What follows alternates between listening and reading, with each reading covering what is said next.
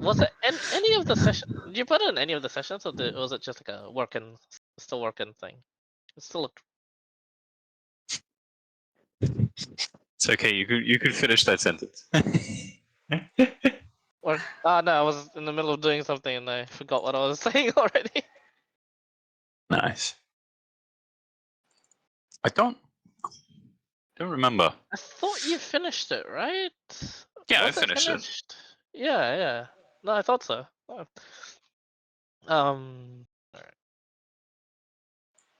Sure. Here. To here. No.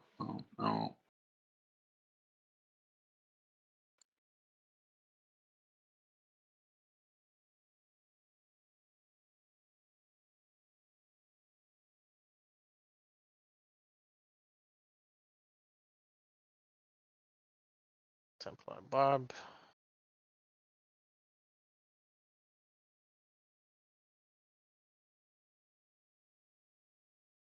Black Templar EK.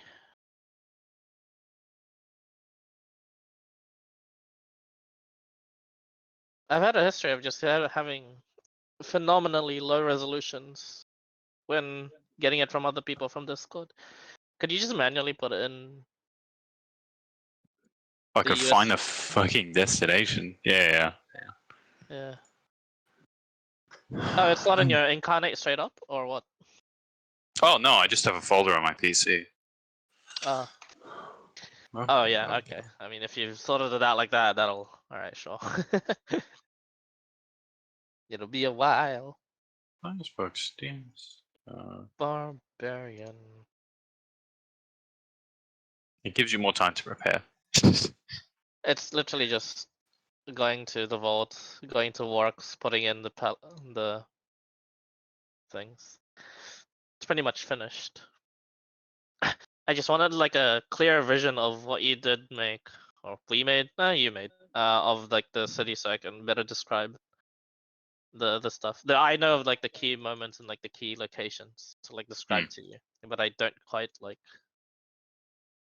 remember. And when I tried looking like 3 hours ago, just before I went driving, I'm like, oh no, did I delete it? Oh fuck! I was like, no. Yeah, happens to the best of us. Yeah, let me just delete that real good looking map real quick. I was like, It'll take a while to load up all the assets. I'm on Incarnate it is now. actually a pretty big map. Yeah. Oh, Isn't that good? That's good. Yeah. Now I have to. They're in my vault. I have to import them now. Whoopee. And the incarnate map didn't take like 2 minutes this time. It took like 10 seconds. So we're good. export as image. Should we go 8K? Oh no.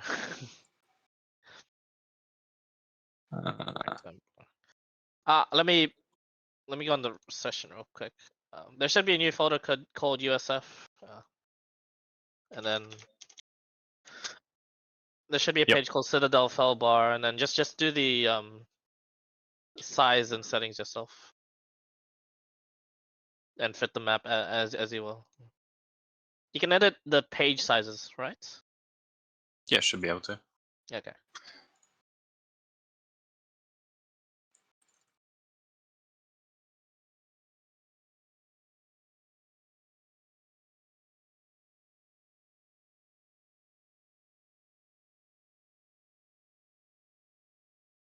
Oh, it looks so crunchy on Roll20.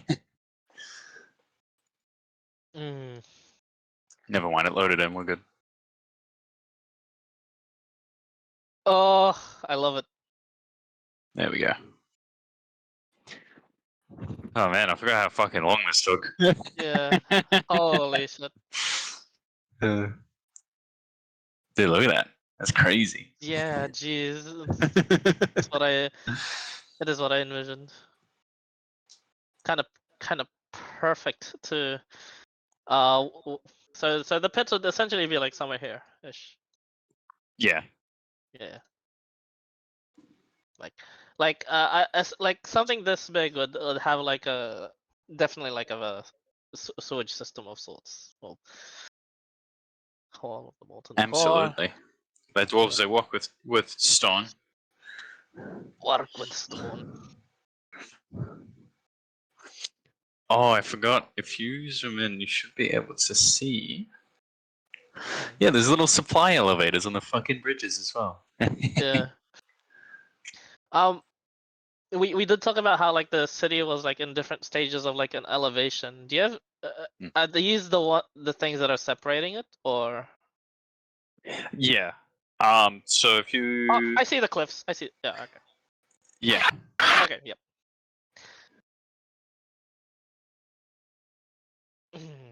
Oh my god. No, I'm just creaming. Hang on. I like it. Yeah, I see. I see these. Yeah. Yeah. Yeah, it's cool. But yeah, that's what I envision it. It's like just like a massive like sprawling spaghetti like city, like a dwarven like, but however it was like layered, and the section and the layer is then like topped by, and the uppermost layers would be like the biggest bridges but and stuff. Yeah, let's give it a let's start the Uppermost. session. Let's start the session now. But for Friendly, who's here, the third party, and for me actually, Friendly, wake up. since like is he here? Yeah. He is. For Friendly and for me actually, you did add some stuff that I don't know of.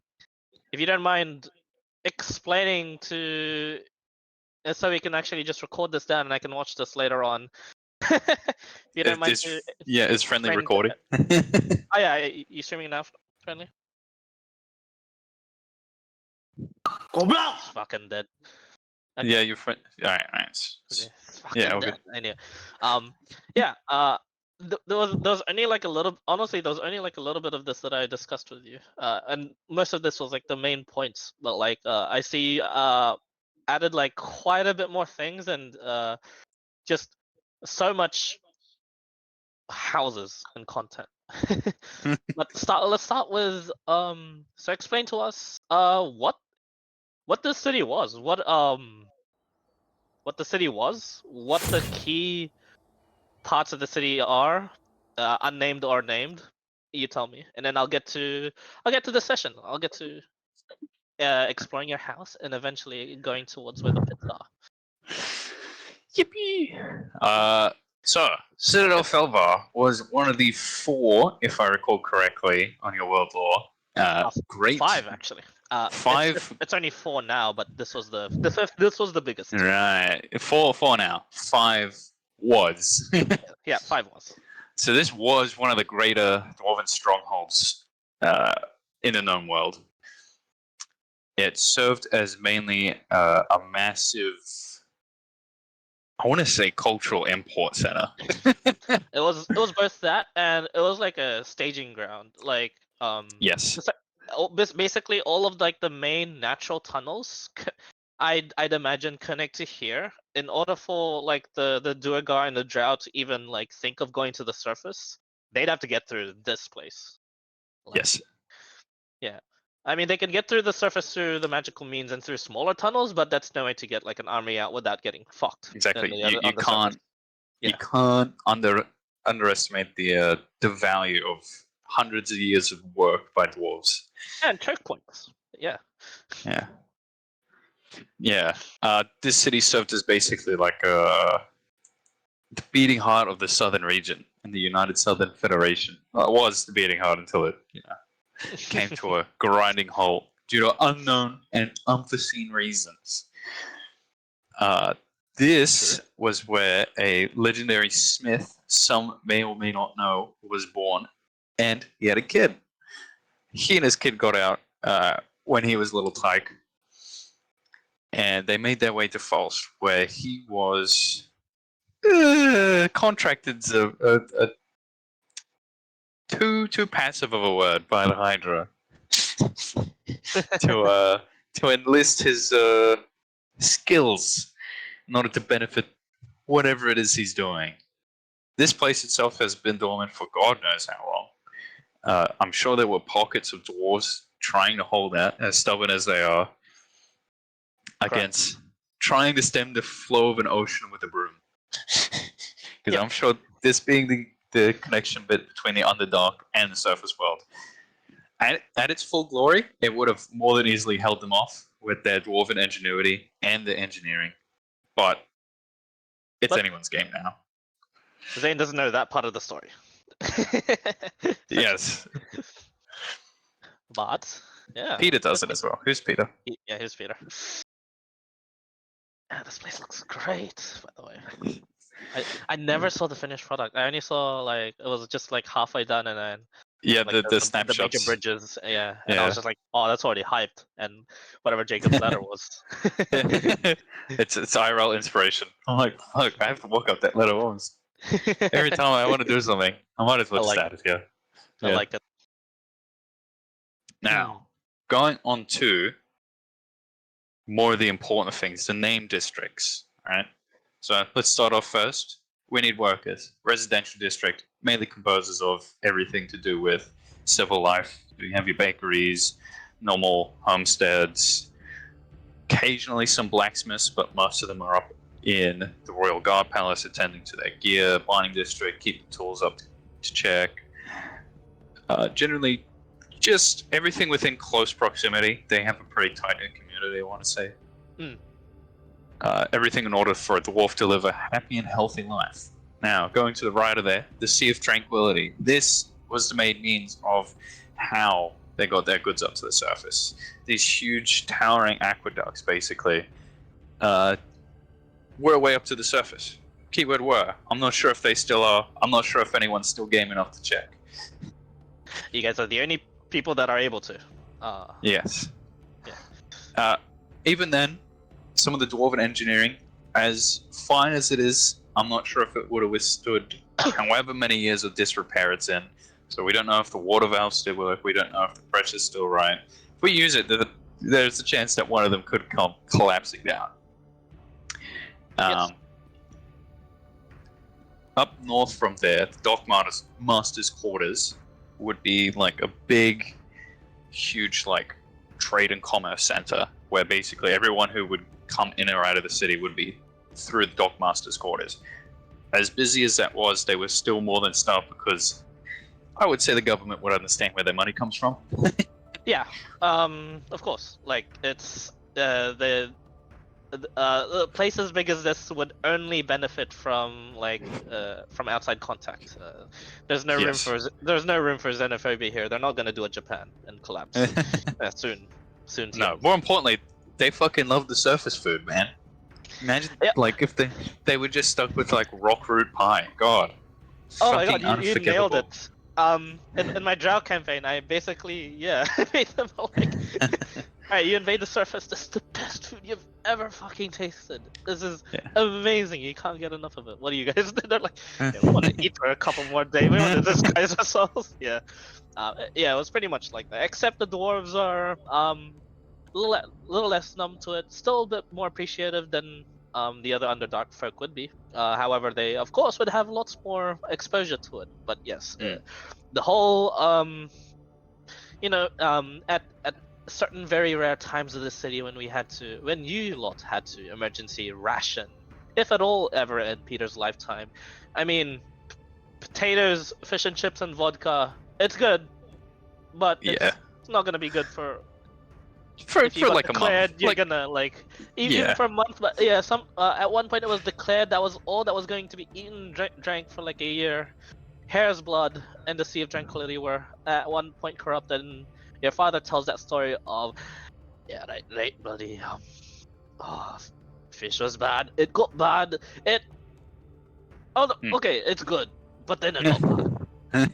It's a month of eating that, and then it's another 9 months of not eating it, and then it's potatoes. Shudders. So imagine.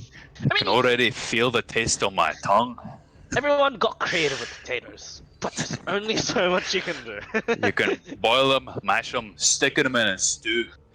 That's not a lot you can do. Dude, bad rhymes. Yeah, alright. I was about to say, on the eastern side, I would like to imagine it's a deep ocean current. You know what we have in the real world, where like from the south, like Antarctica pushes the currents up from the density difference and the temperature difference. Oh, okay. Yeah. What I imagined was, it just connects to. I mean, sure. That could also work because of like the certain topography in which it like winds into. Mhm. It actually will eventually connect to what is called the Great Undersea. It is. Oh yeah. That's It is. completely because no one really knows how deep the Sea of Tranquility is. Like they just know there's enough water It's a- coming in so that It's an actual sea. This is like Brisbane split apart. Very, very much split apart. I can see you have like the oh, why is it ruined? But I can see that you have the ferry, the ferries and the ships being docked into the Sea of Tranquility, and that's because the people coming in from these towers, especially, they kind of have to take ferry passage to get towards yes. the main economic quarters. I imagine. Yes, There's- quite a prosperous thing apparently, because a lot of people come down on the southern side, and they don't have the patience to walk all around, especially all those merchant lords. They're Of willing to course. tip handsomely. Yes. Yeah. Row your boat gently down the sea. Holy shit! Holy shit!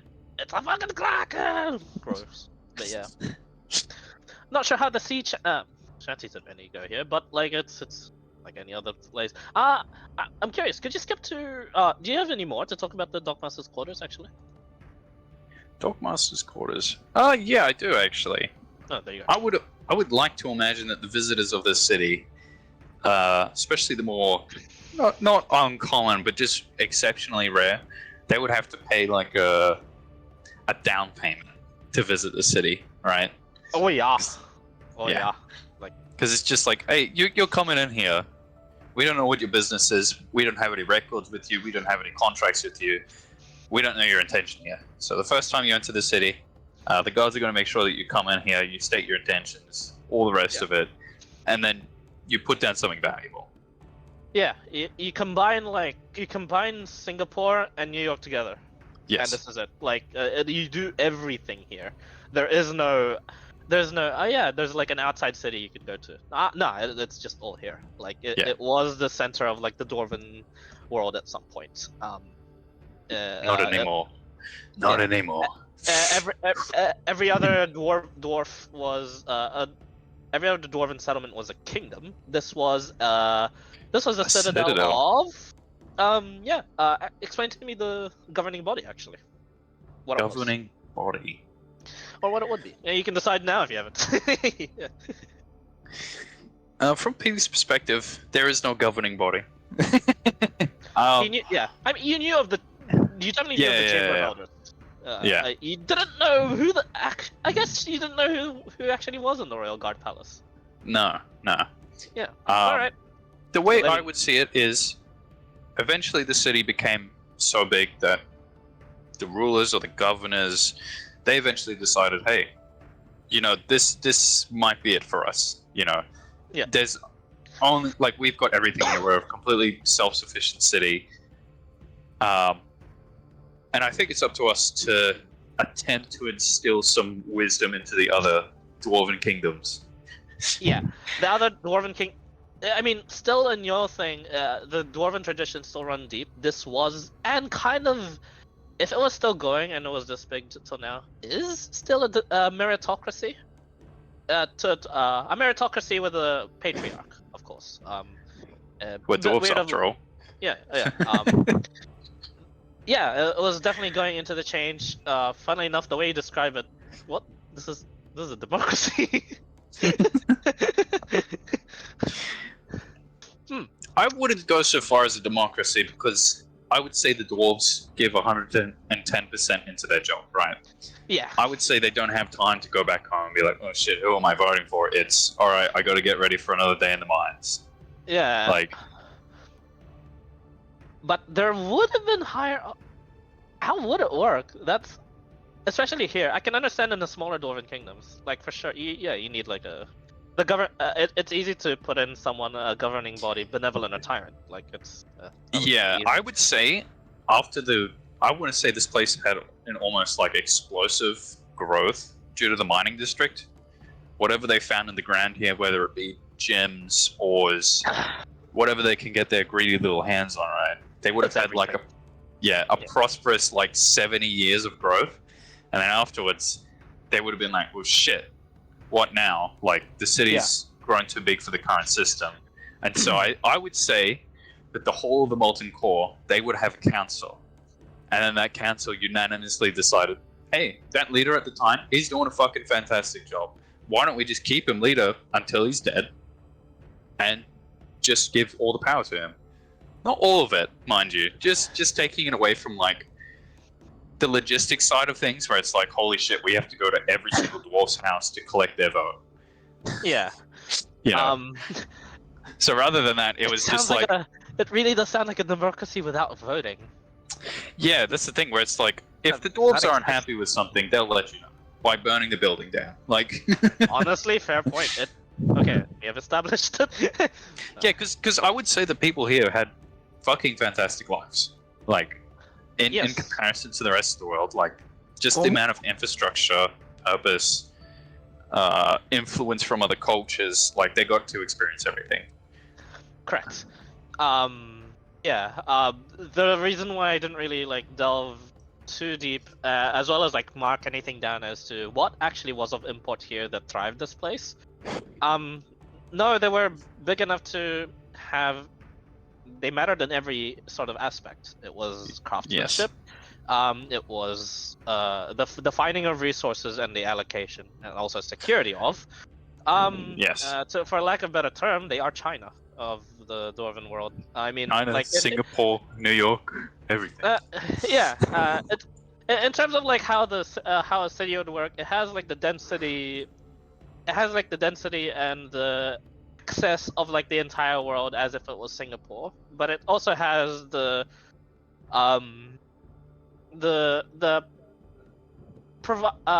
providence and the giving of like the shit to the people as if it was New York. Yes. Obviously, it would be bigger than both. Actually, yeah. The dwarves weren't too pesky with like giving their voting rights away, but they just said like, hey, you know what? That leader's been doing a great job for the last 70 years. I know he's gonna live to like 1,000. Yeah. Why not just like let him keep doing it? You know. Yeah, and like the disposition to like the foreign folk could be like, humans, yeah, all right, like give me something of value. We'll trade with you. No worries. To the elves, it was like, oh yeah, fancy boy, show us up, then we'll like you. To every other race, it's like, welcome.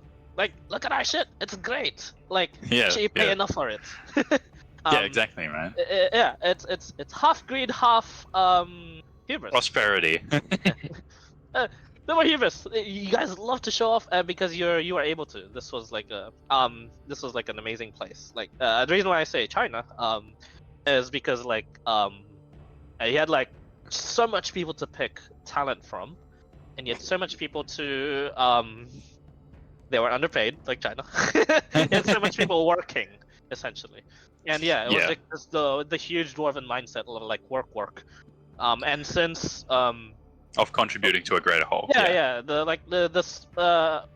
The short and simple history of this place and how it was made is because due to the fact that this was like a cavern founded by a single dwarven kingdom at first, most of like the smaller dwarven outposts and kingdoms eventually got assimilated here. It was much safer to just be here. And I was about to say, with the initial like outpost / kingdom that was built here, they would have eventually discovered that this is out of character, by the way. I don't know any of this, but they would have eventually discovered that, hey, this place leads to the Underdark. This is like one of the only places that they can get out of in this region. Correct. I think we should pour some more resources into this. No, you're right. That's essentially it. It's more or less potentially. Potentially, that's why the leader was still elected, because he took that seriously, and his security was like in his top 3. Yeah, essentially it was like it started out like this big, with like blotches here and there, and then it just grew to this eventually. All right. Why is it called Hare's Blood, by the way? Hare's Blood. Well, there's an old folklore. You see, the river never runs out. So why does the water still keep coming? It seems infinite. Right? Little did they know there's a sea outside, but what they thought of back in the old days was there was a great titan, and he was slain there, and from the very flesh, they constructed a river that would never run out. That's cool. It's folklore. Could be right. I mean, close to the world setting. I'm not sure if you did this accidentally. The Titans are historically known to be sealed in the very core of the Underdark. So yeah, Exactly. I mean, they could. One could have been Folklore. slain here. Yeah. Fuck yeah, folklore. Anyway, continue. Although I'll ask the stuff. The capital district. I think that's pretty self-explanatory, but go over it for me. Capital District. This is where your middle class would be. So it's just up north from the dockmaster's quarters. I got it wrong. Keep in mind, this is any middle class, right? Whether it be dealing with the merchants down in the dockmaster's quarters, or keeping records in the chambers of elders, or being a clerk at the Hall of the Molten Core. Not so much the Royal Guard Palace. They're their own fortress within a fortress. Yep. Yeah, this is quite a bit nicer than the rest. It would really houses now instead of one. Exactly right. And your share house, you only have to share with 3 people in a room instead of 6. Oh my god, that sounds great. Yeah. Get me out of here. And they go, oh my god, we got a brand new like stew pot as well. Oh my god. What you mean? We got no rice cooker? Oh my god. What is rice? It's an Empire merchant thing. This shit is great. What you mean, my friend? I brought out of rice. I bought 20 tons. That's not enough for this colony, my guy. Yeah. He's like, that was just a sample. When rice first came here, they must have been like, what the fuck? This is great. It just goes with everything. Everything. Yep. Even the potatoes. Wait, let me try. Yeah. Oh my god. Starch and starch. Yeah, this is good. Same with bread. Bread. Anyway, all right, cool. Not unnamed. These for flavor, or are these actual temples or like some sort of like congregation areas? Let me zoom in. I need to double check. It's the dwarven temple sort of thing, but they could be any building. Oh, I see. No, I'm pretty sure I placed those intentionally. Those are places of worship. Ah, okay. Mogredon temples. Yes. Makes sense that it's all closer towards where the quarters the middle. are. Yeah. Middle class, yeah. Because they actually have time. They actually have money. Yeah. And another unnamed thing. If you could draw for me the separation of the districts in terms of like the wealth. Oh, in terms of the wealth? Yeah. Middle, rich, middle, then residential. Because residential, I don't know if you meant residential was only like this, or residential was more like this. You know what I mean? Yeah, I get you. Yeah. It's kind of like you know when you can walk like 2 blocks out of the ghetto, and then suddenly you're in a different place. Kind of like our place in Brizzy. yeah, exactly right. Kind of. It's not really getaway, but like it feels as if like it's because of all the construction, like on the downwards bit of it. Exactly. I get you. Okay. What the main thing to determine these things, in my opinion, is the bridge access, right? Because that's access to everything. Yeah. Like you cannot really fit most of the like huge loads of carts on the roads. No. On the bridges, it's wide. Yeah, and it's always better. Kept wide. Like there's actually yeah. Let me ask that. How was the foot traffic on the bridges? Was it was allowed only if you had a good reason, right? Yes, it was basically like rush hour. They were allowed on because it's just like, the roads get so fucking full, so we'll just let people on. Yeah. I would say that they basically acted as toll bridges, where it's like if you have enough money, like just go ahead. Yeah, fair enough. Okay. And we'll just invoice your household later, right? Yeah. I've had that email before. Not today though. I paid it right away. Literally, legit just went to the airport. Nice. Yeah. Yeah, I would say the upper bridges, they weren't for common folk. That's that one I can explain. That would be they would connect to the largest tunnels that would actually go into this cavern. I mean, this doesn't represent all of them, but eventually it would like go up. I guess towards where Jacob's Ladder would be as well would be more, and then there'd be like random pillars all over the city where it's like there's just this one gigantic pillar, where it's just like holding either like a bridge, but most of it is actually being held by like the ceiling at the time because it was just like a better engineering thing, and with like help of magic, actually Yeah. it would save some space, which is why you could build all the way down here. The main bridges would be army movement, Yeah. extremely large machinery movements, as well as processions. This was like Yes. you would get actual like the massive amount of citizens here on festivals, and like there'd be stalls on the bridge, and Yes. there'd be like festival, like There'd be They'd be like, come on, $1, please. essentially it's like combining like the rodeos and the night markets and a relatively important occasion where like the king and the it used to be where the king and the crown were paraded through and like talk to like the people and stuff. It would take and they did so. They did so with the help of potions and stuff. Before it used to be like a tradition of fasting. This was still and is still is a very weird tradition to this very day. Should it have continued, where like houses like it became almost like a ghost city. People would be on the bridges. And just be on the bridges, yeah. It was a weird. This would be your one quirky thing about the Citadel Felbar, but it was amazing. Like everyone was just there. Yeah, You run 10 minutes. Entirely new district. Yeah, exactly. And then you'd look up, and then there'd be more people, and then you'd look up again, and then there'd be more people. Like, it's very much like the setting for like those Chinese floating lanterns. Yes. And stuff. Like I guess they did have something like that, but I guess you can make that up on the lore later.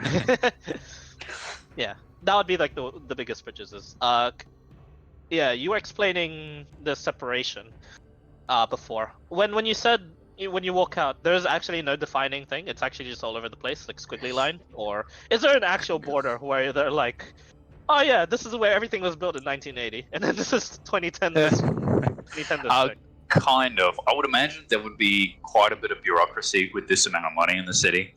So, when the city went through that initial economic growth, I would say that zones were plotted up by far, like gutting different sections of the city against each other. But over time, those lines became blurred with like disputes and stuff. So it's more like a wavy line. Fair enough. Yeah, and like you couldn't really tell because the disputes kind of damaged some of the newer homes. Yeah, and it's just like the newer homes are built on like this. Hey, like it's a relatively like bad place. Why would they choose to build on? It's like it's within city grounds, of course. Yeah, and it was just this thing of like, oh, we want to dispute this back like 700 years after the claim was made, right, by another family as well. And then they'd have to go through so many different records. And imagine that across an entire city. And it just takes fucking forever to get the zones moved, right? Yeah. I see. Okay. Cool. Yeah, this shit is cool, man. I'm hyped for something that'll only happen like fucking 2 years from now or something. Took me a hot minute. I know. How long did it actually take you to do this? It's a while. A hot minute. It's probably the best city map I have. And the funniest thing is, the second best city map, I didn't even do it. It was cool. It was Fairwood City. Yeah, freaking hell. Holy shit. We got to the left. the Chamber of Elders. Now, this one I can start on, and then you can add what is actually different to the rest of the Dwarven Kingdom in terms of like what the Chamber of Elders actually is meant to be here. But for the Dwarven Kingdoms, the actually, you guys watching as well as Friendly would have already like witnessed. And I've already have given the explanation as well, but to reiterate, the Chamber of Elders in Dwarven society, the best of the craftsmen were just titled Elder. It didn't matter how young you were. You could be a young Elder. You were an Elder craftsman. And the Elder craftsmen were by default and due to the title, and just like as a customary thing, you're given like an office and like a room in the Chamber of Elders. It's a bit different in the other Dwarven kingdoms. It's either a Tower of Elders or it's like a Fort of Elders. Here it's a Chamber of Elders, and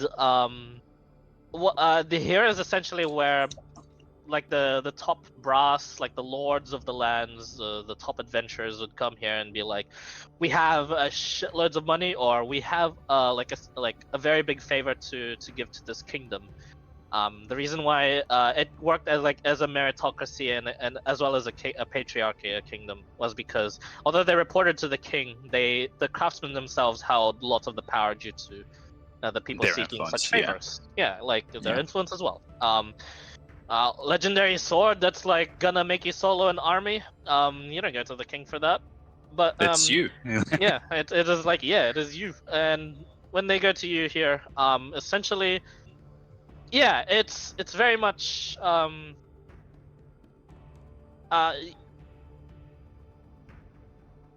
it's one of those. I can't really put it in like a real world aspect, apart from like the CEOs usually only have, like when you ask them to, when you're a very good friend of theirs and you know like they're the CEO of like a very successful company, when you ask to hang out, they're usually like, oh, sure, yeah, I'd love to hang out with you in 2 months. That's when I'm free. Like they are like the hardest. Schedule. Yeah. They have the hardest work. They are the hardest workers of any dwarves, and the stuff they work on usually takes a very long time. This is also like a treasure spot. This was the place where Peter was like railroaded to a little bit before. You like when you asked like alongside here when he was wondering where the best stuff was and like where you could get like the treasure and the loot for Orjar Cole to bolster the army efforts. This was actually like the first place you'd go towards instinctively instead of like any sort of armory. I mean, yeah, legendary craftsmen worked here. They should have kept like their commissions here, as well as like their crafting implements, which themselves are pretty legendary. But yeah, exploring now would be rather empty. In the Citadel Felbar version, was it any different to any other Chamber of Elders in the world, or was there something different about it? I asked the same question twice. I need water. Holy shit. Yeah. What is it? I would like to think that, just adding on to that bit of here, I would like to think that a lot of this Citadel's strength is through their thoroughness and their record keeping, right? Okay. I think that's what gave them the edge over it. The Chamber of Way Elders, more organized. yes, the Chamber of Elders is a workshop, yes, for the legendary people, but it is also a collection of different work notes and stuff that came from their forefathers. It doubles as archives. Like, Yes. That's why it's a chamber. Oh, there you go. I see. Yes.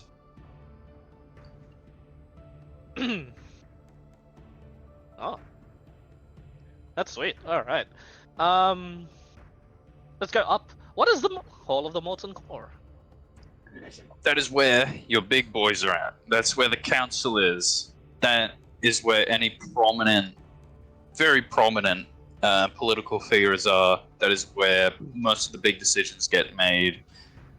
All the chaff basically gets sorted out well before then. Either at the capital district, Dockmaster's quarters, Yep. But this is where policy changes happen. This is where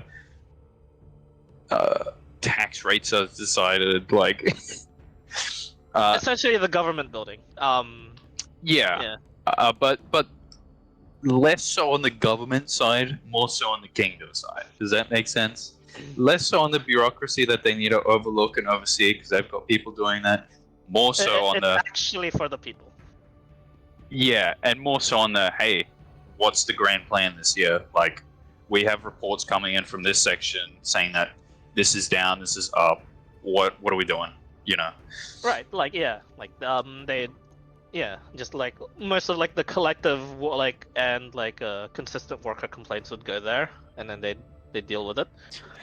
Yeah, where it's like it gets filtered out, but then those filters, they're like, hey, we've received like 17,000 complaints. There's been a massive spider den discovered in the mining district or something, you know? Like, oh shit, what a not blind. Let's send some people. Yeah, exactly right. Yeah. That's funny to me. I do know of like the logistics of such a thing like that. I mean, even though it might be like such a simple like problem to take care of from like the workers' point of view, it might not even reach the ears of like the top brass, and it might not even be solved after like months even. Like, this it depends on the nature of the problem, right? Yeah. Because for something like an infestation in the mines, I feel like that would get cleaned up fairly quickly because the guards know what they're doing. Fairly quickly, sure. Yes. Yeah. However, in a place like this, you'd need like a central point of communication, so I believe this would be it. Yes. Yes. Okay. Does it double as a place of law? A place of law? Did you say? Yeah. Yes. Define law. Oh, like is it courts? Oh, I thought you were talking about LORE. Oh, if anything, that would be the Chamber of Elders, no? Yes. Yeah. Law. English. Law. Thanks, I ate it. Law. Apart from... So you have your... I would say you'd have like two different sections to it, right? You'd have like the bottom floor. Does that make sense? Where it's like you have clerks working here that are receiving messages from the capital district, Master's quarters. Getting complaints. Excuse me. Yeah. Then the top floor, they don't concern themselves with that. You know, that's where your major governors are at. They're more concerned on diplomacy. Actually doing something instead of being slogged down by the bureaucracy of it. Yep. You know, instead of making the decisions themselves, they entrust their people to make the decisions on their behalf. Yep. All right. Right, and that's also how the people have not revolted so far. Where the people they kind of have their own autonomy, and they're just like, hey, how do you think we should solve this? And they kind of work in tandem with these government sectors, like the guards. And the tax collection. Okay, alright.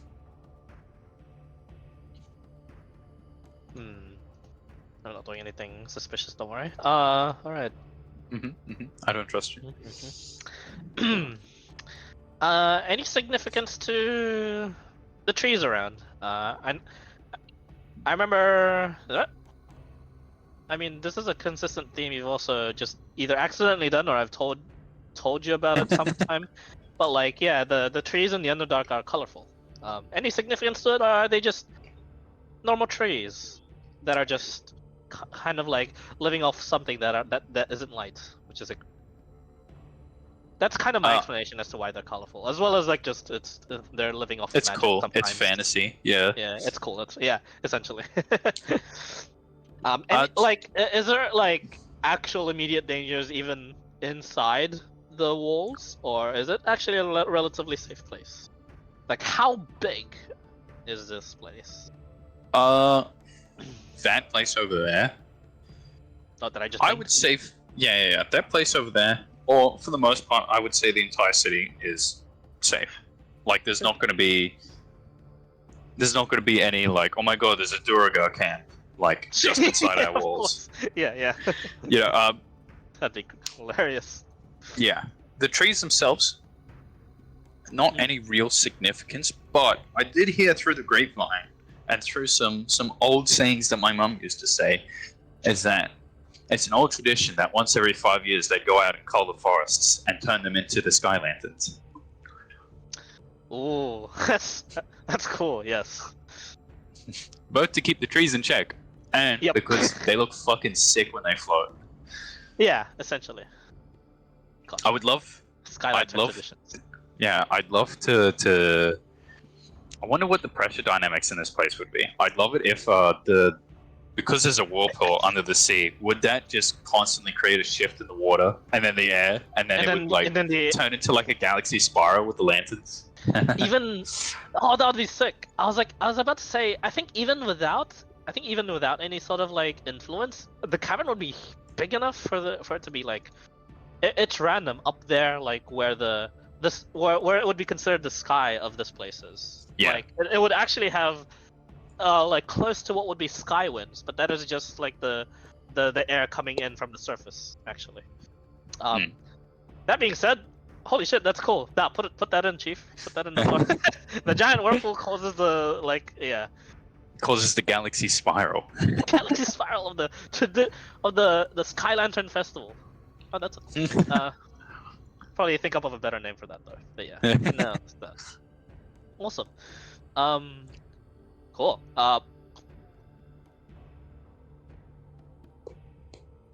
So in these places, would it be like your typical level 1 to 2 adventures then?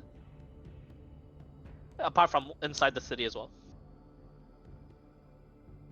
Because like it looks big enough to the point where there would be like some sort of pests that slink over the wall. Yeah, like, yeah. Yeah. And just the general wear and tear, the disrepair of the walls every now and then. Yeah, it would be. I assume it would be like Great Wall of China situation where like for the most part, it still does a pretty good job. Like yeah, and like it will obviously like alert any sort of army like because of like how it worked back then. Here, obviously, it would be quite a bit better. Your dwarves. There's probably some like sort of engineering marvel that improved the communication instead of just bells along the wall. But yeah, dude, I just thought of something. I'd love it if they had like wires along the top of the walls, but it was just like what cup wire? yeah, no. They'd like send it off in a direction, but because it's like constantly getting pulled, they'd be able to send messages slowly, or they'd either have light signals. Light signals are the most efficient way to get across. I would say definitely like because the wall's so far out of the city, like the most perimeter wall, most of the guards would just stay there for like months at a time. Yep, I see. That would be it would be a level 1 to 2 adventure. I would recommend 3 to 4 because this is the Underdark, and we don't know if there's going to be something that like sneezes mushrooms that make you paralyzed. You know. That makes you sneeze more mushrooms and you just die from mushroom poisoning. Yeah. Exactly. You got mushroom lung. It's fucked up. I guess 1 to 2 would be where you're going actually. Consistently monitored and always maintained massive dump like heap.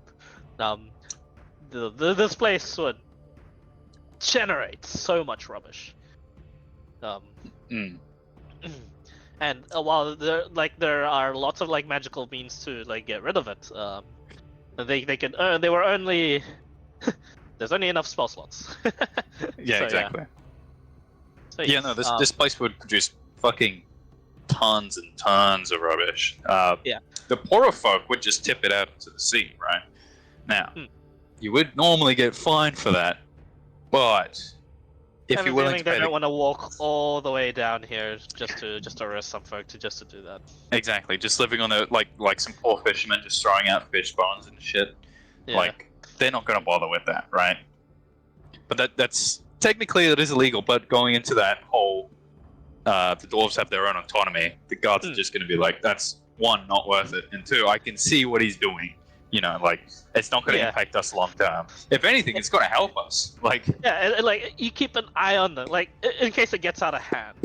Yeah, they just yeah, know it's exactly. happening. Yeah, I get that.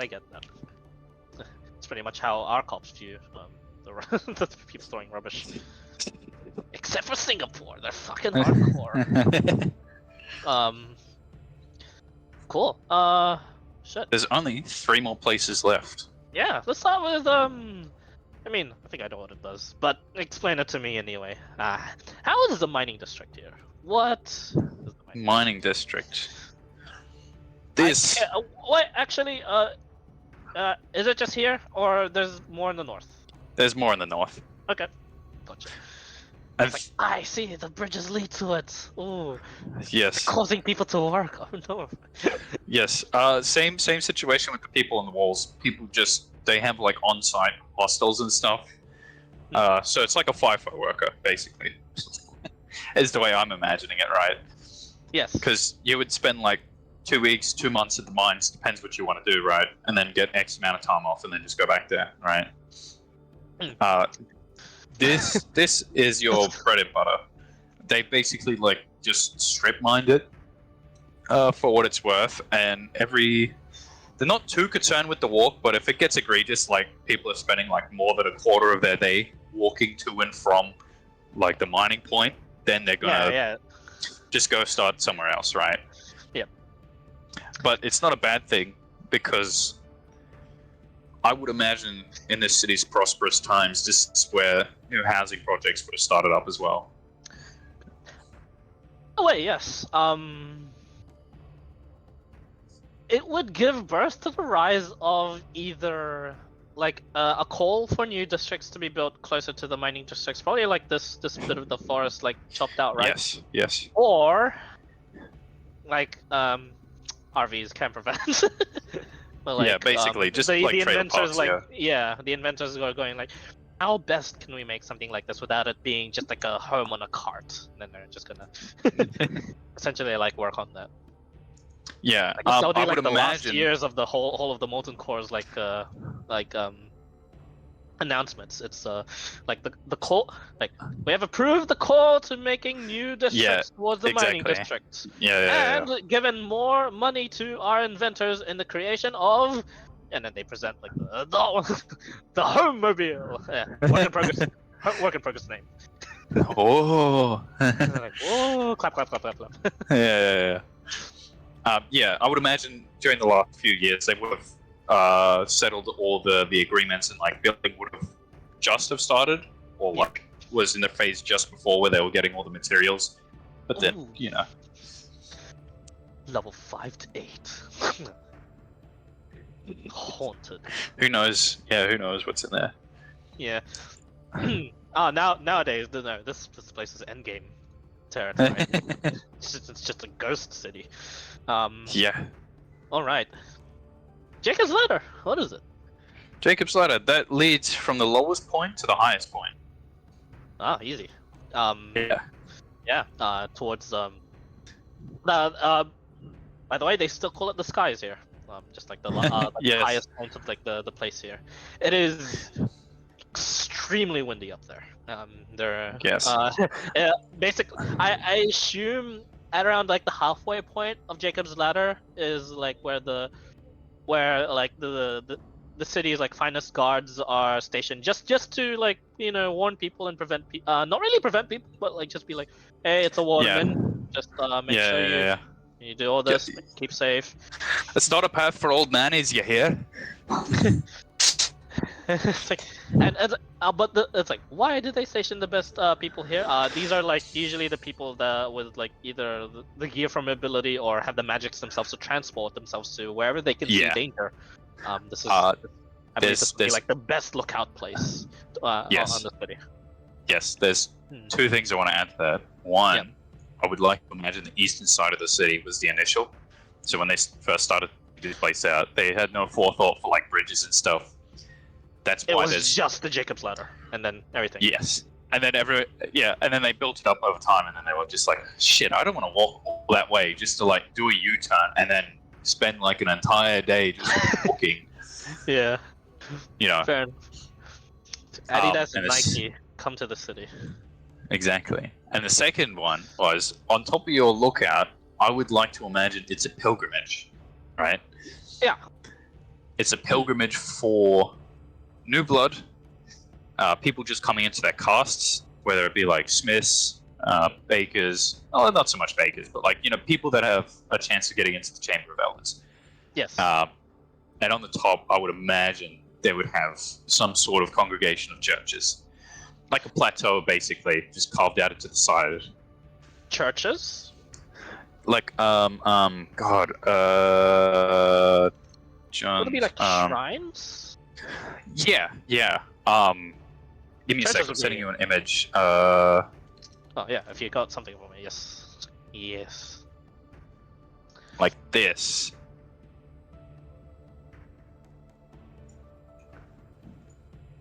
Whew.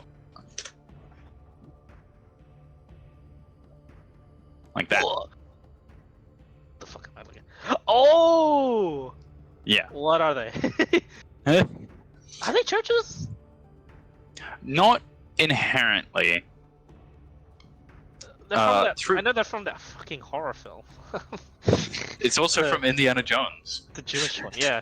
The Jewish one. Yeah, there's a Jewish horror film called Gehenna, and Gehenna is like the hell. Oh, Yeah. oh, I see. Yeah, it's fucking terrifying. Yeah. Yeah. No, I'd no, like no. to imagine. That's cool. Like, oh yeah. Well, so you're saying like these sort of things built into like it would be like the hallway. Yeah. That'd be like the first descriptions of like the Peter Dinklarge's. This backstory. is like this is old blood. Like you could tell that these were carved out by like the first hands that ever settled here, right? Their purpose was kind of lost to time. Ironic. I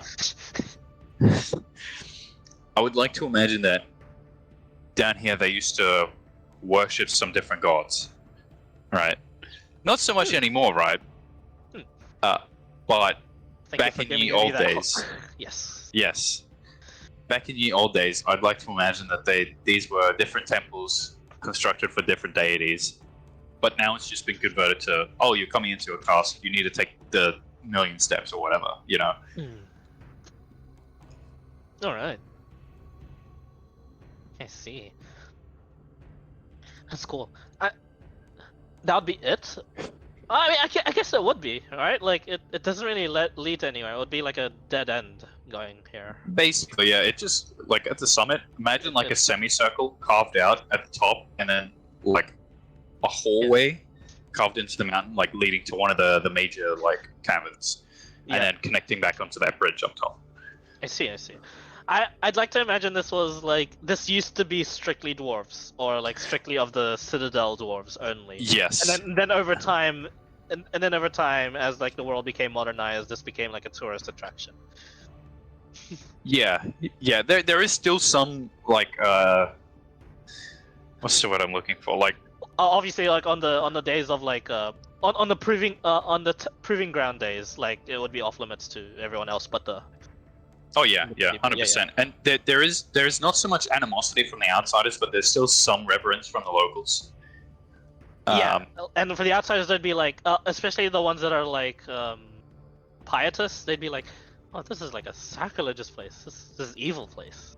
To them. Yeah. And then the government would be like, "Oh, we received complaints about this. It's part of our history. Deal with it." Like yeah, like the dwarves, they could be like. Oh yeah, you don't like it. Oh yeah, deal with it. Yeah, basically. I'd also love to imagine that this was one of the first places that the dwarves started to pray to Lolth, and eventually split off to the Duergar faction, right? Yes. In this southern section, anyway. Yeah. Oh, for Cholf, yes. For Cholf, my apologies. I'm not caught up in my Forgotten Realms. Yeah, Lolth in the Dwarven tongue. Yeah. Yeah. It's like, let's rip off of them until we're not allowed. Yeah. and then but still rip off of them. Yeah, just milk mommy spider goddess. Yeah, but there's a reason why they worship her, right? Because the gods manifest themselves in the material planets, right? And eventually Yep. you'd have priests, They lay down clerics. their rule sets, yada yada, Yeah. religion. Yeah, essentially. Yeah, no, just Mogredin was the father of the dwarves and like inspired it. But yes, to the few that still did worship the other gods, it would be either Cholth or funny enough, out of character knowledge would be the Titans. That would be what would be lost to Yes. time. Yes. This would be what would be the unknown gods. Like, why did people worship this, but they still like pay reverence to it? And yeah, it would be Titans actually. Mhm. It'd be something interesting to like actually have Peter visit and be like, "What the fuck?" Yeah, yeah. Shrine to Lagdalos even before everything that I've already like done. Yeah. Well, Yeah, that makes the most sense, right? Because the planes of elements, Yeah. like they Underdark existed Titans. first. Yeah. Yeah. Yep. It just fits together like a man. This puzzle piece is really cool. Yeah. For the most part, the Cholth Shrine would have already been taken down, but they people would know about like the history of this place. Oh yeah. Yeah. The Mogredin one would be like by the very end would be like revered to as the biggest one, obviously, of course. Oh. And yeah, there would be like all those other unknown gods were. In the pilgrimage up there with an offering of their work, you know, I would definitely like to imagine it's like taking the 1,000 steps in High Hrothgar.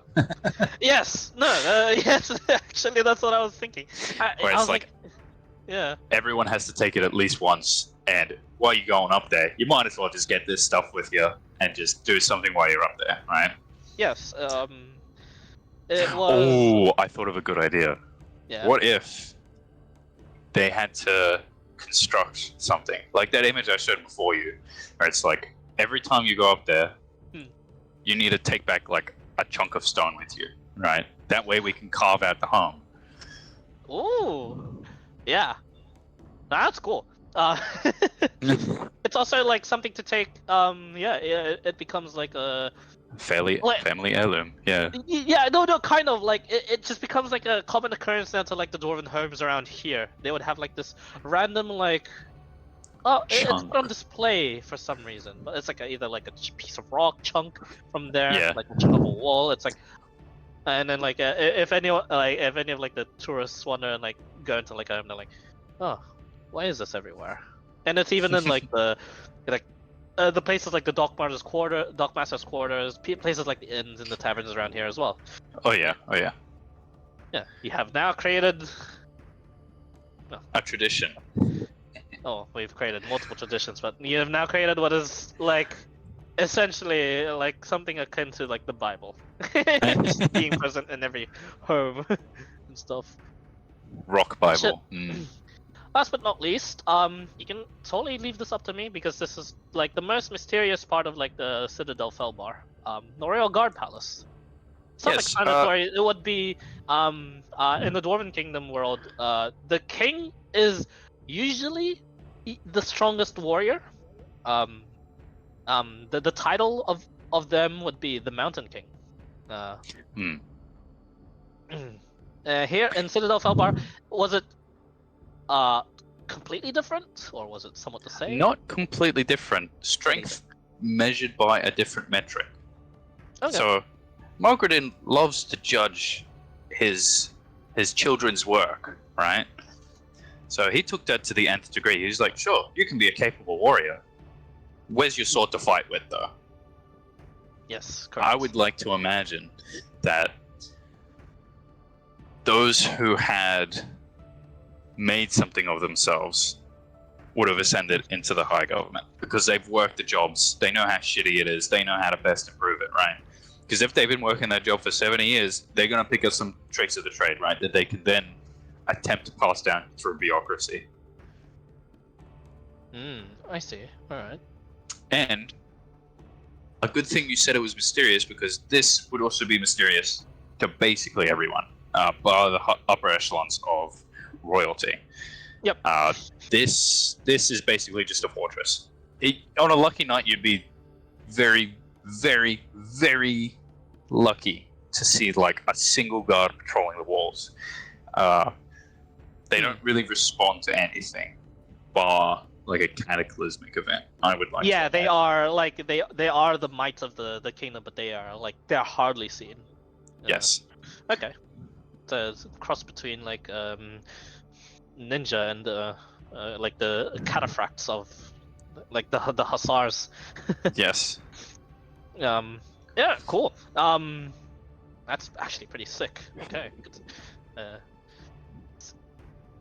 And they had overall, to confirm, like this, like no one else would know this, but only out of character. But did they have a mountain king? Did they have like a single best person, or was it actually just an elite task force that was just extremely powerful, like powerful enough to defend this, of course, from like it was like your 300 against like a to put in a choke point if like a Drow army or Durgar army tried. Yes, I would like to imagine so, because when as soon as that guy who had like the 70 years of economic growth, as soon as the impact of the city kind of hit him, he was just like, one guy's not going to be enough. We have multiple tunnel entrances, so what do we do instead? Well, why don't we just create like an insanely good task force instead of pouring our efforts into this one guy, right? One guy can be defeated by an army, right? Yeah. But an army of elites, that's nigh unbreakable, especially in a city like this, where they're getting constantly reinforced. Getting constantly reinforced, like it is so easy to reinforce just like that single, like it is tunnel. You are tunnel vision to just help these guys. Yes. You're not looking over like an open field of battle and like going, where are my best knights? Where must I like go and heal? Now you march on forward and you will hear fighting, you will see fighting. This is what like the supply logistic people like felt. They're like, crap. Like we hear the fighting, we just drop the supplies and run. The elites will take care of the rest. Yeah, and it's also another thing of going back into that trusting one another. I'd like to imagine that they had enough trust in the walls around them to be like, hey, they've got our backs, right? So that we can focus on these tunnels or whatever it is. So they're legit 300. All right. Yeah. Did these elites have a name? Because I never named them. It has sadly been lost to time. Fuck. Alright, sure. We'll get that But later. I'm sure Peter could find a manuscript in here somewhere. Yeah. Oh, yeah, sure. Just so you know, I mean, depending on how much time you want to spend tonight, sorry for starting this 2 hours later, because I actually genuinely wanted you to have the option to explore your own freaking city. You're here. So is your father. He'll take you to your house. It would be. I mean, we'll start this off. This is essentially like at the very near the bottom of the Jacob's Ladder, where a bunch of like the ruined houses would be like actually like closed off together in a section where the rubble encompasses most of the houses. The houses themselves remain intact, so it's relatively like quiet, muffled, and most of the orcs can actually like patrol around here with relatively no issue to making lots of noise to echo out into this entire place. This is where your base of operations is. Let me just mark it with an X. X marks the spot. We'll just say, conveniently enough, there would be a map of the city that your father would have, because he loves the city and was never very good at directions. He would mark this place here as your house, the triangle. Yay! Smack dab in the capital district. Yeah, overlooking the intersections. He's already told you a little bit of the story of like refusing the actual work, like either was directly into the Royal Guard Palace or in the Chamber of Elders, but his work was still considered as legendary. It just took a lot less recognition. He definitely got a lot less commissions because of this, and basically anything he got told to do and make, it was usually for the Royal Guard Palace. But you know, he wanted to be with his wife. He wanted to be with the son. A lot of that was washed, and so was from you. This weird pause and emptiness from history. What even happened before Faust? What transpired? You never really found yourself questioning that until you find yourself here in your birthplace, in your what feels like a rightful place, but at the same time, your little bits of responsibilities carry you to different destinations, different destinies, and then it's starting to get to you. You have like this little trickle of like a nosebleed, the same way your father did when you asked him certain questions. Oh. What? You wipe it away. It's like a bit more that comes out, and then you're like, oh fuck. You wipe it away again. No more comes out. And then you have more of like a... You now begin to have like this more sense of like a free will, more than you did before. What responsibilities? Huh. Should you be here? Should you just be here helping your father actually reclaim the city?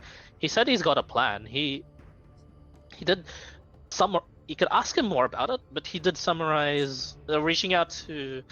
As soon as he gets access to the Royal Guard Palace, he can activate something that'll make him travel towards the other mountain kingdoms and, you know, request for help in either rebuilding this or retaking this, or both, or even just securing like the most important stuff here. Regardless, you go on a walkabout in the city. According to the reports of the Black Orcs, you don't really need an escort unless you're going more towards the very, very western edges of the city or towards the southern bits of the city, as that bit hasn't been explored yet. But essentially, let me draw you your operations for now. You have a large like safe operations, but the Earthshapers, before they were captured, as well as the Black Oak Templars, did a lot of work in either clearing out what was either like just stray monsters that would find their homes here, as well as mapping it out. The Earthshapers actually began cataloging and mapping out the place, although not as convenient as your father's map. Is there any sort of logistical concern you'd like to ask the orcs? Was there any sort of base of operations improvements you'd like to propose, or any sort of like any sort of maintenance you want to do before going out with your father, or any questions for your father? If Peter was younger, I'm sure he'd be full of questions, but in his brief yet stern time being an adventurer, I don't think he would talk. This is the time for actions. Sure. We're in the city. The time for talk is past. Yep. Yeah, as you yourself were explaining to me in the audience what everything was, basically your father goes on about it as well to Peter. As you'd walk towards there, like pointing to there. He'd point to like where a house would be, and you just say, in that general direction, this was blah blah blah blah blah. Oh. Yeah. Eventually, you'd come across to not missing childhood memories, which is weird enough. This is not gaps in your memory. You are genuinely feeling, oh, yeah. I know of my neighbors. I know of like like a couple of girls and a couple of boys that I used to play with around here, just south of the home over there, and right next to it was a bakery. Looking at it, it's all destroyed. So Go like on. east of you, like a small park, and what seems to be like a showcase of what seems to be statues now ruined, in the midst of whatever this small display was, covering the parks. Your home was a relatively nice home, 2 stories, completely gone now. All sorts of destroyed. But your father trudges through silently, rummaging through what seems to be towards where the kitchen was. He'd open like what looks to be a still standing pantry of sorts, and when he opens the pantry, moves away most of like just the already like just disgusting rotted out potatoes, and beneath it, it seems to be like what looks to be a trap door. He opens it, and it's not too big of a trap door, and it doesn't go too deep. However, he just reaches in, pulls out one, pulls out a second one, pulls like a third one, pulls a fourth warhammer. Pulls what looks to be like a throwing hammer. Another one. It looks like your father had a certain preference, it seems. As he gets to strapping like on a belt that he'd pull out from there, just like his 2 spare war hammers on his back, and then he just clutches his favorite ones, and on the belts themselves, what seems to be 6 throwing hammers ready, and he just grabs one of the throwing hammers and he just tells you, "Want one? Think you could use one?" Or how do you fight? Up the front most of the time, but I know that. How do you fight? it's a good question. And I go out and I reach for that warhammer that he's offering me, and I put it in my holster. Yeah, sure, you'd have a holster. Yeah. It's like, I always knew this would come in use. Yeah. I know. You know, it makes a lot of sense. You didn't want me near that pantry when I was younger. Aye. Good No, reason. it's Good just reason. the potatoes. Why? Think I'd get a hankering for them? No, I think you just, I don't know, be tempted to make vodka out of it. So I don't know. I don't know what I was thinking. But yeah, we'll go with the first one. She shrugs.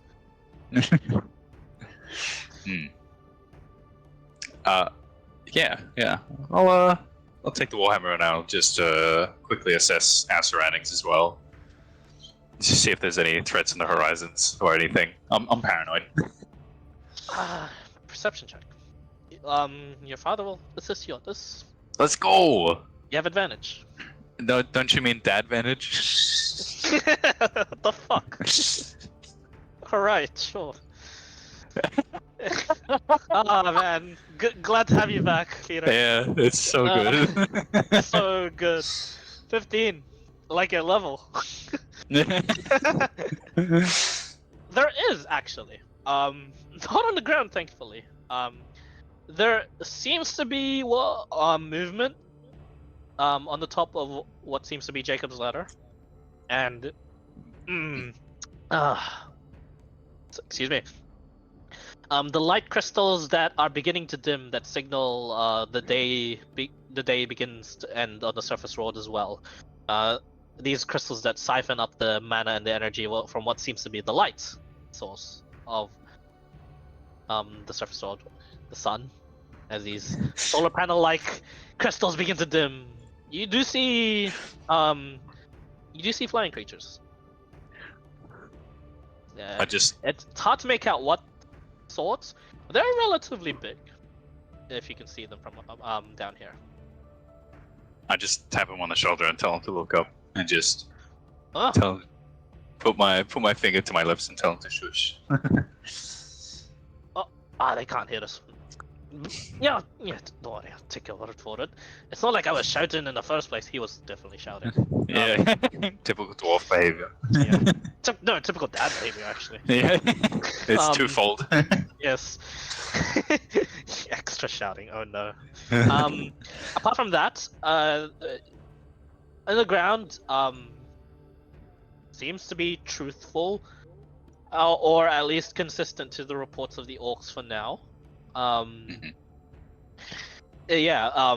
It makes sense. They said not to go beyond like west of that Chamber of Elders. Apparently, this was like the most where Kahir and the Earthshapers have cleared out and have already like explored. On your case, ransacked. Still rubs you a bit wrong with the way he was like obsessed with it. But as that memory goes, you hear you then get the words of LaRouche of his very disappointed and just dire situation of what you have. That is the guy you need to get out of here, at least very very fast, or at least to get to the places you want to get to.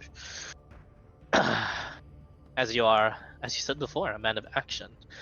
Nothing really piques your interest, but perhaps after all this is done, sure, let's explore the city. Yeah, when we have time. So you rally the orcs and make your way towards the pits. It is like a one-way thing, and you are against what apparently was reported to be a colony of mind flayers. How are you going to approach this? What is your plan, and what do you propose to the orcs? Well, Travuk has that key, right? He does, and he says, it can't be a coincidence that the mind flayers are camping it to where the pits are, or maybe it is because that is like the only other entrance towards your main objective, which is the royal guard palace.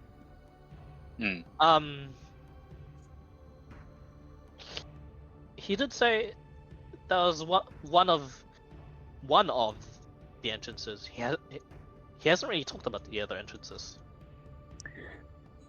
Do you ask him about that? Yeah, I would say, why are you holding up on me?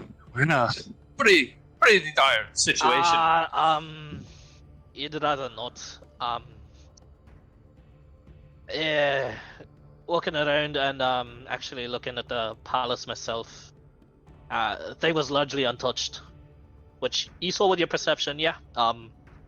Relatively intact. What? And he says, and that means going underneath the palace, which is actually where you need to get the shite. If the upper place was not touched, the underneath has a bit of a security system that I think I'd rather avoid, and the key won't help me with. Now you see, there was a girl before your mom that I was fancied with that actually was the whole reason as to why I got the key in the first place, as well as getting a bit of contacts with the other elders that at the time I helped out. So all kind of fit into place. This key is for the sewer entrance, and we can find the other entrances, but we don't have a key. And unless any of you orcs or you can break down some sorts of magical adamantite sealed door, then we're good. And you know this, Peter. Adamantite is normally not able to be enchanted. And your father just said magical adamantite sealed door. I didn't realize the security was tighter than a nun's. I'm not gonna finish that sentence. Don't finish that sentence. The orcs are confused. Oh, yeah, could go on. But adamantite. Which How is did why they I was manage wondering. He shrugs. He's like, I've had my time actually. I wonder if maybe if I took up the elder position, maybe they would have taught me. But that's shit. I mean, just make it from steel. You can make really good shit from steel. Just enchant it really well. Anyway, I'm not gonna get into a ramble about that. That's why I asked before, how do you fight? Because if you're like some sort of guy that's really good at taking down golems, then then the head-on, the straight-ahead path is for you. But I think you might be good at blowing up squishy folk. Then I'd rather take my chances with the mind flayers, cause and he begins to list out do you want to fight a mind flayer colony or a whole untouched system of a reserve backup of golems Actually, that is meant to yeah. defend? Yeah. Because When you put it like here, that, whatever happened here, it is weird. It gives both you and Travuk like a nosebleed. Like, because it is definitely wiped from your memory. It had something to do with the people. The people were driven out of here. But you weren't necessarily attacked. Sure, the city is ruined, but it looks to be like from monsters and creatures, not from like a assault. And anyone assaulting this would definitely leave the buildings untouched. This is a case of bit of both. The Chamber of Elders was wrecked, all of the Molten Core was wrecked. A lot of the towers from the distance going to the surface are wrecked. That is usually not how an invasion goes. However, you in your mind, and so does your father, know it was some sort of invasion. Just don't know what. That being the case, you can pretty much surmise, alongside your father, has that whole battalion of golems is ready at the waiting. Something that is apparently unavoidable. why don't we just use the golems to kill the mind flayers? The orcs are like, oh, yeah. Oh, good idea. Yeah. Your father's like, are you good at running? Are you good at luring things into other things? Are you sure we won't be just sandwiched? You know. Oh look, I'm all for it. Do you have a plan?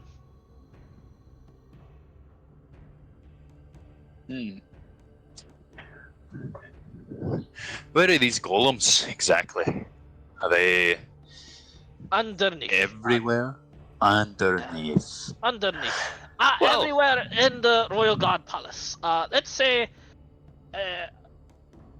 if you had floor plans of the place, it's just like a massive square place. Underneath it would be an equally sized large square place, and like he'd begin to draw on the ground. Like there would be sections of them. It would be like separated in grids. Each grid would like have its own group of like golems.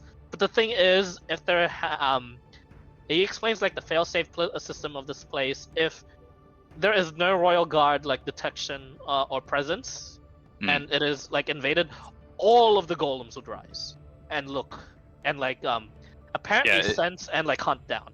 Yeah, it's bloodlust, right? Yeah. Well, it has to do with something with blood. Don't like it. I know I'm wearing this old thing, and I'd like hand my royal armor guard. But good work. Just you kind of, if you wanna go about exploring the place yourself, if you wanna risk having that armor being whatever detection process it be my guest. But I don't think we can bring these lads and myself down there without waking all of them up. Oh, by the way, less bloodlust, more like it just detects you, like a simple like detect magic, detect life sort of thing. oh yeah. Bloodlust would be crazy. Jeez. Insert Warcraft 3 bloodlust sound. Wow. Yes. Kind of. It's a deeper Murloc if you haven't noticed.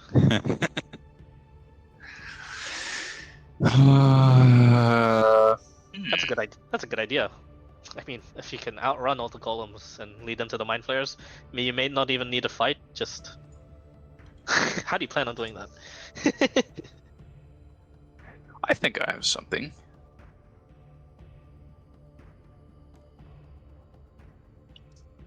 Oh, I don't know how fast they move. Right. The Black Templars you have? Yeah. All right, you two. What can you do? Can you make something run or fly faster? And the smarter one of them speaks up and he says, "We've got deities that are able to fight with spell, fight with blade, and I'm the only one that could I can make you fly for 10 minutes." It's not the same. I can fly on my own. I can also make you really fast for a minute, but that's so.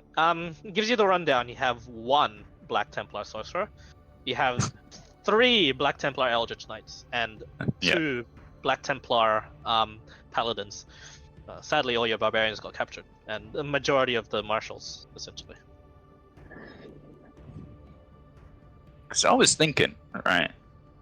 Why not just get a Pegasus, haste it, fly over the walls, see something, try and Use activate that something. to lure. Yeah. Yeah. You can certainly try. That's a lot of distance to cover, but hey, this could work. Yeah. Well, get a bit closer, obviously, but like, that's 100. It's got 90 feet flying speed. It's 180 feet a turn. Oh, 360 if you count actions as well. Yep. It could work. I don't know how efficient these golems are. Nor do I know if they'll actually let us have the place. Although...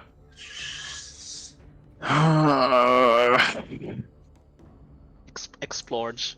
And this is why I wanted to be early! I'm sorry. That's fine, I got nothing on. Sweet, okay. This is only constricted by you. True. You know me, I'll be up all night. I need to test my armor. Yeah, you do. Oh, fuck. On both ends. I mean, I know what will happen. I'm just saying, oh, fuck for you. Yeah. Okay, cool. Time has passed. You tell your plan. Your father says he kind of said it as a joke, but all right. Pats you on the back. Good luck, buddy. You go out on your own. Yeah, I would just simply say to him, well, you know, in strange times, a touch of madness can actually lead to a bit of sanity. You know what? Kinda agree with that. It's getting me closer to the people that'll eventually fix my brain, and you know, so I can finally do the whole accusing of the guy that took us under his wing. He probably did all this shit. Have a good feeling. It reeks of him. That's a bad smell. I don't like chlorine. Yep. All right. Good luck. Yeah. All right. My plan is to see if I can get close to the Royal Guard Palace. Okay. With a Black Orc sorcerer, just trying to like avoid everything, and then wait. Is there anything outside the Royal Guard Palace from the reports of the Black Orcs? There wasn't. Wasn't. They, oddly enough, it's not that they didn't. It's not that they cleared the place out themselves and like ensured it was safe. According to Kahir, they didn't really question it, but apparently Kahir made the order to avoid the place. As much as he's a strange fella, he knows what he's doing. I think he got a hint of what's in this place. Would it be for greed or for caution? I guess we'll never know until we go. You saying this as you're walking and talking to the orc? Yeah. Okay. Actually, we're not walking. Before this, I would have spent 10 minutes with the whole group before I headed out and cast this. Whoa. Bam. I'm summoning up a Looks like it's your turn to teach them No, a it's lesson. 10 minutes. Yeah, it's just right Do I on have- Saiyan University. Thea's Yeah, the you have five spell slot. I heart. know you have 4 levels. Yeah. Oh, just information. Steve edition. I didn't tell you this last time, but I double checked because it's been so long since I played this character. At 15th level, Paladin gets 2 4th level spell slots. So that's my bad on that. Yeah. No, there was... I thought so. I was like wondering why you held out in the cool point. Yeah. Is he saving it for something or what? Okay. No, it's not ritual. Yeah, it's just 10 minutes. Pegasus. Lasting for how long? Hmm? Last for how long? Sorry. 1 moment. 1 hour. 1 hour. Okay. Wait. I'm looking at the wrong stat block. I'll pull it up as well. Yeah, it disappears temporarily when it drops to 0 hit points or when you dismiss it as an action. I don't think it does. It just I'd say you can do with a bit of preparation. You don't need a spell slot because you would have just waited the amount of time. Like you have a lot of time to like spend here. I was tempted to say that too, but I wasn't sure if that would come across as metagaming or not. So No. And like you have like plenty of time to like solve this. Like the war, like the preparation. Like right now, like they are still preparing for the war and stuff. Yeah. The sailing would have happened like canon-wise 2 weeks from now, which is so long. There's a sense of urgency, but not a sense of haste. There is not. Yeah, there is a sense of urgency. There's not a sense of haste. The sense of urgency is from your father that wants to just get to this place and get to all the other kingdoms as fast as he can. Yeah. I'd say you don't need a spell slot for that, and you want Pegasus. Pegasus. Fiery Pegasus. Fiery Pegasus. Yeah, Fiery Pegasus. It's already like, it's like, it neighs, and then it annoyed neighs. It's a little encumbered with you and the orc on it, but Yeah. I was about to say, as soon as I summoned it, I'm just like, it's good to see you again, old pal. Now, the last time you were at the choppy seas. This time I've got something new for you. I know it can't speak back. it understands you. Yeah. It responds to you, but it just Yeah. neutral face. Like it's ready for action at the same time. It's like, what is it this time? Yeah. Yeah. Right. Better be off. Salute. Yep. Father wordlessly salutes. He knows. Yeah. He has full trust in you, as he always did. So yeah. I Go make towards my the way. Royal God Palace, making Yes. your way there, making your way uptown. Relatively empty. I mean, it's not like a dread, like turn back sort of feeling. It's an eerie feeling. You're kind of Yes. familiar to this. There's like some sort of film that envelops the guard palace. It seems. It is made visible within like 300 feet proximity to it, and the orc says, some sort of barrier, but I think you can walk through it. I'm not familiar with it, and I'm not familiar with any of this shit. We're taught to stay clear. Hmm. But you are the expedition leader. You get to any portion of it. You can still see the film, the barrier-ish. It's like a light blue like filter film. I'd like to land near the side of it, off to the eastern wall. All right. Just a few. Yeah, just off like a quiet side street or something, right? Yep. I'd land, and I'm going to do a process of elimination. I'm just going to chuck a rock at it. You chuck a rock. The rock goes through. No visible shimmer or change in the film itself. I would will my spear into existence, and then attempt to slide it through. Slides through no problem as well. However, as if something entering like a body of water ripples from it. Oh, might be onto something. Oh, Orc's just like stepping back. I would like to get out my dad's throwing warhammer and see if I put it through, if it's got the same effect. Okay. You put it through. You throw it through, or just put it through. No, just like do the same with the spear, right? I'm still holding onto it, and I just Okay. No effect. no effect. No effect.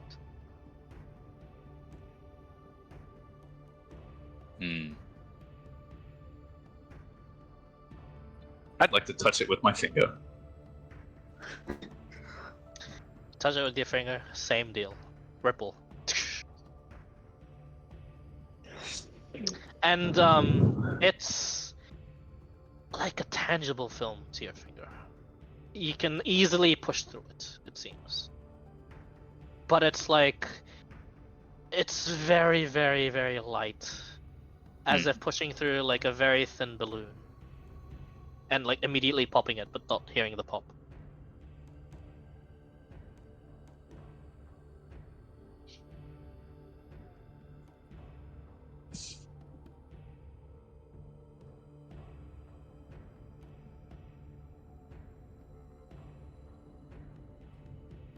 Ah. Yeah, no, keep going. I'm liking this. Yes.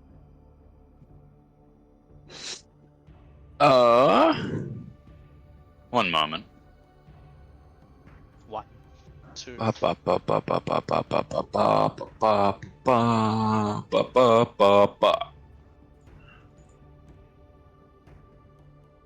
What am I smelling? What do you smell? All right. Well, lad, you smell absolutely nothing. Place is not blessed nor cursed. Oh, that's Whatever this- interesting knowledge. Yeah. Whatever this is purely arcane. It seems. Not something you've dealt with recently. So there's been a lot of gods in your journey, and then you're like, oh crap, where are my smart people at?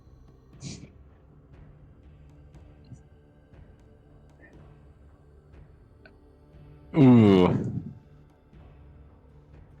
I would turn to the Black Orc Templar and just say, right, be ready.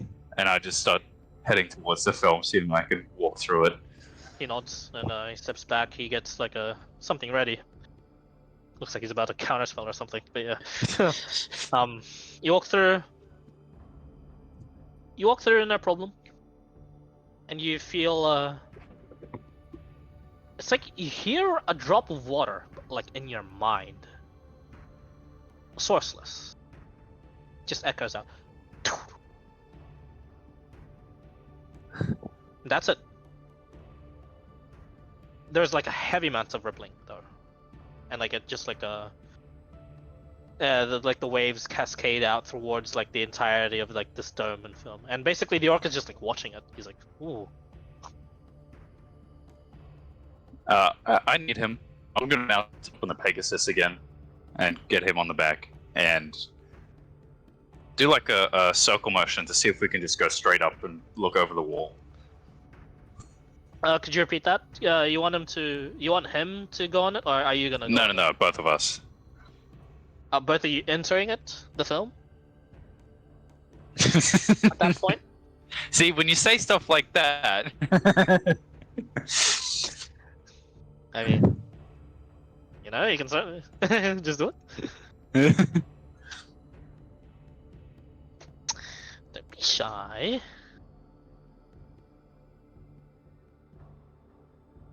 I'll stick with my. Will I? I heard this droplet. I just turned towards the Black Oak Temple and just said, "Can you hear that?"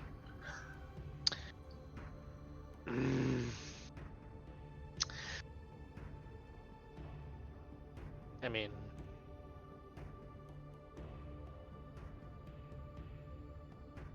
no. Right. Okay. Am I supposed to hear something? You know what? Never mind. Just I'll see if shit hits the proverbial rock. I'll see if I can swing by and come get you. But if things go awry, just run. Tell the others. Right. And I would mount up on the Pegasus and just go in alone. You mount up on the Pegasus. As the Pegasus goes through, no ripples. And then when the Pegasus goes through, it seems confused. It looks confused. It starts looking around. What are you seeing? It has a telepathic link to me. I'm not sure if it can talk to me. It hears that, and then you watch as it moves around, looking for you. It seems, and then it completely passes through you. Yeah. As if the Pegasus was a ghost, or are you the ghost now? But then the orc is seeing this, and he's like, "Whoa, what the? Whoa there. Are you seeing that? Hello? Am I? Are you seeing that? Am I still can see here? you. Yeah." And the Pegasus is confused, looking around.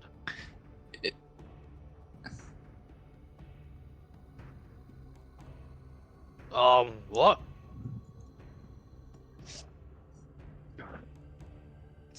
Huh.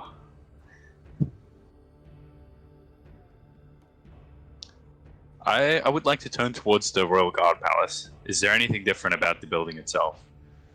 Yes. You're at the eastern side, right? Yes. It's hard to tell. You are staring at a wall. All right. Kind of have to go to the probably an entrance or fly above it and drop in if you want. Yeah. So the Pegasus is just like a ghost now, right? I can't interact with it. Yeah. Had you flown in from above and dropped in, you would have flown through the Pegasus and just taken full damage. Yeah. Would have been a really weird thing to witness. But yes, good thing you did this preliminary testing. But yeah, do you move to? Well, it'll take you some time, but do you move to an entrance towards the palace? There is only one. Yeah, the front.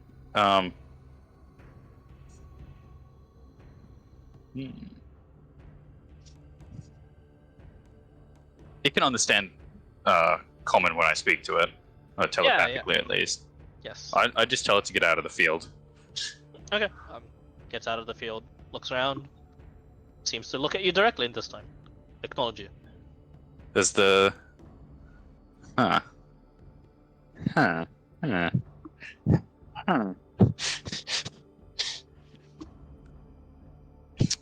Can the orc see the Pegasus now? Yeah, he could see the he'll give you a report. He could see the Pegasus before. It was through you though, really spooked them.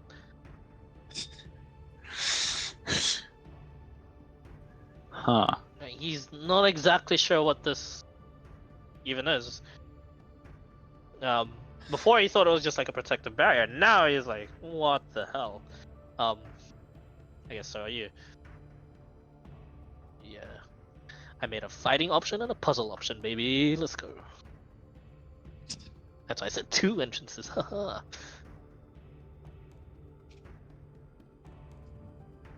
Right. Well, that's that plan out the window.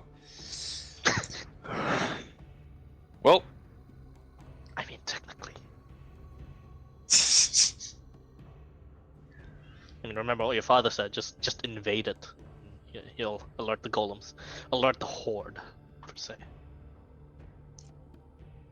Oh, actually, no. This is... I'll have the Pegasus at basically every other point. So, I don't think... Yeah, if you think about it, you'll have these guys, assuming it works the same on the orc. You'll have the Pegasus with you the entire way. They just won't see you. You'll have to find some way of communicating with them. And should you wish to escape, you yourself, you'll have to...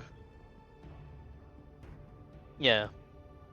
You'll have to get outside the film and then go into the Pegasus. That would be the logistics of it.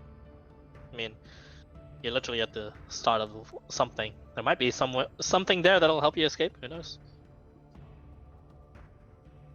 Not quite Seems sure. I have no other choice. Right, I'm going off to the hall. Whoosh. Whoosh. Cool. Didn't expect that, but easily. You fly above the walls, go into what looks to be the main courtyard of the Royal Guard Palace. Now here is an interesting sight.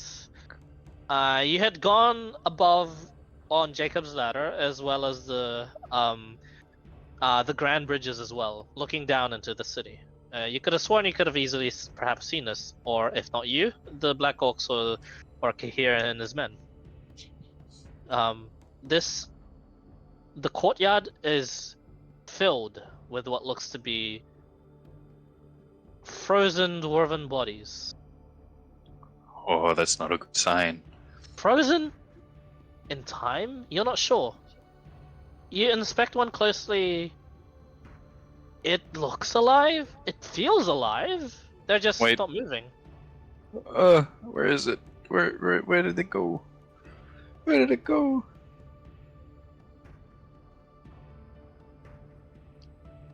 Divine It's consecrated, desecrated. sense. Nothing. Nothing. Nothing. All right. Okay. So, I feel like I'm going a little bit mad here.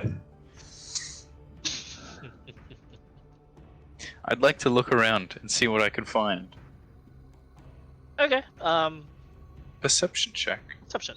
I was about to ask, do you just want to look, or do you properly go ahead and touch everything, uncover stuff? So it's either not so perception much. or investigation. 1 second.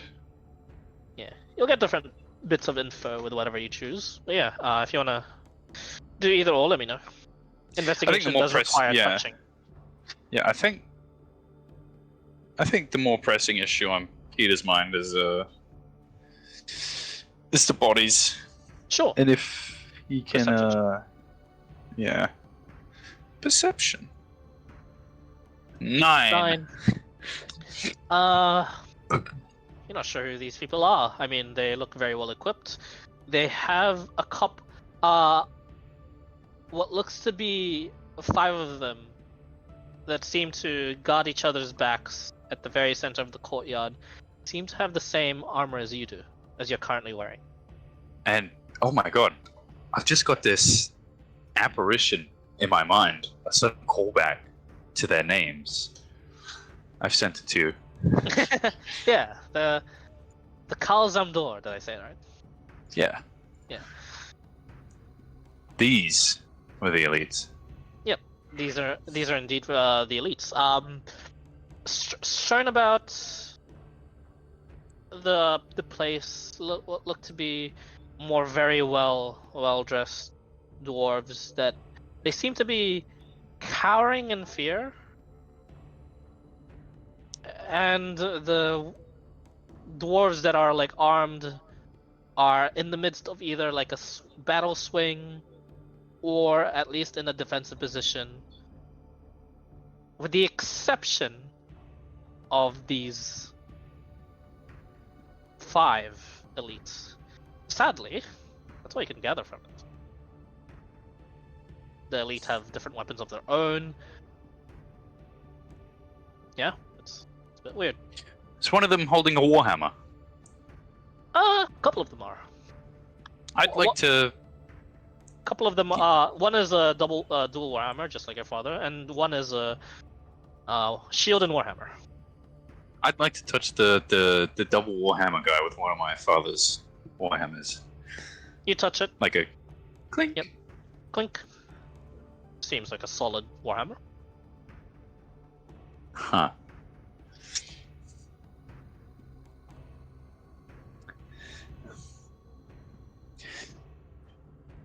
Is there anything else in the courtyard aside from the bodies? I'd like to make another perception check, see if I can find anything, or investigation. It would be investigation at this point. This would require close inspection now, and you're taking your time. 14. 14. This is avoidable. Do you touch any of the bodies? Or do you... Why are you scared? No, Why are you I think bent up, man? this is definitely the moment that Peter's been looking forward to his whole life. Sure. He's You touching go... them. Yeah, you touch them. They move. As if like with enough force to like, make someone turn towards you. You apply that force. They seem to be able to be moved. Then you realize, oh, I shouldn't do too much of that. Otherwise, I'll, knock one down. And then Yeah. as you let go of like that face, all of a sudden your vision goes white, and then you hear screams and then shouts, and then you see yourself, but you can't control yourself. You're in the midst of like fighting what looks to be this is odd, an elf. And this elf like was about to cast magic, but you see it like counterspelled by like one of the elite guard that say, "We have your back. Just hold on a few minutes longer." And you see what they seem to be protecting in that circle formation is like a dwarf, an older dwarf, desperate in what looks to be like completing like a teleportation circle. And as they are fighting, you look around at these forces. You yourself are fighting. You parry this elf's offhand attack, and then you make a strike of your own. You strike true to his heart. He begins to bleed out, but then you watch as he just smiles and he grabs you in, and you watch as like a spear slams into his person and into you, this massive phalanx sphere, and you can't help but think your last moments and thoughts as this person are like, fucking kingdom, you expire, and then there was a battle here, and you just touched this person's memories, and you relived his final moments. Oh, that's not good. You watch as this body then crumbles to dust.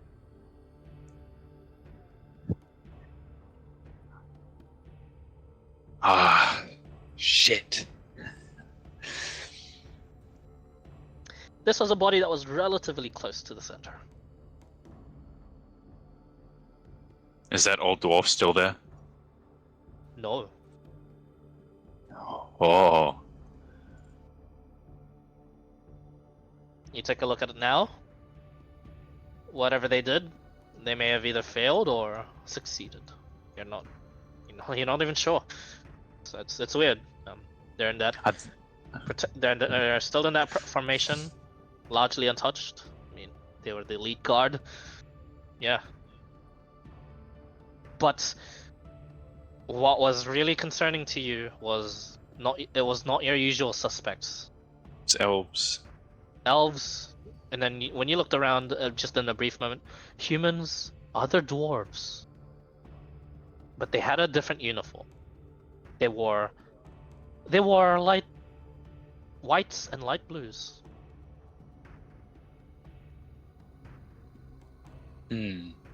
Guards of another nation. And make a history check.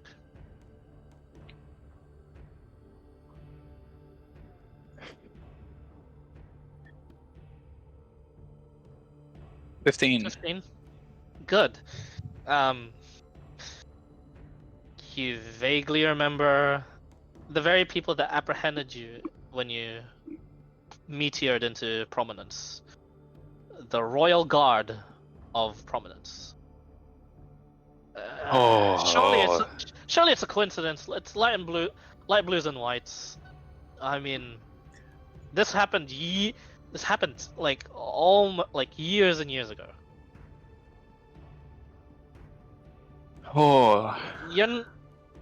and then you're like, oh, crap. You're just not sure. You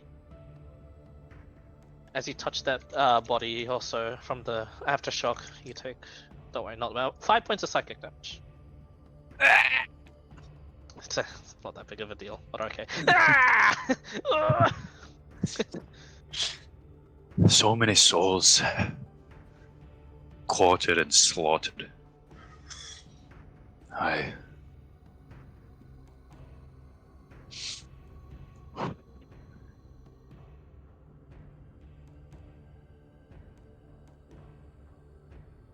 What am I doing? What am I doing from this point?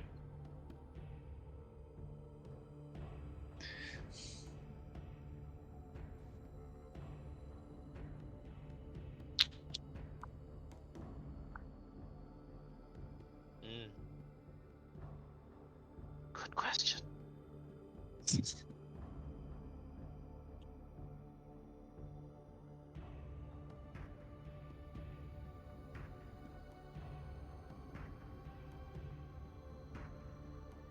Ooh.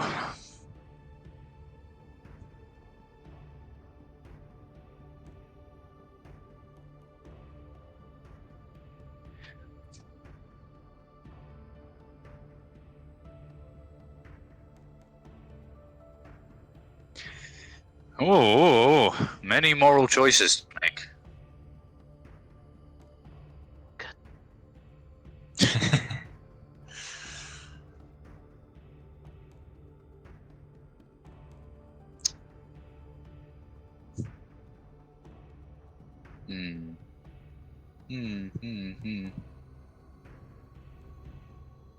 I'd like to go up and investigate the front door. Okay. The entrance toward this place, or the entrance towards the building itself? This place. As you look around here, it's relatively empty. It seems there isn't much of like the courtyard of the bodies here, and the film is like a good 20 feet away from the entrance. It seems pretty close.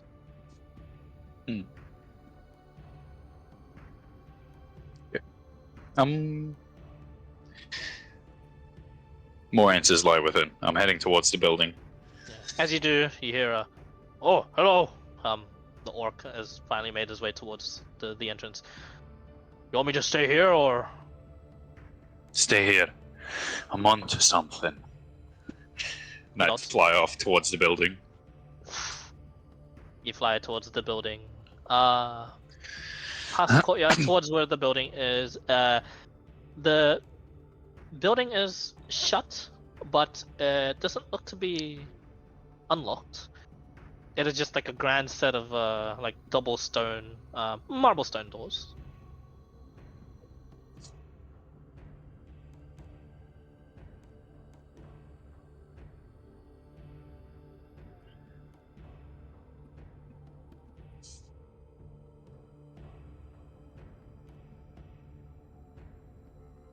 I'm opening it.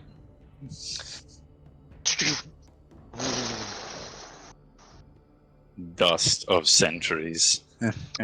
Indeed. The musk as well hits you. Which is weird. If the courtyard itself was frozen in time, here seems to be more or less preserved. Preserved in preserved as storage rather than frozen in time. And when as the air fills in the room once more, begins to properly fill it, you see the ever-burning torches that light up the hall of what looks to be three similar sets of marble stone doors from either side of you and just straight ahead of you. In this foyer, sort of like lobby room, again you see two more bodies, except this now different. They look like adventurers, frozen in time, like in the midst of like some sort of attack. One towards one facing towards the northern door, pointing their staff. This black-haired woman in what looks to be blue blue robes, deep blue robes, in the midst of like what you assume to be like an incantation was, and then beside her, a gnome in a similar sort of fashion. He has both his hands straight up, and he's just like looking towards the entrance where you are right now, like he's about to bring something down on you.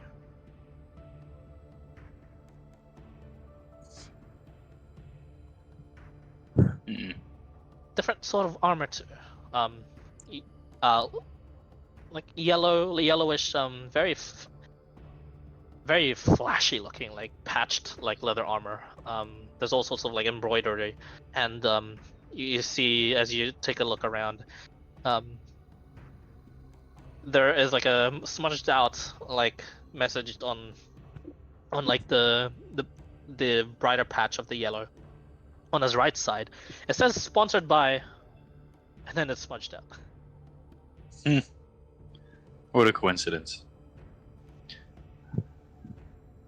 I'm gonna take the mage first. I'm gonna see if I can do that same process. Okay, you touch her, and then this time a lot more gentler. Doesn't come as a shock anymore since you're expecting it. As you will yourself to see what she saw, you see her actually rushing in, and she's like grabbing like this unconscious gnome. She's like, I'm really weak. Why do I have 6 strength? She actually says that. No, I'm kidding. She does not wall it. She goes into what seems to be like a bag. She pulls out like a potion. She just slams it down the gullet of the gnome, and the gnome goes, "Oh, mistress, you're okay." It's like, no, now's not the time. There's enemies everywhere. We've been had. This was supposed to be some sort of diplomat. And she looks towards like the huge set of like doors, and you watch as a couple of these just randomly floating staves stop, and then turn towards her, and they begin shooting magic, and she just blocks the first one, counterspells the second one, and you watch as she just gets into like this massive like fireworks battle, as her focus is just on these couple of staves that are just floating around and shooting magic at her. You look into the distance, make a perception check using your stats. 15? You are able to, due to your familiarity with this now, you are able to not really pan, but like focus your vision from her own vision onto something else, and that's inside what the northern room was, and you watch and you see what looks to be like 8 of those very elites that you had revered. Actually, like one by one, you watch as in the distance they are being like crushed in midair, the armor breaking into their skin, and a figure unknown to you, but with many staffs swirling around him, as you what seems to be causing all this, in fully white robes, just like one by one, snuffing all these out. You see that for like a good 12 seconds as she's like in her own fireworks battle, but you just focus your vision on this scene, in whatever this was, and whatever your father had just said, whatever this invasion was, definitely either helmed or had a major part in it, the Hydra. And as you unconsciously blink, whoever you're looking through is the character. She looks towards her gnome friend, and he is in the midst of like just going, "I'm sorry, mistress, I have to do this. I have to bring them down." And she goes, "No, wait. Wait, and that's all you get. The body does not crumble though. When you get out of it.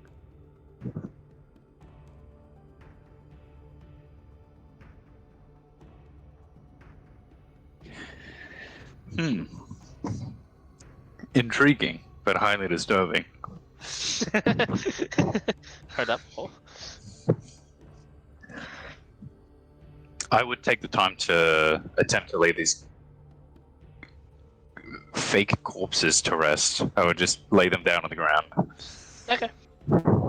As you touch the gnome, Yes. it's you get quite a bit of that, but you get the scene of the courtyard of where he ran from. It is that dwarf completing the teleportation circle, and then like this very, very faint blue sphere above that dwarf begin as it teleports away. The rest of the 5 begin to teleport away, but then you hear one of them just cry out loud, "No, step off, lads!" And they quickly step off before the 6-second timer is done for the teleportation circle. And then the other 4 are like, "Fuck, wait me for it!" And he just says, "We're defending with our lives. Now let's..." And then you watch as that blue sphere above them just expands, and then the body isn't taking place. Basically, you're watching all this is happening as he's saying all this. He's like beginning to mutter some sort of like arcane incantation. He was about to bring something heavy down. He was about to cast something big. As the gnome reaches for his hands up, he sees that flash and is frozen.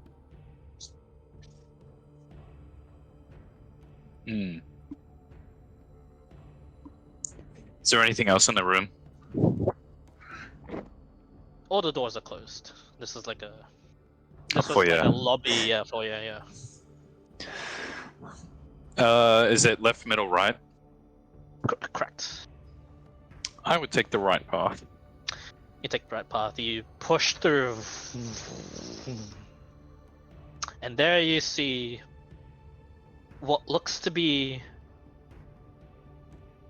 what your father just said. Looks to be a quadrant of golems.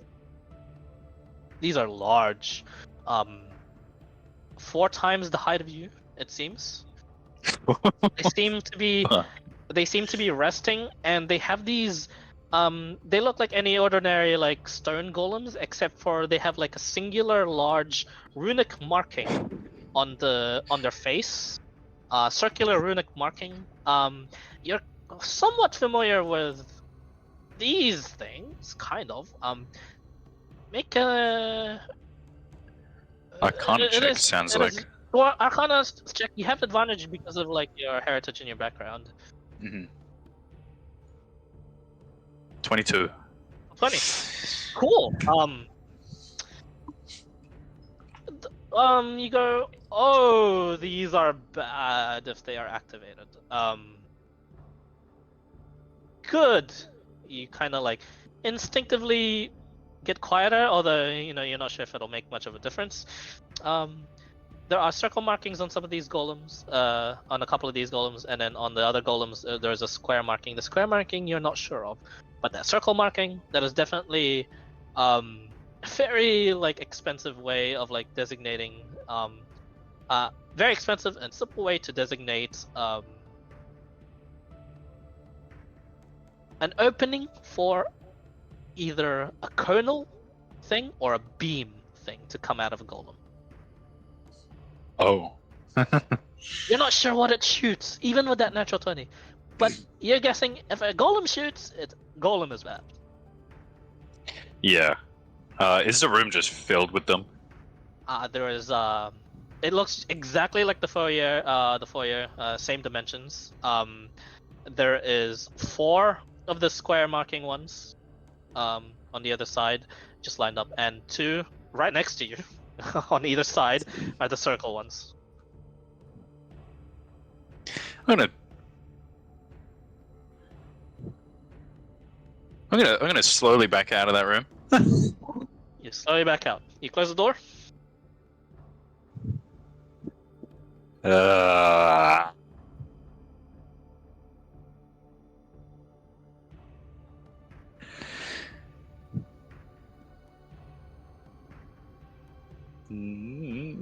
I want to say no. Cool. You don't close the door. All right. There's the center and the left one to be opened. I'm going to take the left first. See if it's the same as the right. Yep. You're slower this time. And you peek. Peek. Peek. Perception check. Perception. 13. Exactly the Yippee. same, except there is a door opposite way as over you. Same. I don't want to walk into a room with these things. I'm slowly backing out and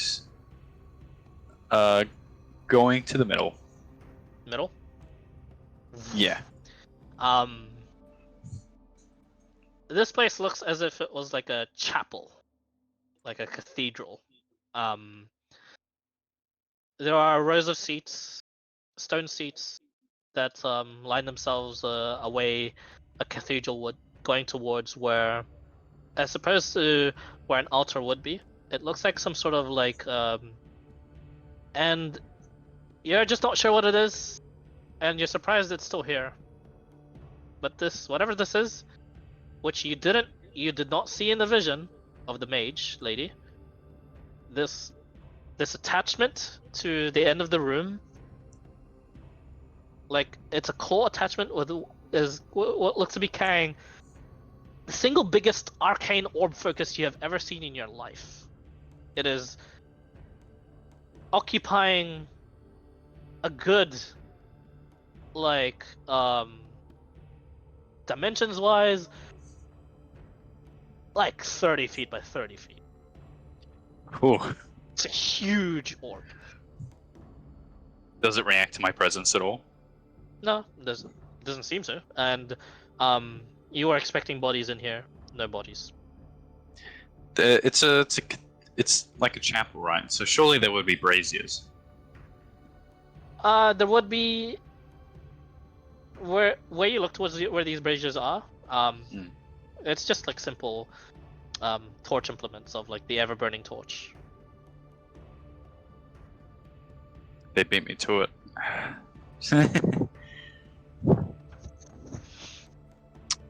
Again, like a relatively simple place as well. It looks to be more like a, if anything, like a just a place to hold meetings. Is It's this not thing relatively evil? like a shrine thing. This thing evil, divine sense. You're not quite close. Do you get to within 60 feet of it? When you say shit like that. It's just the range of the spell. I'm not interested in you yet. Yes. Yeah, I would get within 60 feet of it. As you get within 60 feet of it, nothing happens. Use divine sense and nada, nothing. It's just a gigantic orb. I'm gonna see. I'm gonna do something a little bit crazy. Do it. I'd take my glove off and I'd rest my hand onto it. As you rest your hand onto it, it does glow. And there's a hum.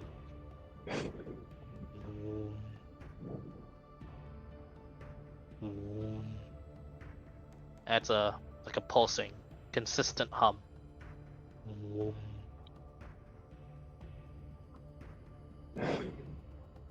Anything else? Can I get a sense of, like... Hang on.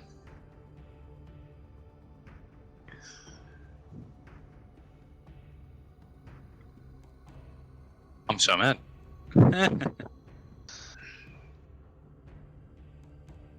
Not ritual form, just casting it. Just casting it. Detect magic. This is a blinding source Oh, of what looks to be a combination of... everything. Nope. Just certain things. Just let me just confirm.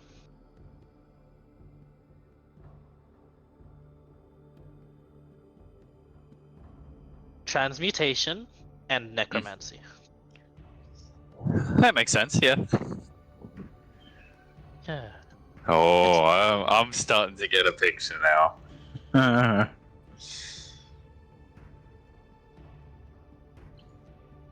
All right. Well, with that information in mind, is there anything else remarkable about this chapel?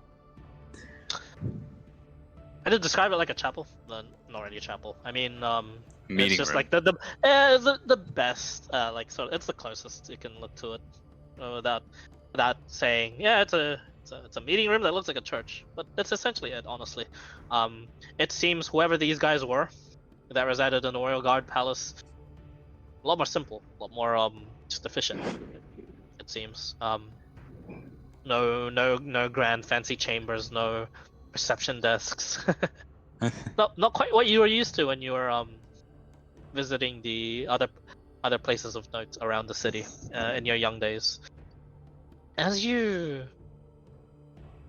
cast detect magic, and do you let go of the orb?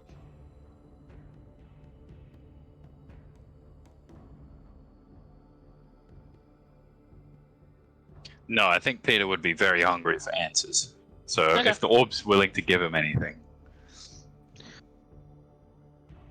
You do cast detect magic.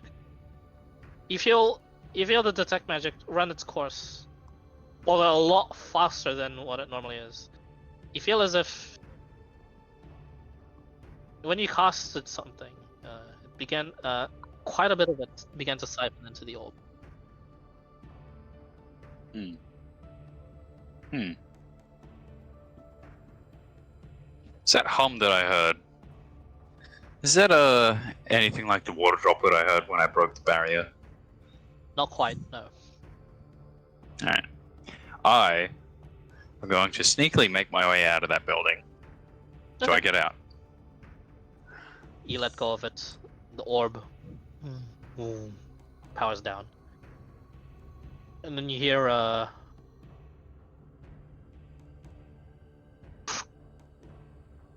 message.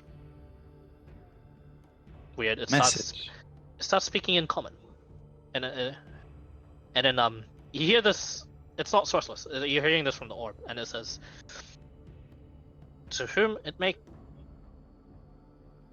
and then it breaks out. Huh. All I got was "to whom it may."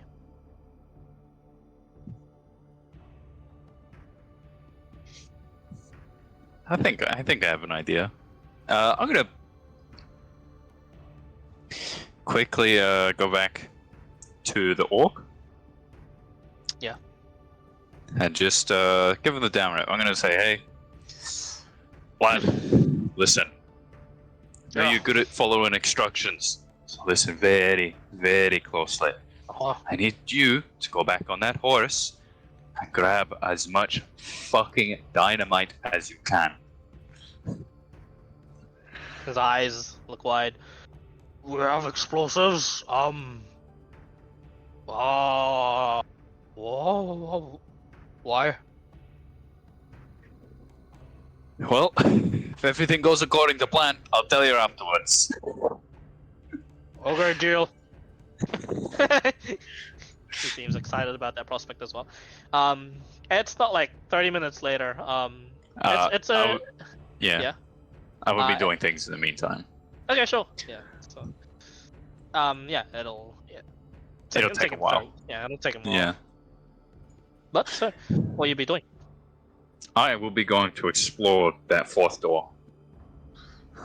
Okay. To the left. Yes. Okay. How do you proceed through the golems? How do you wish to do it? How do you want to do this? I think the idea that Peter's got in his head, I think he'd be comfortable with the golems there. Obviously not trying to touch them.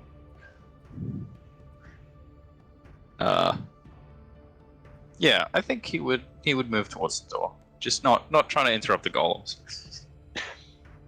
Okay. As you walk towards the center of the room,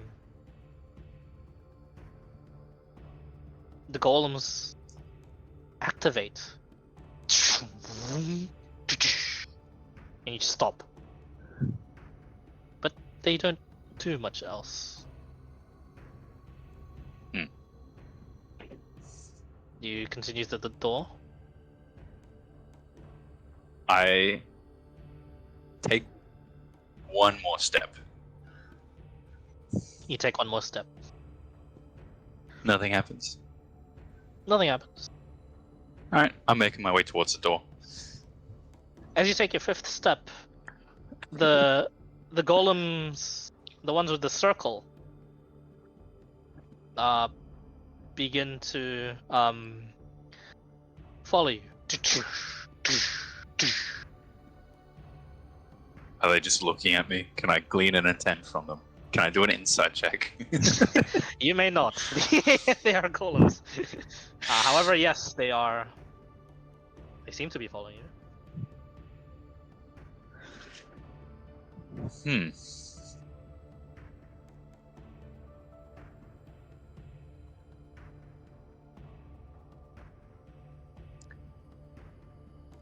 I'd like to wave at it, at the golem. Does it respond in any way? It stares at you. Alright. I'm gonna slowly creep my hand towards the door, see if it has any reactions. As you touch the door, nothing happens. Yeah. Free. I open it. You open it. What you see here is what looks to be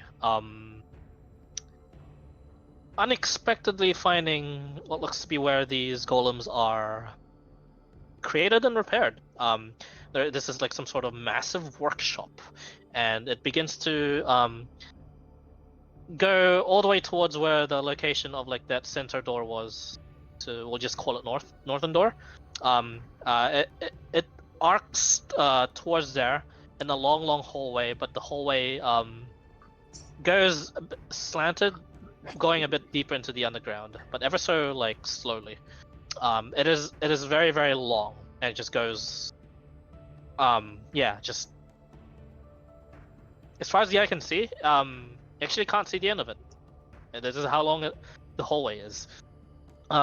Here on the immediate place is where what looks to be like a workshop of sorts, like and a repair place as well. Like it's like a storage place for some of the parts of these golems. You see unfinished golem parts. You see an unfinished head hanging on what looks to be chains, about to be put onto like what looks to be a missing chassis body of sorts. Yeah. Yeah, missing body. But the you can only glean that information due to the mold is there, but not the chassis itself. So it's like there's an incomplete golem there. There's a bunch of like golem parts. The golems walk, and they're like right behind you. They're looking at you.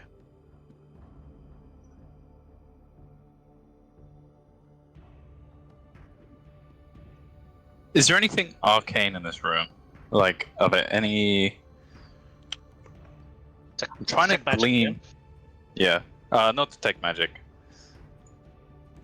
Just an Arcana check, if I can. Can't quite detect with an Arcana check, but you can certainly make out arcane elements without. You don't need a check. You know of them. They are. There are like long, disused glyph markings, runic markings to initiate like the at least whatever it was that helped hold these things together, or even like put them in place, or even was the thing to instill them with life. You're not sure, but they exist. Oh, actually, I guess roll an Arcana check now. 22. Another natural 20. Jesus, I'm on the ball. You're with not the sure where fucking you magic. read this. You're not sure where you read this, and just all of the information is flooding back to you. In a book long time ago, you read about the different type of runes that could cause such things. These are not. You get the sense that whatever these runes were, they helped in the process in the building of them. These are more of the Let me look up a certain spell real quick. God damn, natural 20s. This is a more this is a transmutation rune. You're not sure what of, but you get the sense something that could change or like lift something up would, be in the general sense of a transmutation. So a lot of these runes around the walls you can see now. If you fired them up again or found a way to, you could probably start this forge up, no problem. You just need to find whatever the fuel source was and then do so. However, you're lacking the way to instill life into these things. It Yes. seems. You're not sure if that was done manually or if they had something else to it. But you generally, you get the general sense of how this workshop works at least. Are the golems blocking the door? Of retreat? Not really. They're kind of. They're in that position, but it's not like they're Intentionally blocking it. Yeah. Not like they're not intentionally blocking it. Yeah, I'd like to see if I can squeeze through. Okay. You squeeze through. Their heads just turn, look at you, and they move out of the way when you attempt to squeeze through. And I'd like to exit that room. You exit that room. As you exit the room, the golems go into their sentry positions, and they become inactive. Huh.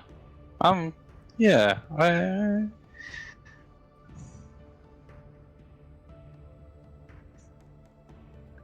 They don't have different markings. It's still the circle and the squares. Right? The squares did activate, but only the circles followed you. Okay.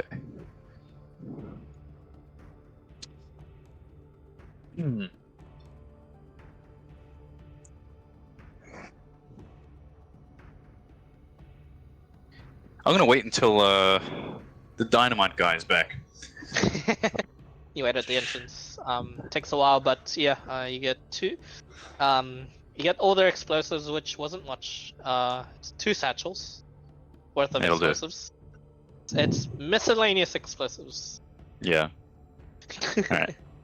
I'd like to grab those 2 satchels and fly my way back into the central chamber.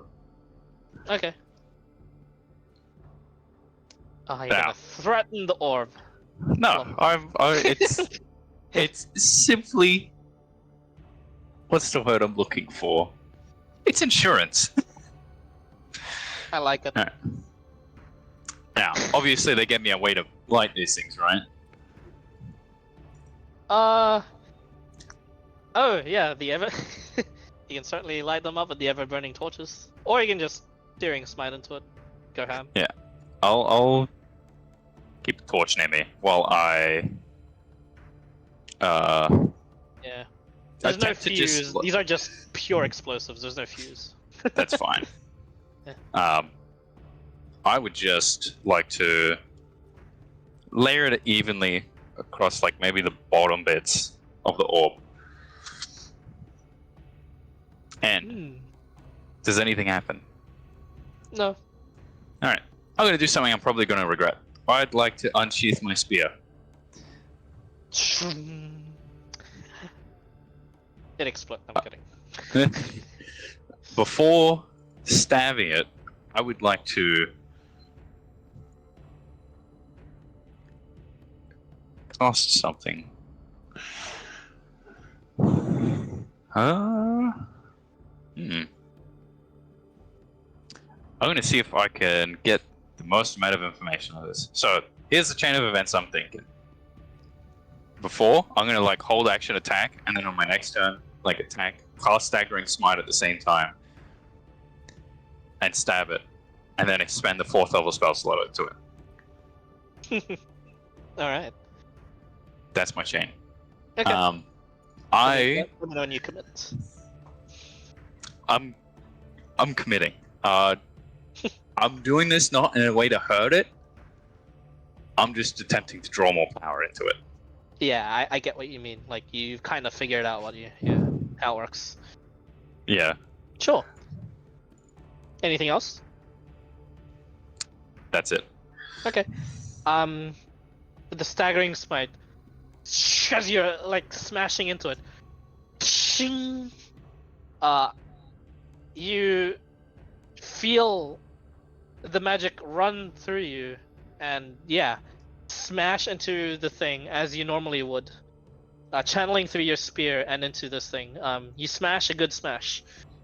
And as you strike it, it's relatively unscathed, but you felt your energy expend. Normally, when you hit something inanimate, it doesn't expend, but you hit this thing as it. You felt you hit it as if you hit a creature, and your spell is expended, and you watch as like the orb glows. It's no longer glowing with your touch, and it's just consistently glowing now.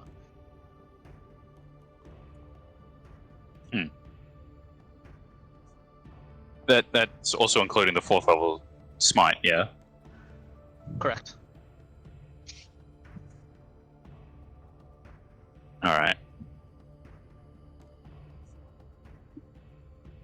I turn around. Has anything happened to the corpses? No, they're still resting as you laid them. Alright. Is there any other message that the orb would like to try and convey to me? Doesn't look like it. The message only tried to come through when it turned off. You seem to have powered the orb quite a bit. Now what do you do with the orb?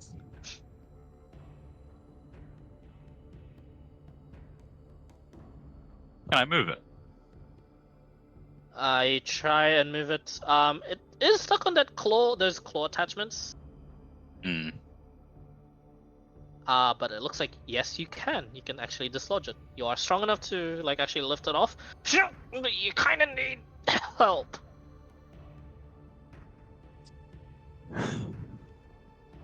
Can I roll it? Make an athletics check to take it out of the clawed attachments in the first place. Please. 16. It takes a while, and then you push it from like the side from the back of it. You roll it down. Yeah. And then you're like, oh shit! It's rolling towards the center door. You know it'll get stuck. It's fine. But you watch as the orb rolls. It's actually crushing those stone seats with no problem. It's not being stopped. But it's rolling slowly. What do you do? I still have my wings. I'm gonna wait until it. Oh, I can outmaneuver it, right? Yeah, it's an orb. Yeah, all right. I'll just like fly through the front door and just. No, the orc's got a lot of self-preservation. I'm just gonna let it run its course. I'm just gonna fly up, like out into the courtyard and watch it come out. Okay. There's no bodies in the way except for those 5 elites. Mhm. Do you do anything? Do you let it run them over?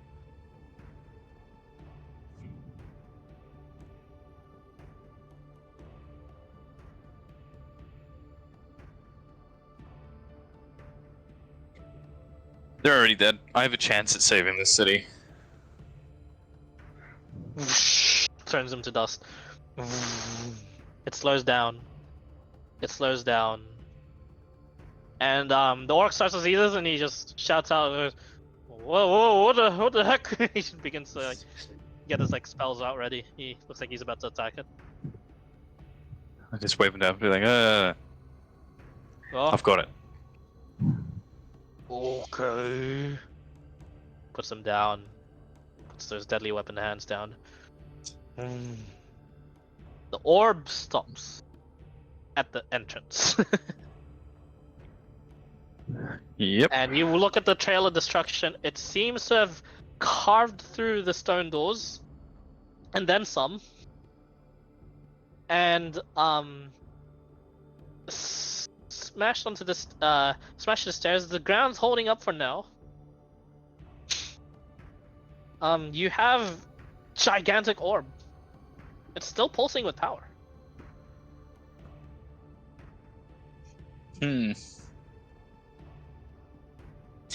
I'd like to detect magic again. Detect magic. See if it's changed. Yeah, at a first level spell slot. Yeah. It surprisingly it has. It is only transmutation. With that Arcana check from before, Mm. I'd say it like transfers to you. You then realize it was connecting to something. Wasn't connecting to much, but it was definitely powering something, and you just disconnected it. That may have been a good thing. That may have not. You're not sure.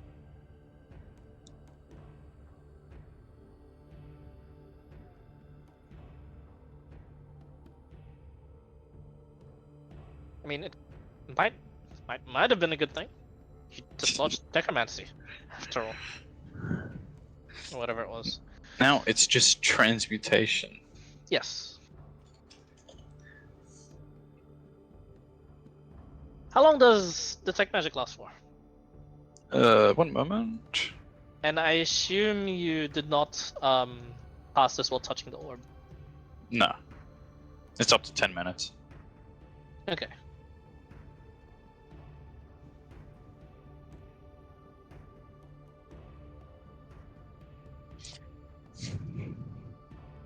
If I 10 know minutes, it's sorry. changed. Okay. If it... Just double checking something. Yeah. It does change. It does turn off eventually after 5 or so minutes. Hmm. And you're like, oh crap, what a waste of magic. And then you feel a very strong evocation coming out of it for detect magic. Uh-oh. Like, oh. Oh shit. And then you fly out of the way, and then you just hear message. Oh. And then the evocation still hums and continues, and you realize it is evoking a message. Yep. I was double checking a certain spell. It goes through like this.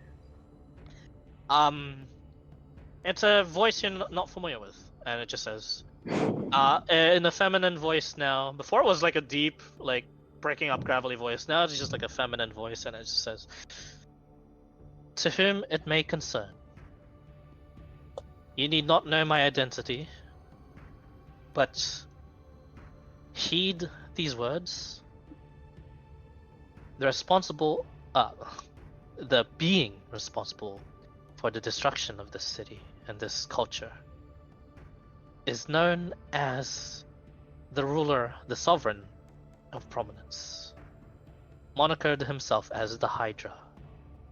This is a message to please do not restore, nor rebuild, nor populate, and to warn every other dwarven civilization out there of the perverse machinations of this man's obsessions with those that have the talents,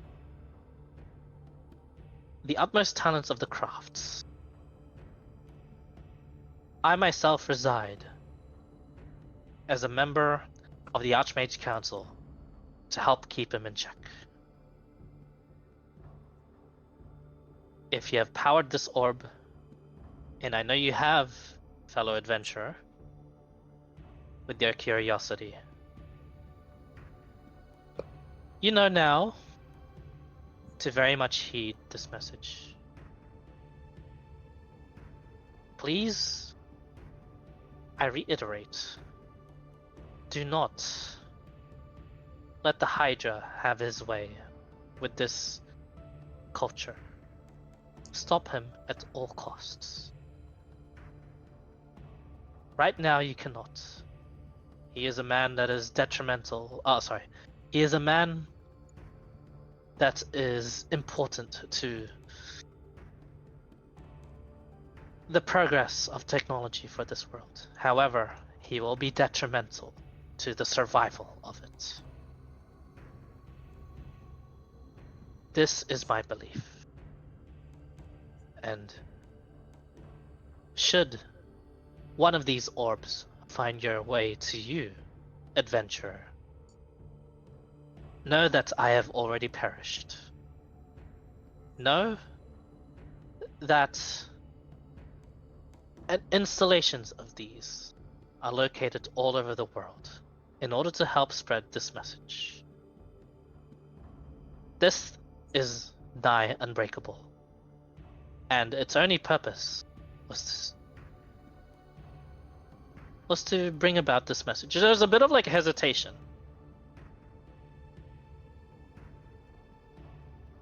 There. Then there's a bit of a pause, but the message is still continuing. The evocation process is like still like very, very there. And as the detect magic continues on and detects it, it then continues. It says, as it says,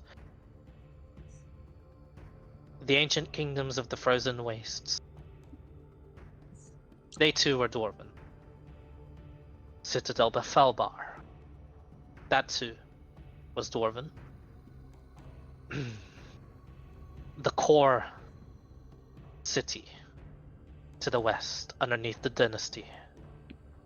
That too was dwarven. To the east lie. And then it breaks up.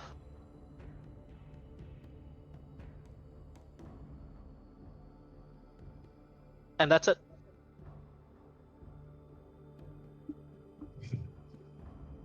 I can't help but feel like You're like one spell slot away for the max message. But you essentially get the gist. This was whoever placed this was.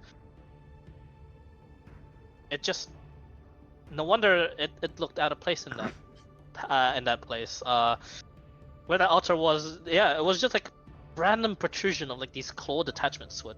Then you realize, yeah, that probably came out of nowhere, just latched itself there. Could have been anywhere in the city with this sort of message now that you think about it, but you found it there. Looks like there's a bit more to explore in that place, but you got the message of whoever this was that seems to have already perished. That the Hydra is... he's certainly a guy. Not just dwarves, it seems. Just whoever it seems to be of import in crafting. You're starting to piece things together. Yeah, explains why his nation is the most technologically advanced. Explains why he's doing all these sorts of ridiculous explorations of places.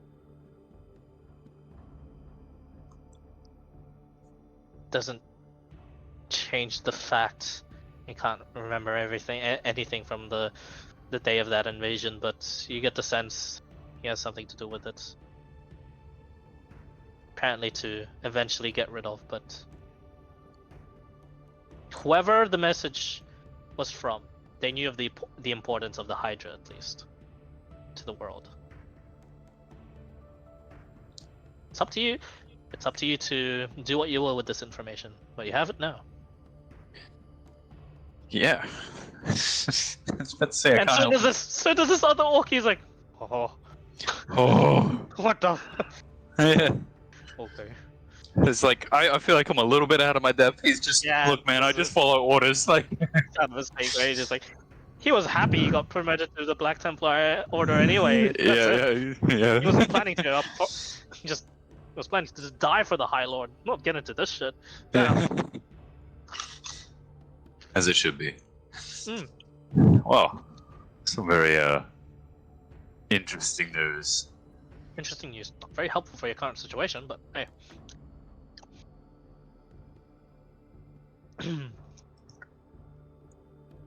She banked on the fact that people would,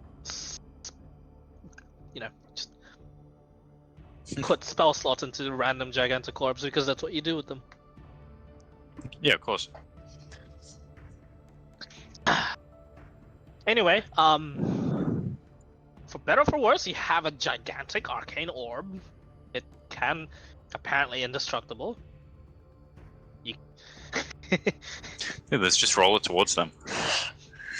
You You can certainly try. The golems come running out of you. You can bulldoze them with this. It'll definitely help. But yeah, you continue exploring the palace. There seems to be only one other place. Yeah. I was thinking that it's in the middle of the courtyard right now, right? Yeah. I'm just gonna leave it for now. Yeah. You seem to have out of character. You did solve a problem right away. The armor did help. The golems recognized something, and then they recognized you, and they escorted you. So, I'll just tell you now, thanks to the double natural 20s of Arcana, the more you like think on it, the more you're like, oh yeah, my intuition was right. The armor really did help. Yeah. Even if and when you find the key, however, the vault, however, you'd still need his key. Your father's key. And your father hasn't really given you the key or not really told you how it's worked. You're either gonna have to convince him to take it from him. I have an Take him with idea. you. Oh. Okay. I would go back into that workshop. Alright. You get the couple of golems following you as well. I would grab an ever-burning torch with me, and I would just continue to make my way down the hallway. Okay. You then see the armory, where they stash the weapons, or they would. It's emptied. Same with the armor. Same with the armor, yes. You continue through. This is an odd one.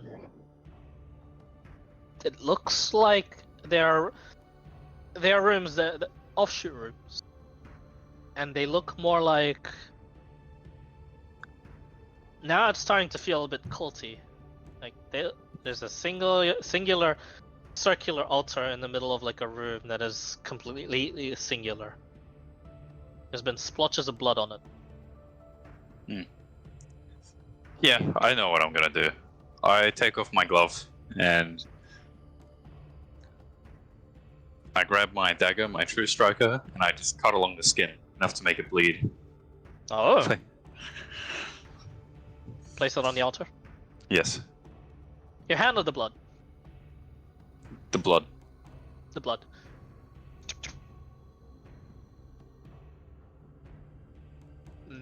Nothing.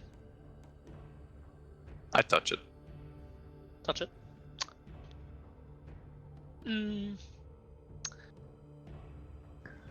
Make a perception check.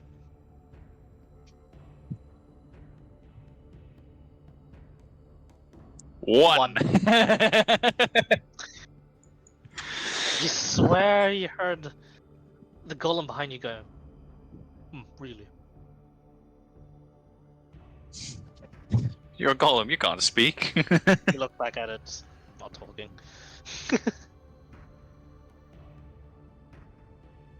That's it, that's the altar, huh? Ah, that's it. Sorry, Alright. perception. I'd like to continue on. Yeah, you continue on. And not long before you begin to see the end, you see what looks to be a set of what is a familiar description to what your father had said. Adamantite doors, double doors, that just set themselves into this like. As you went down, the walls began to resemble less like stone and more like steel. The walls themselves looked like the blackest steel you've ever seen around this place. There are golems here with more intricate markings on the circle bit, and they begin to activate.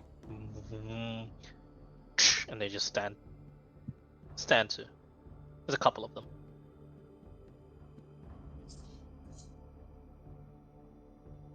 I'd hesitantly approach the door, see if they have any reaction. They look towards you. On Look, as on these circular markings, there's even more like intricate detail. Hmm. Like as if it was like those circular mazes. It seems. Yeah. Yeah. Just like a fractal. Yep.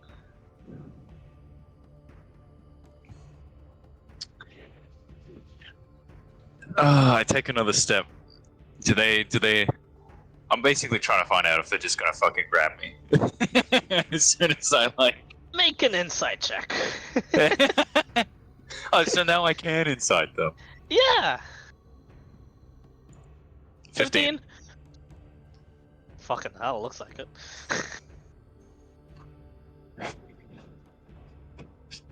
Or at least really keeping a close eye on you. You're not sure which one. It's a bit unnerving, that's for sure.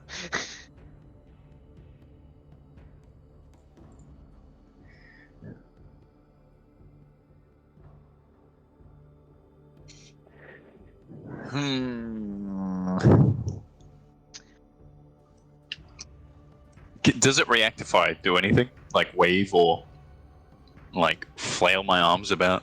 It follows. It follows them. Ever so slightly. The head like nudges. Huh. I'd point at the door. You point at the door. They look towards where the arm is. And then you watch as it's relatively close to the door at this point. Both of the runes begin to glow. And there's just a blue light shone on your hand. I would immediately retract my previous statement. You retract the previous statement, but do you retract your hand? Yes. Oh, yes. Yeah. Oh fuck. It shuts off, but they still continue following you.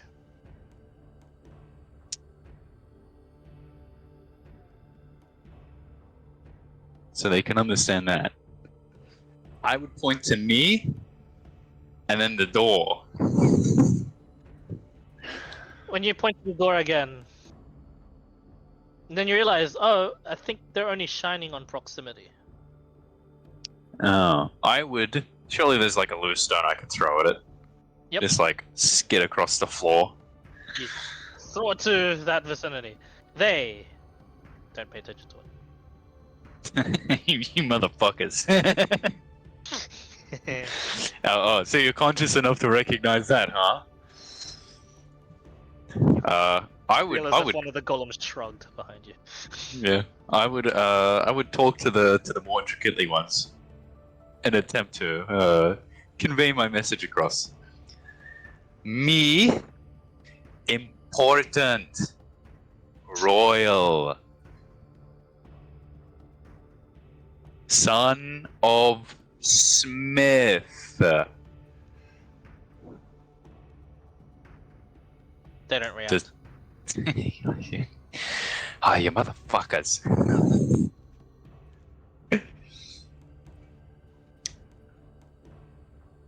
I'm gonna slowly inch my way towards the door.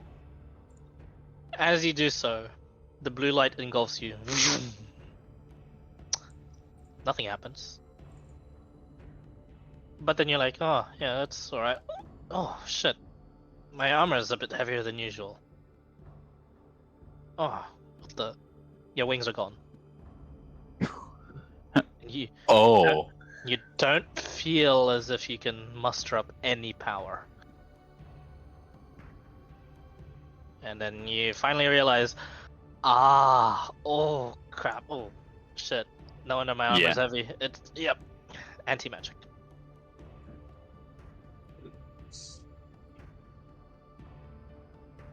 Well, looks like this is a... Wait, the golems don't attack me. They still recognize the armor, yeah? They don't attack you, they just look at you and they just shine the light.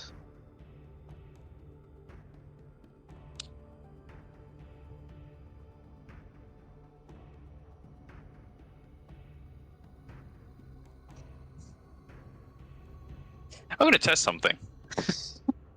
Okay. I'm just gonna make my way towards the door.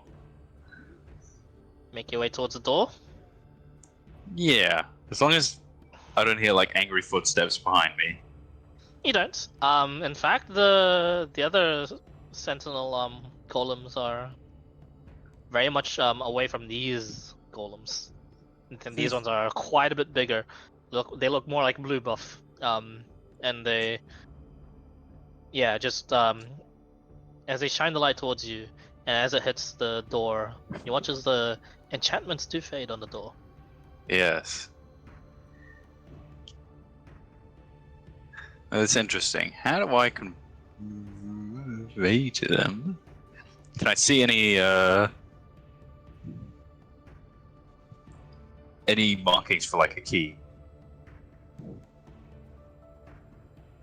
No, actually, it's just this is the same as all the other doors that you saw.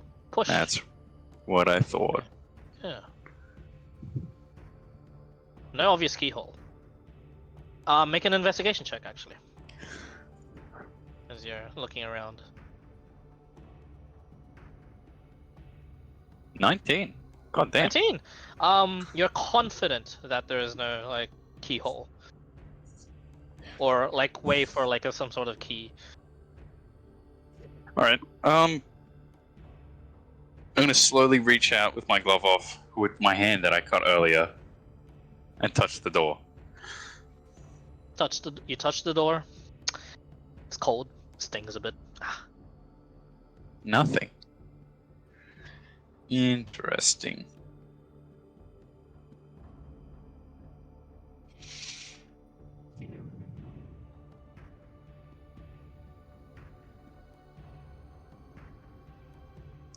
I'm opening it. You open it. You make an athletics check.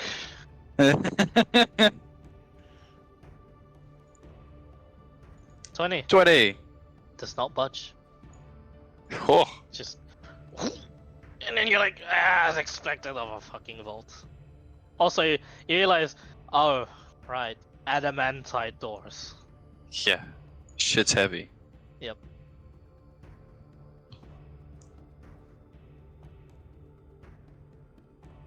You can continue pushing and risk some exhaustion. Or you want to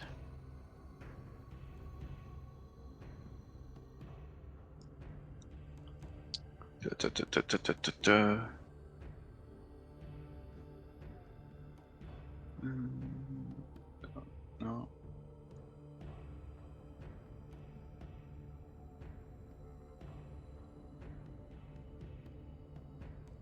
Sorry, I'm just looking through my options.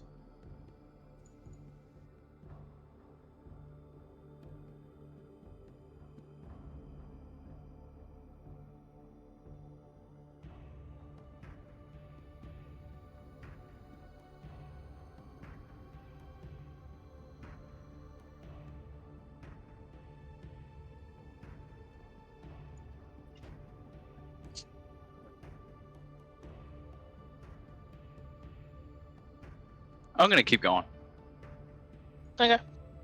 Make another athletics check. Please. 29. That's really good. You push and push with all your might. And you just you budge a little. You actually open it a tiny bit. And that's the best you can do. What's inside?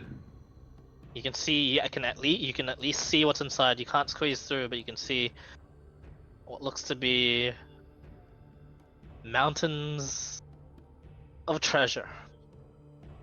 It is. What you see is a mountain of gold and like some, like the usual like what you'd see in a vault of, I don't know, an entire massive fucking dwarven kingdom, the biggest the world has ever seen. You realize all the treasures are here.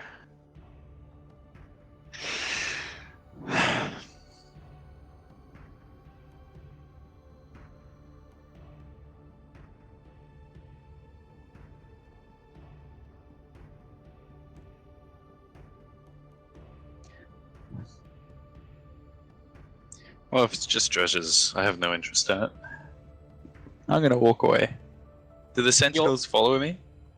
You walk away, and as you do, the enchantment resumes on the door and it shuts itself.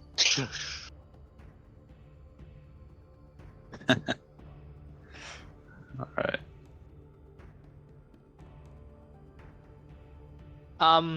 Those intricate sentinels did not follow you.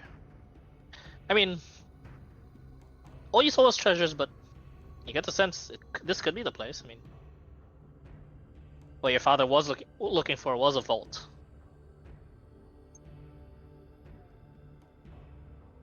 Yeah, I'm gonna need some help. Shit's Indeed, heavy. indeed you do. Yeah, could be interesting to see how you'd go about this. I mean, I've got the dynamite, right? I don't thought you think were gonna that'd go with work. that. We can certainly try. That's not gonna work. Yeah, you at least solved the first part relatively quickly, which is don't be afraid of the anti-magic. Use it to actually push the door. Hmm. We're gonna need like 4 people. Yeah, None of them have armor. yeah.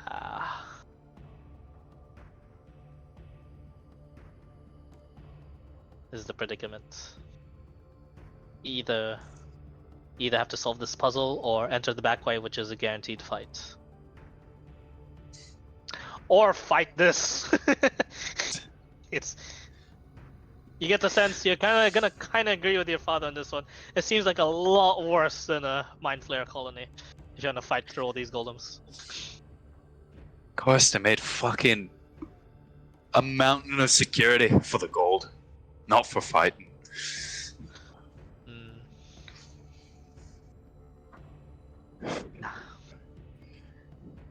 That's easy to know what happened out of character. The Hydra disabled all this shit first before going for the people. Yeah, But yeah, that's the thing. Yeah, I'm gonna walk back out into the workshop area. yep. Sentinels follow you. I go back into the middle of the first room on the left. Hmm. Is there any sort of like glyph or arcane thing? On the quadrant where the golems are lying. Yeah. Yes, actually, and this was only visible because the golems moved out of it. But there seems to be like some sort of glowing perpetual activated glyph at the bottom. Escort Piece. duty. I want to see if I could just rub the chalk off of it a little bit. Okay. Not chalk. You try to rub it and then you realize, oh, it's chiseled in. Oh, it's on the stone itself. Yeah. That's a pain in the ass. Yeah, and in the chisel is what looks to be where like the slightly glowing floor is. You're not sure what that material is. It's kind of bright. It's dim on the outside, and then when you look in, it's like a bit brighter. Probably precious stone. Probably a bit of a chore to try to get rid of. You do have explosives. Just putting that out there. If you can't get into it, blow it up.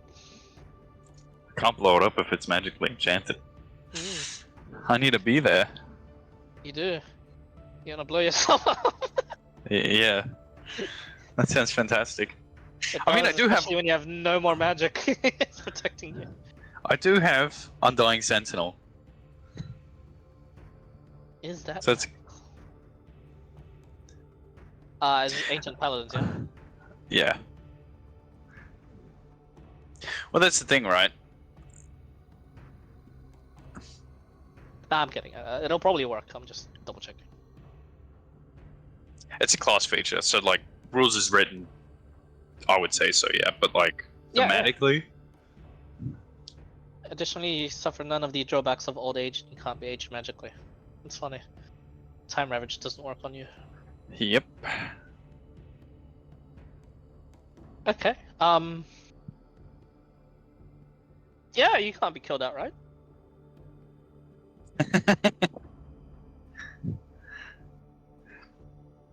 No, I don't know what's gonna happen after this.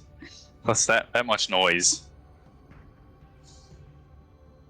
Only What a- one what- way to find out, my friend.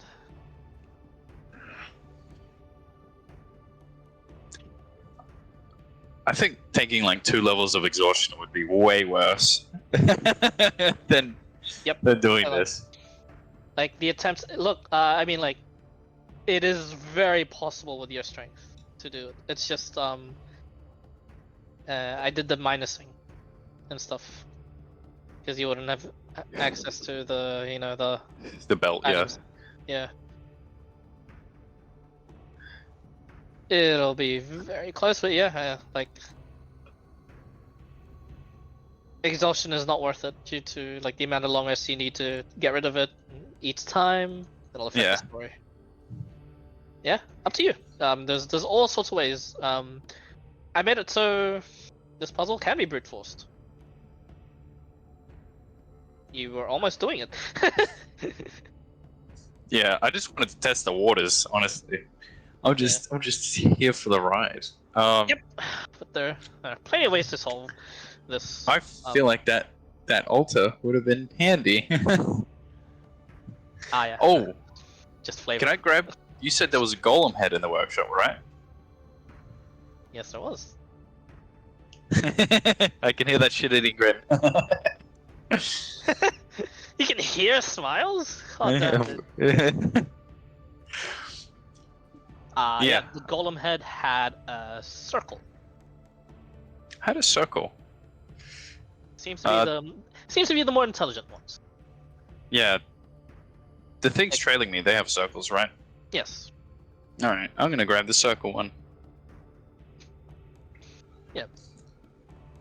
You do remember, with the Arcana check from before, circle equals beam or cone. Mm. You saw it firsthand with the more intricate ones. It was a cone of Anti-magic cone. Yeah. Reminds me of those days in the fighting pits underneath Folst. Yeah. Like, anti-magic is some serious shit. Oh yeah. I would walk up to the hallway again with the head in hand. Yep. That's heavy. Oh yeah.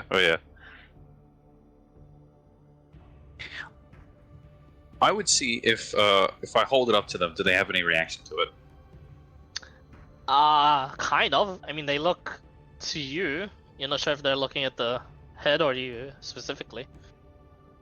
It's hard to tell. They're golems. Yeah. I'd like to walk back and see if I can like use the head to reflect some of it.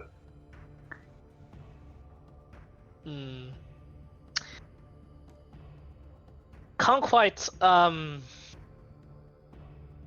do so. You have to walk into the vicinity in order for the cones to activate, it seems. Yeah, that's fine. I'll do that. Okay. And you place the head as if to just be hit by the lights. Yeah. Whilst you're like by the door. Nothing. It just has blue light on it.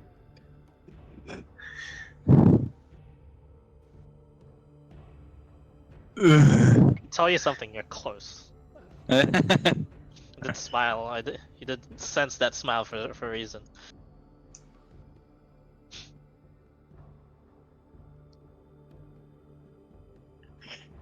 Head. Head.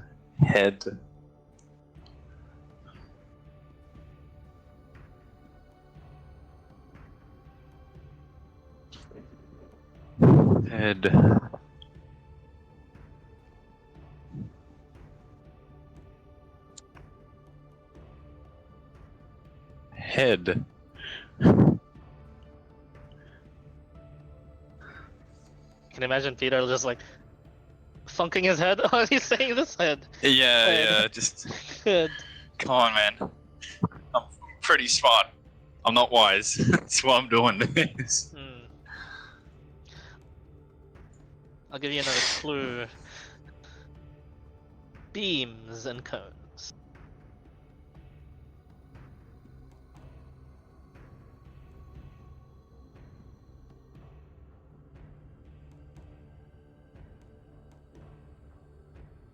Same thing again. There's no square head, correct? No square head. There's only the circle head. There's a spare head though, right?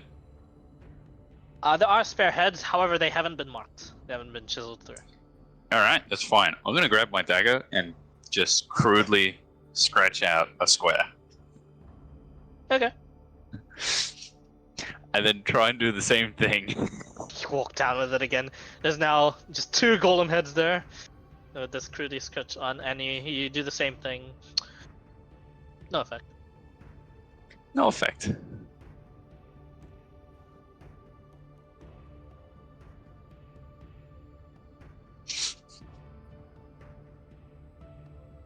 Head. Head. This is exactly like. I like how you always you nail the first parts of the puzzles of all these things and somehow get yourself stuck. It's just like the escape rooms. It is, actually. I'm the bridge that goes, oh wait, look at this one, guys.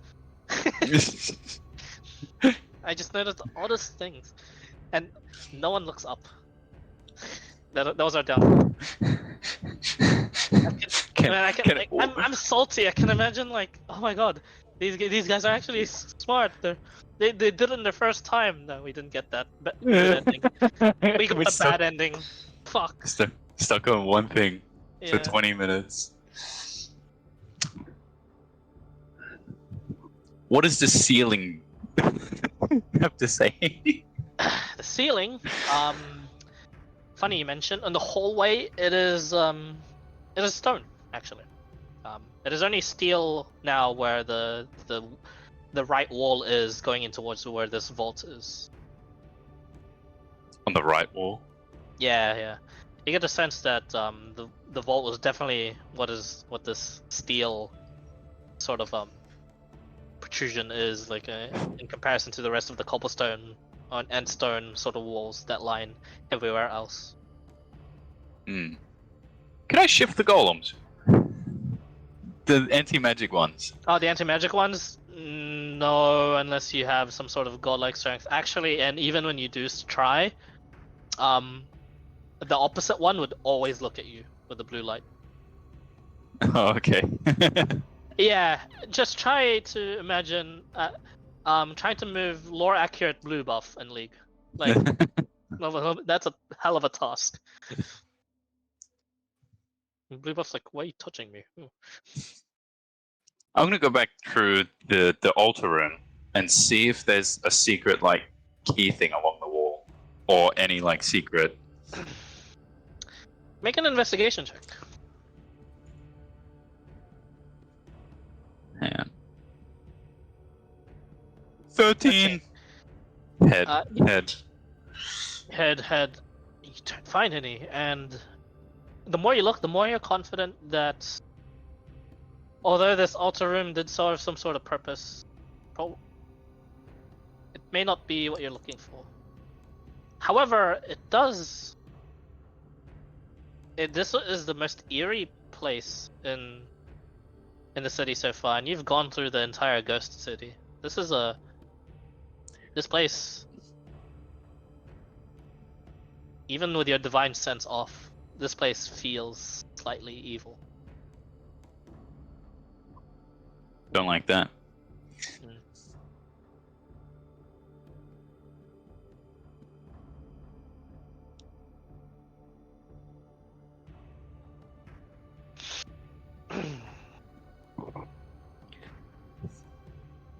I'll give you a second clue. I was very happy when you picked up the circle head.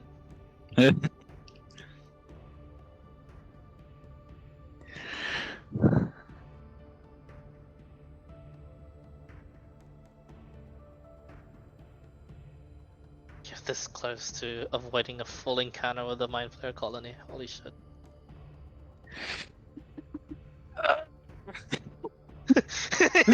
I'm just scratching my brain. Yo, I didn't think you'd go for the puzzle option. I thought you'd go for the combat option. Damn.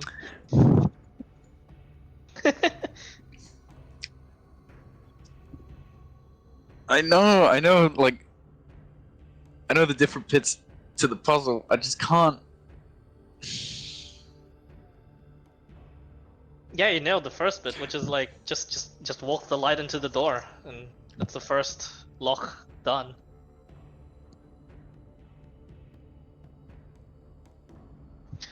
The brute force option is just athletics check and just hope you don't get exhausted. Yeah.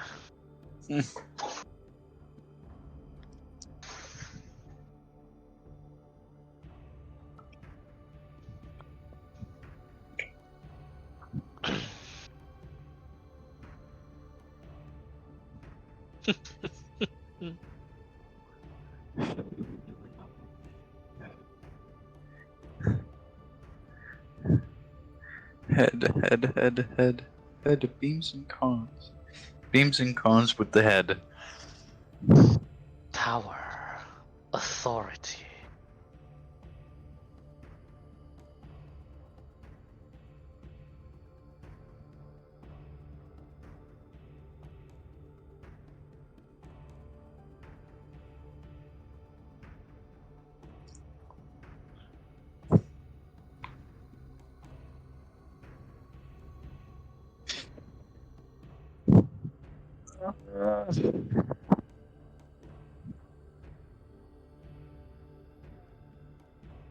What was your intention with this with the square the square? I was just like, golem though. I wanted to see if they had any reaction to it. Ah. Oh no, a dead comrade. Fuck you. Yeah. Because they exhibit some level of consciousness. Yep. And I'm just trying to see what it is. Right. As far as you know, it's not really a clue. Sentinels. Golems they do have consciousness, but they have defined purposes. They have exactly. no jobs. Yes. Yeah. I was just trying to figure out the parameters to it. I thought you're gonna breeze through it since you figured out the first parameter. Like. No, it's just like, oh, that makes sense. Yeah, I'll just walk through here. Yeah. Fuck. No, What an backlight. Shit. What an engaging Twitch stream. Honestly, I think it is for them. I think they might be enjoying. Honestly, yeah, because they're like, I know the answer. I've got it. Either that or what the fuck is it? Like,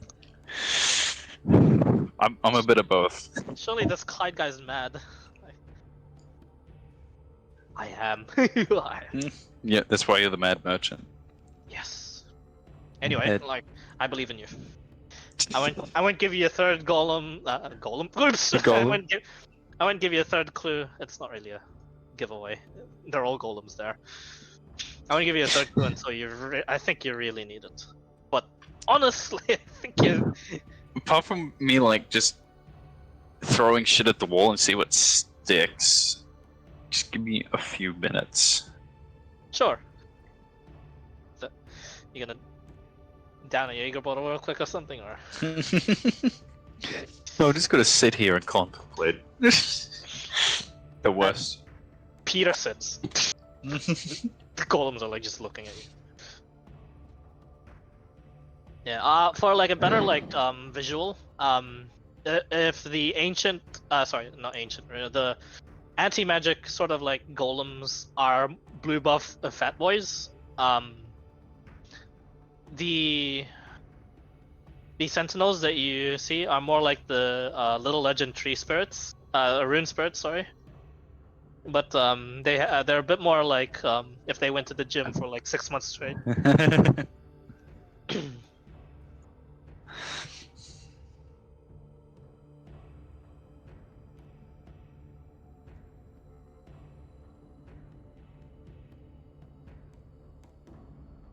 What if I tried that same course of action, deactivated the thing, left the head at the door, would they still shine their light on me?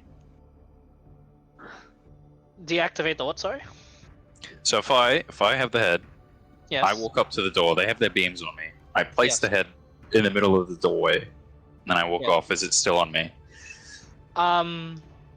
It is on you until you walk out of sight, and then the beam turns off. Okay. Can I unscrew the top of the head? You can definitely look inside. Yes.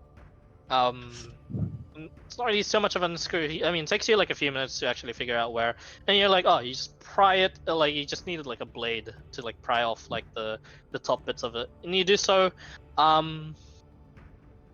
It looks like the circuitry and whatever is inside the thing powering what is meant to be shooting out the beam or whatever the cone is, it is active. Okay.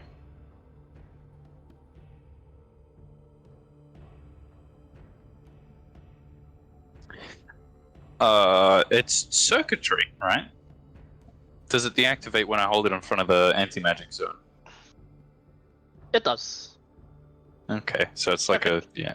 Circuitry run on magic, and you get the sense you can't see it yourself. The glyphs are probably like very intricately carved, and much like a motherboard would like function, would be like a perpetual state of that due to the magic.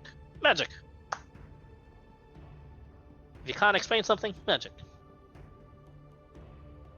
TM tips number 169. Actually, that'll be more like DM rule number 2 or something. Just magic. Yeah, it's a fantasy world. Yeah.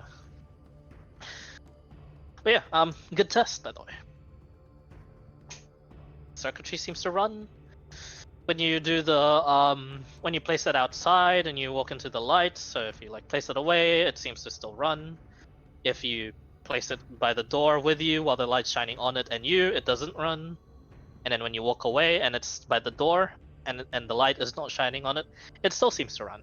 So it's as long as the light's not hitting it.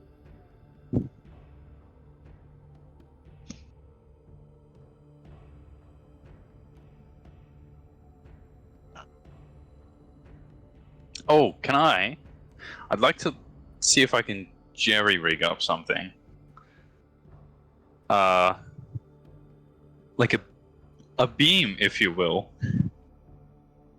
Ooh. See if I can point it at the door. Like this circuit board or whatever that I pried out of this thing's skull. Mm-hmm. Can I just like attach it to the wall and just angle it? How do you attach it to the wall? Now, that is a good part question. of the wall is stone. It's not steel, so you definitely can. Just how do you do that? I feel like the floor would be a better bet. It is like there's like a slight incline. If you put there's a risk if you put you've been putting it where it's just been sitting on the corners, just right next to the fat boy golems. Just like because I know your character would. But if you put it on the floor, because it is at an incline, it may start rolling down. God damn it.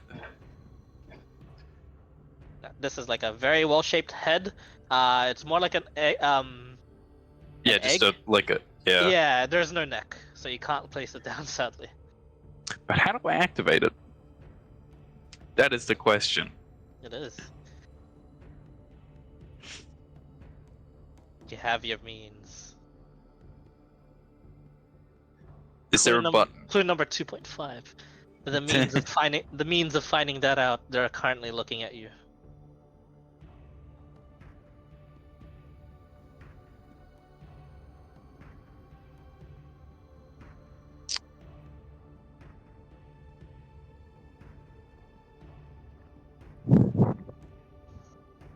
Can I touch not the sentinels that are guarding the door, but the escorts? Yep. You touch them. They just Right. look at you. I'd like to see if I can see any. I need a fuel source to activate it. I don't have any. Yeah. Make an investigation check.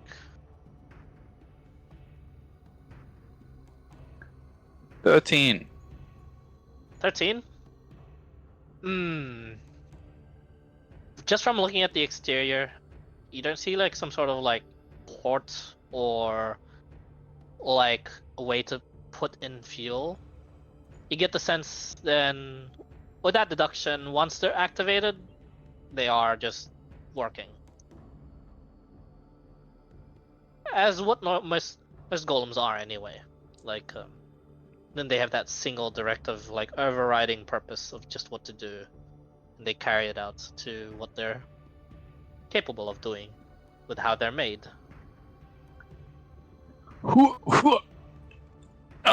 I'm inching closer and closer.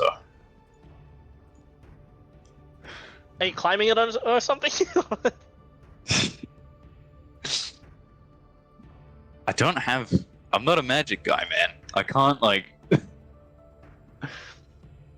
Plenty magic. Yeah, you have one spell that'll that's been helping you out so far. Smite? You're not wrong. That's also a way. I'm not even joking. That is, funnily enough, one of the solutions.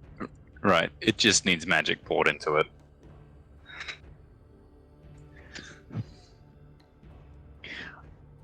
Can I deposit a spell slot into there? Into the head? Yeah. Sure. How do you do this? Well, I learned with the orb that things are not as what they seem. Things Yeah. can take in magic. You get the sense if you hit this thing really hard with a spear, you might break this one, though. Yeah. This is why I'm gonna attempt to like. I'm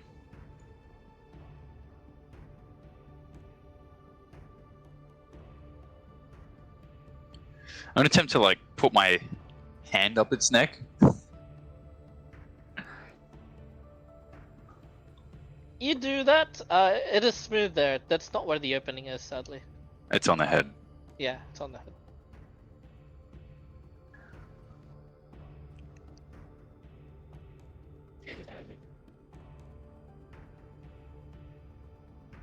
I can draw it for you, actually. I've cast detect magic on the head. Ah, there you go. There is the circuitry that seems to be running slight bits of what looks to be conjuration, transmutation, and evocation. The evocation, however, is dormant and rests solely where the marking would be on the inside of it. It's a big circle of evocation.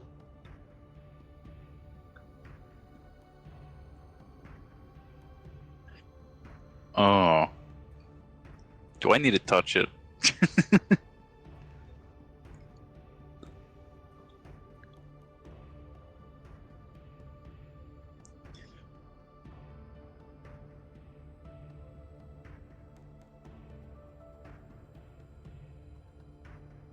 I'm gonna step out.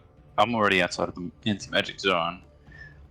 I'm gonna see if I can like touch the face.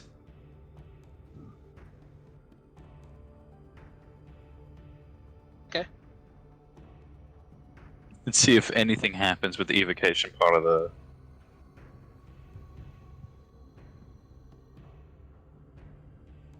So basically, wait, that's the front of the face.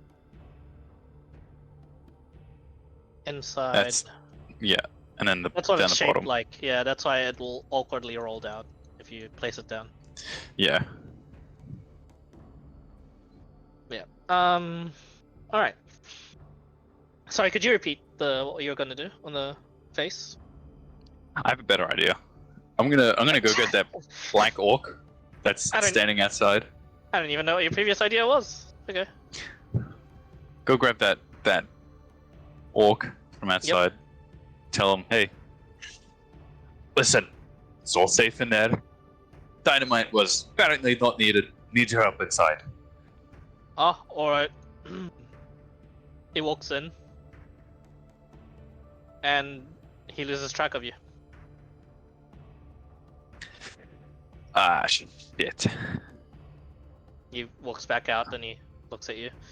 Are we gonna address this problem?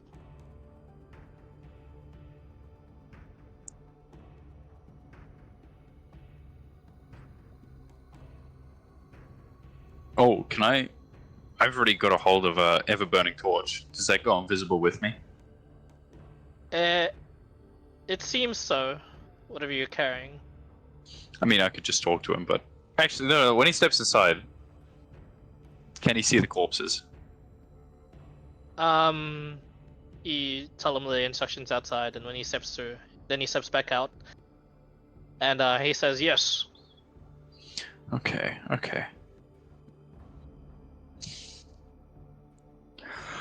Oh, wait. He disappears for me, right? No, he doesn't actually. You disappear for him. If you wish to do like the experimentations of this limitation, you cannot hear him. You can see him, but he can neither hear nor see you once you're both in the bubble. But if he's out of the bubble and you're in it, he can hear you and see you just fine. Okay. And vice versa. And when he's in the bubble and you're not, he can hear you and see you just fine as well. So it's one person.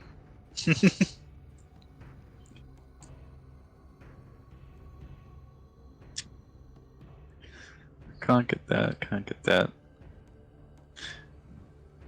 What if I grab one of those clamps? Clams? What? Yeah, from the big orb, and just prop it up on the. Yeah. You take a look at those. They're like gigantic claws. Oh, okay, so like it's nothing to Spike prop it up. protrusions. Yeah. Remember, it was a 30-foot by 30-foot orb, so needed like It's a worth a shot. big Yeah. thing. How? Actually, I mean, you can certainly try. I can just break them from the floor, carry it No. all the way to the thing, and lean it up. This. There's a lot of work, but hey, I mean, like, you have lots of time. It'll just take a while.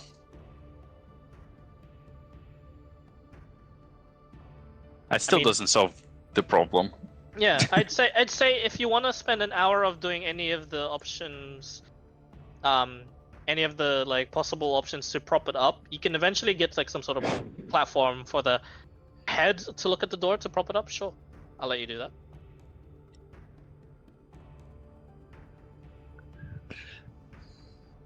It's staring at me. There you go. You're holding it in a way that's looking at you, but yes, it's staring at you. I mean the solution to the problem. Yeah. Quite literally. I know. Like, it's not really a problem hidden in plain sight. I did make this somewhat difficult, but like, I'm just really impressed you solved the first part so easily. People usually just give up on that, like they think anti-magic. No, I am not stepping into that ever. I will die. Oh no, it's No, you thought you saw it as a yeah, you saw it as part of the lock. Oh well, it's part of my tenets. I need to conquer my opponents and don't fear the odds, right? Oh fuck! That was stupid. All right. Yeah. Sure. How do I get it to work? Lugnal is sitting here going, huh. What a man. But wow, what a man. Oh, we haven't none of that. I like the Twitch comments. Drop a nuke on it and pray. Golem's monkaS. Is that Daunt? It's dizzy. Oh, look, we all know the High Lord wasn't very good at puzzles. You know, the highlight of Peter. That's a character theme. But there's like one point where the orcs are just like, I think we need to bring the High Lord to a dungeon at one point. He needs to have some fun. I was like, is this necessary? It's like, yes. Of course.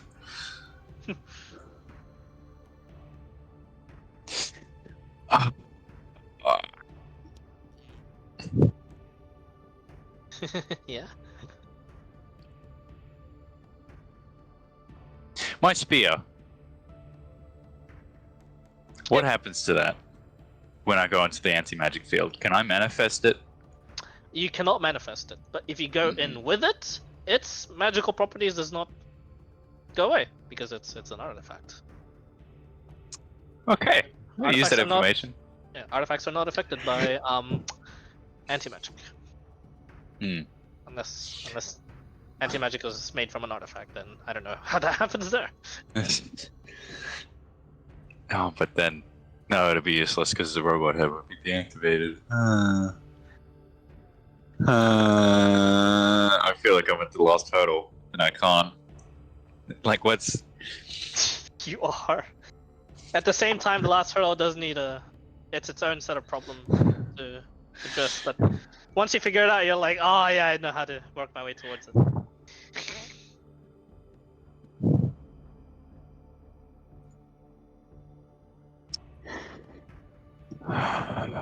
Would you like me to give the third clue? It's not the final clue, but it's gonna help a bit.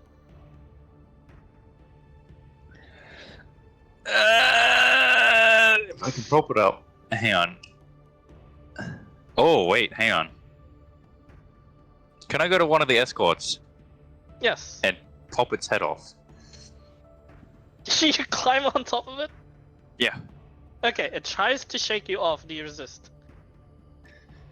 Yeah. Oh, wait. Make an athletics check. Wait. Oh, I already said it. It's in fiction. Let's fucking go. Alright. 26. 26.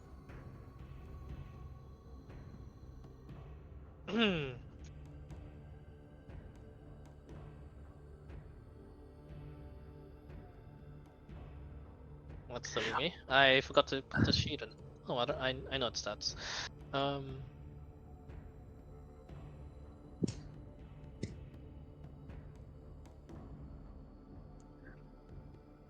Well, you're at the head.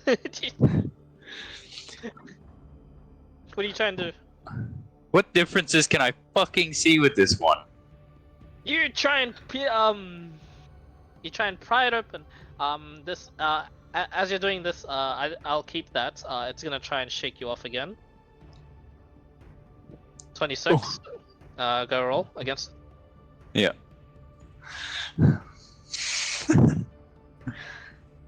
29. you freaking. It's like trying to grab you. You actually Just let grab me it, see. and you pry it open. It's going. You now see quite a bit of a difference. The runics. There is some sort of a runic line that attaches itself from the main circuitry towards where the where the circle is, and that circle. You watch as this particular sentinel becomes a little more hostile, and it shoots out, and it is a beam. It is a big red beam of just force, and it just makes a crater on the floor. And then you watch as the other sentinel looks at it. It doesn't seem to react. Okay, so it's got a self-preservation instinct. That's good to know. Yeah. It's trying to that's the details you can see. Do you still try and hold on to see as much more details as you can?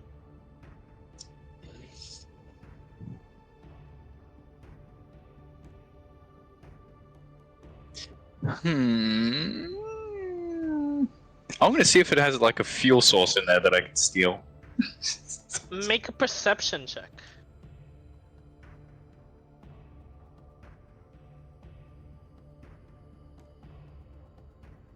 5. 5. Oh, I'm so sorry. Circuitry. I mean, honestly, you're just looking at ahead. You can see the rest of the body, and it's just all bright lights. It shoots at the roof, and you're like, oh crap. Oh no, it's Yeah, good. It's pretty integral yeah. here. It tries to shake you off once more.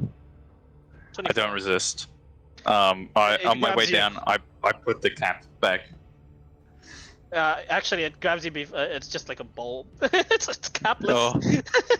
on its head, and you're just holding it, and just looks at you and lets you go. Ah! It looks at you. You get the feeling this one looks. If you can feel a golem be pissed, this one is like looking at you more intently than usual. Like if the other one was like this one is like this.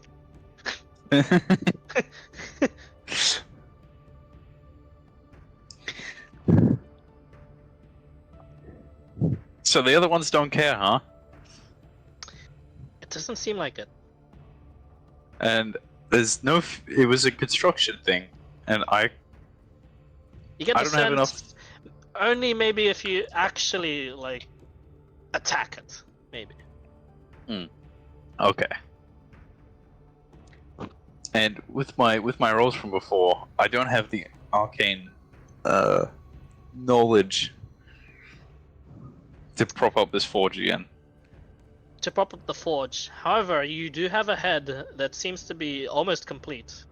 Whatever those lines were, they seem doable. Do they? Shrug. Yeah. Find something in the forge to help you. I go do that. You haven't looked in the forge. Go ahead and make an investigation check.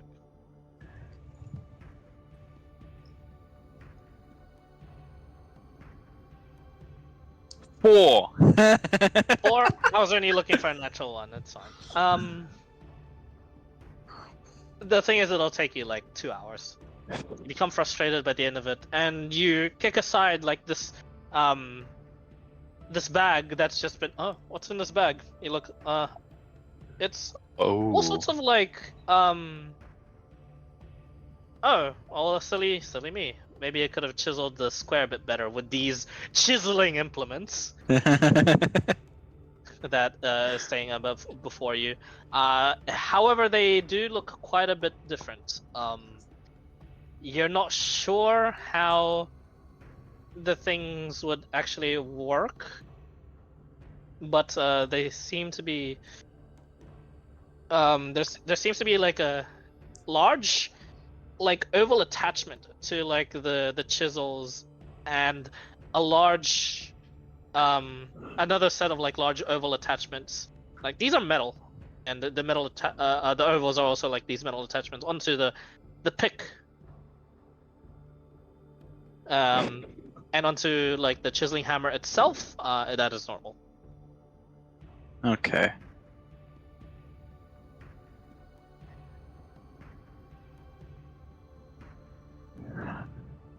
I mean, I'm just gonna try and do that. Okay. I do have. What? Actually. See if I can complete the head, if I can. Okay. I do have forge tools with me, if that helps. You do. You take a look at it. These oval sort of like attachments make it so that when you work on like the inside of something, looks like you attach something in order to work on it. However, you kind of have light. As you begin chiseling away at it, it begins to chisel away, and the oval attachment then like switches and turns like a. Every time you pick into it, it just, and it kind of like every time you hit the pick or the chisel, whichever one you pick, in order to carve out the thing, it turns in a way where every time you hit it, it actually like begins to clamp on and then clutch into your skin. You continue. Yes. Okay. And then it hurts, and then you get to the point where, oh, yeah, okay. It's a perfect indication of like the amount of times you have to chisel in order to get the line deep enough, and also like long enough in order to attach to the circle that's already been made there. And your hand's stuck. Now what do you do? My hand's stuck. It's a bit painful. It's starting to bleed. 3 points of piercing damage.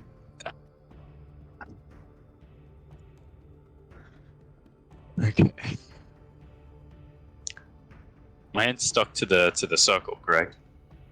So like the oval attachment that was on the pick, like the Right. the more you like hammered onto it, the more it became a claw and then just dug into your skin all of a sudden.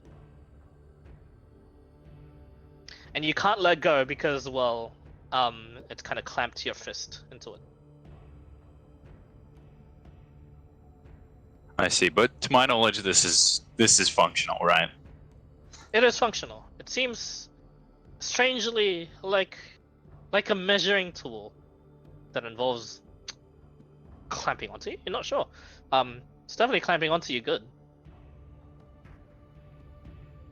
It needs fuel, right? It does. I'm just gonna see if the chisel wants something. Or this oval thing needs to take something from me.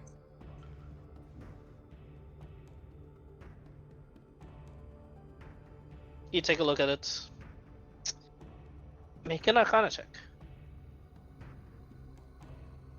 Or investigation. Up to you. 15.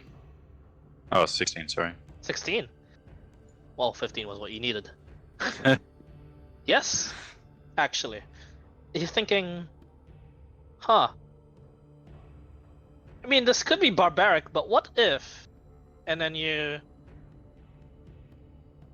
try and cast a spell. Yeah, just a...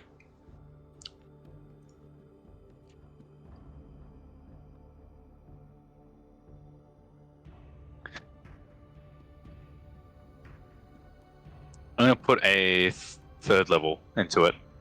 Or an attempt at a third level. Okay, not a problem. This oval thing unlatches and it seems to like just undo. And you watch as the oval thing begins to have like the power courses through it, and it runs through these previously unseen before lines onto the chisel, and it goes into the line of like this this golem's inner workings. You do one line, you've completed one line, and you have figured it out. How many lines are there? One more left to do, according to the one you saw at the thing. However, this is your head. You can make as many as you want. Well, it's a pretty big door, right? It's a pretty big door. You saw two, and it shot out a red beam that could make a small crater on the stone floor and ceiling.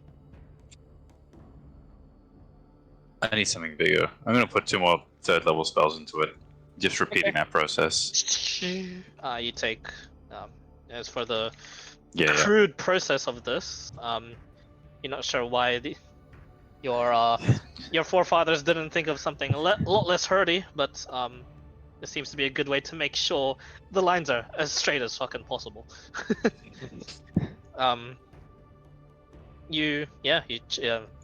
Three more. There's 3 lines in it. You add more.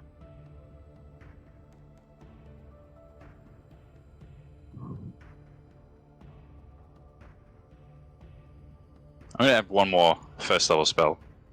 Okay. A dimmer one is still connecting to the main circuitry as you take another. 1 point of damage. I've gotten used to the process. All right. Now, how do I get it to activate? Correct.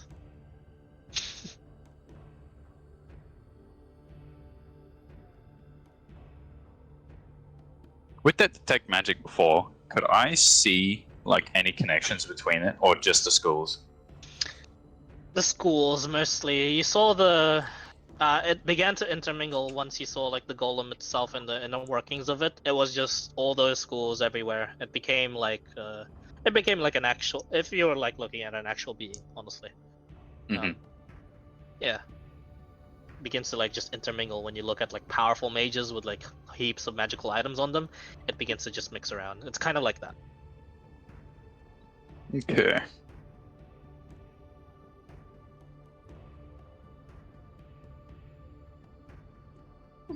Okay.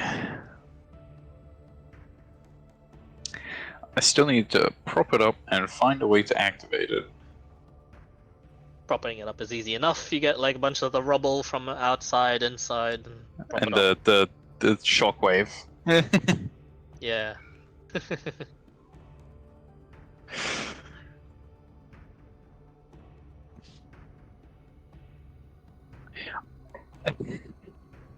I'm gonna see if I can.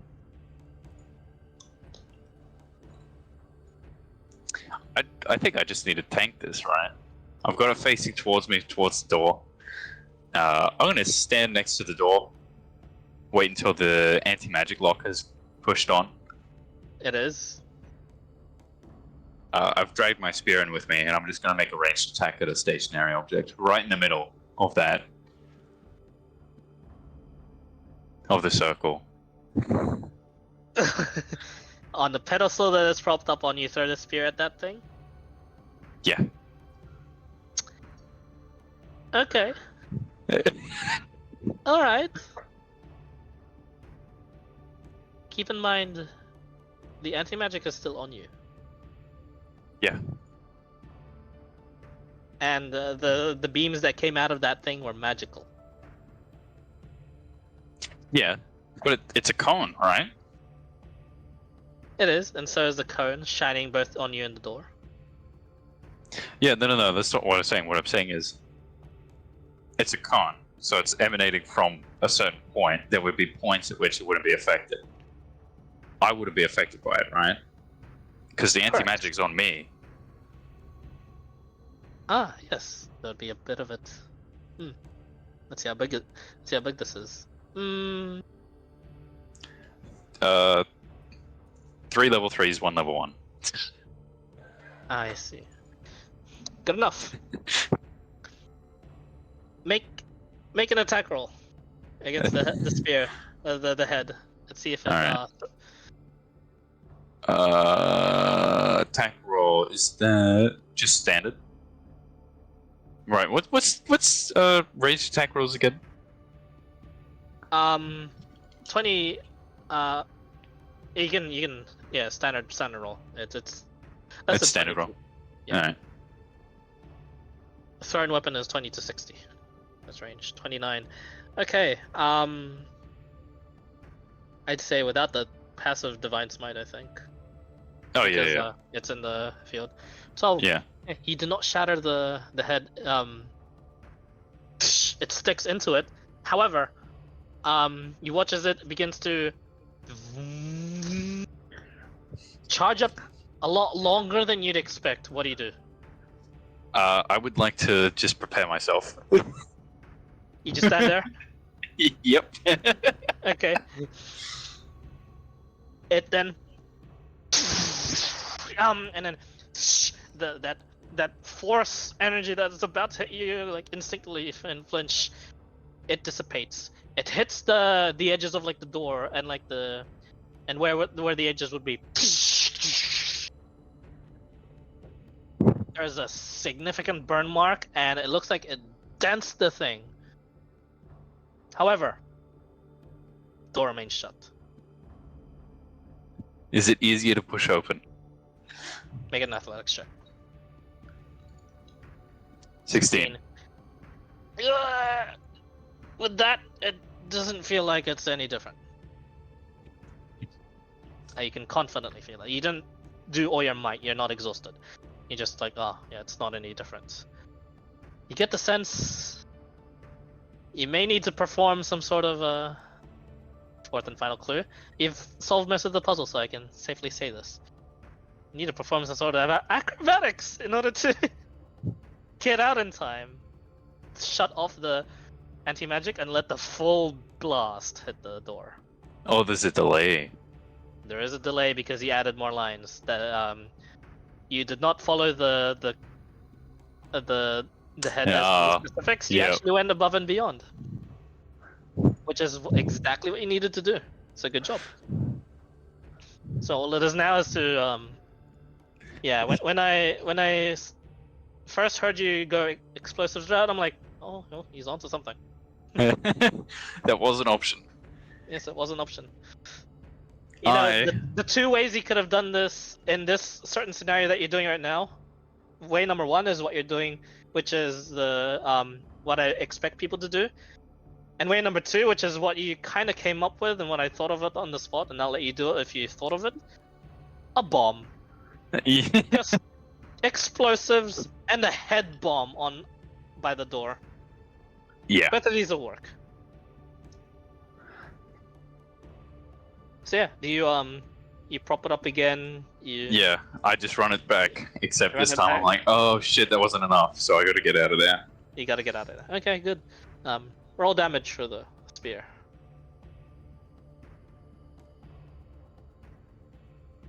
$12. Well, again. That's And then I close. What did you roll for that?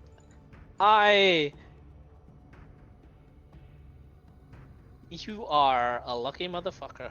These heads have an AC of 20 and an HP of 25. The fact that you rolled a 3, 24.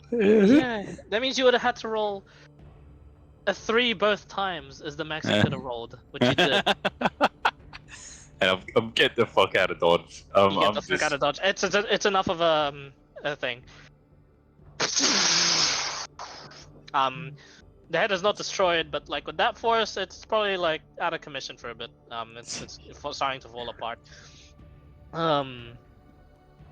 The escorts and the sentinels there lie unmoving, and you watch as the door. I'll have to roll damage. How many did you put in again? 3. 3 level 3s, 1 level 1.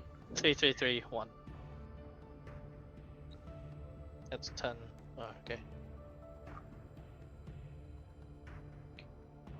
113 points of force damage. Blows it fucking apart. Yeah, very erratic with the golem's beams. The make is inefficient, but it is highly volatile. And the fact that I rolled 3 20s, good job. I saw that. Yeah. Good job, I guess. 113 points of force damage. That was enough. The door was immune to all damage, unless the damage exceeded 100. So yeah, it blows open the door apart. The golems themselves remain in their inactive state. Do you walk towards the door? I'd slowly creep towards it. As the smoke drifts aside, you walk into the vault and feel a tinge of disappointment. What do you do with all this gold? Where's all the treasures? You see a few bits of equipment. You see like rings, you see pauldrons for your shoulders, you see helmets, some armor here and there. You check them, ornamental, ancient. This is more of unused. Yeah. This is more of like a collector's hoard, and as you go sift through, you feel bit of them seem to be magical, but not much.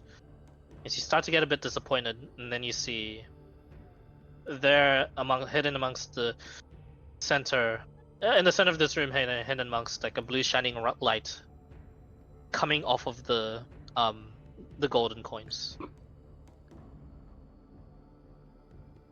Like the light is buried. I dig.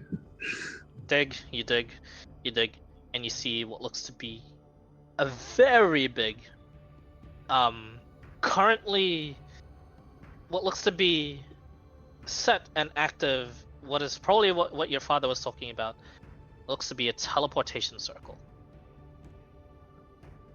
Oh. Active?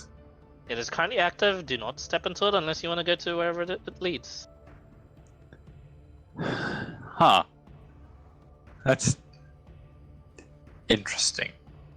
Yeah, it only began to become active as soon as you took off the coins from the last bits of like the nooks and crannies in which the light was being obstructed by. Just like the glyphs that you saw outside powering, or was once underneath the golem. Yeah.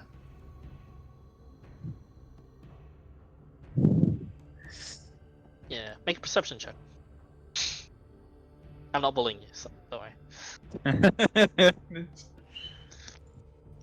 18. All right, we're so back. That's really good. That's well, I'm just gonna stretch a bit. Let me read out what you find in this treasure room. Assuming you're also looking with detect magic, I was gonna bully you and say, yeah, you kind of didn't see, but Yeah, I was about to say after that, I'll upcast detect magic at 2nd level. Yep, you max amounts of stuff, max amount of loot. There is a mountain of gold that is uncountable. You are free to do with that as you wish. You can spend the days on end just trying to count this, should you wish. There is a chalice with there is a gem encrusted chalice which seems to be worth quite a bit of money. I'll give you. You'll eventually get this praise. I'll make it easier for you. So, gem chalice, 1,000 gold worth. And there is 2 rings that give off a mighty sense of abjuration magic. They gave off as much power as the head of the golem did as soon as it made a blast. Oh. These are relatively powerful rings. There is what looks to be, as you sift through the gold, actually buried deep within a set of armor, it seems. Much like yours, but with an enchantment. Quite a bit stronger. It looks very familiar. It looks like, although these elites didn't have like one particularly like strong king to fall under, if they did have some sort of like strongest warrior, this may have been the armor for it. So yeah, I haven't quite identified that, so I'll just leave that there in your care. There is also, excuse me, a short sword with what seems to give off also an equally as big evocation property to it. Yeah, think twice before touching that one. And last but not least, you find something in which concerns you a bit. 2 of these pyramid-like structure, pyramid-like objects, about as big as your hands, scattered throughout the room. There's only a couple of them. they don't give off a school of magic that's familiar to you. It's otherworldly. I'm definitely taking those with me. Okay. Put in with you. Yeah. Yeah, the things I'm taking back with me. Yep. If I can manage to fucking drag it out of there, just the both rings of abjuration that you described, the dwarven royal mail, and the legendary short sword, as well as those 4 obelisks. Cool. Yep. 2. One more. Two. One more thing. How many of there? 2 of the pyramid. 2. Right. One more thing. I would. How many people are back at camp? There would be the not back at camp, but Black Orc count was 1 sorcerer, 3 Eldritch Knight, 2 paladin. Mm-hmm. Okay. I'm gonna grab 6 handfuls of gold, and just like stuff it in my bag.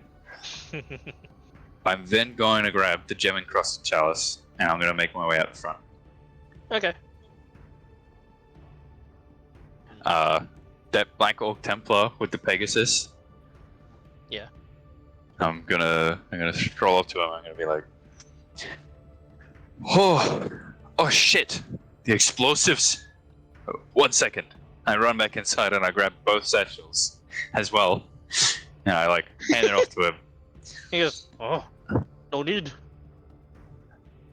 No need. Right.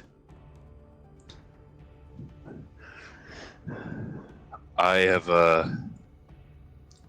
taken some things from our forefathers, and you have definitely done something for us today. Trust me, there's plenty more where this came from.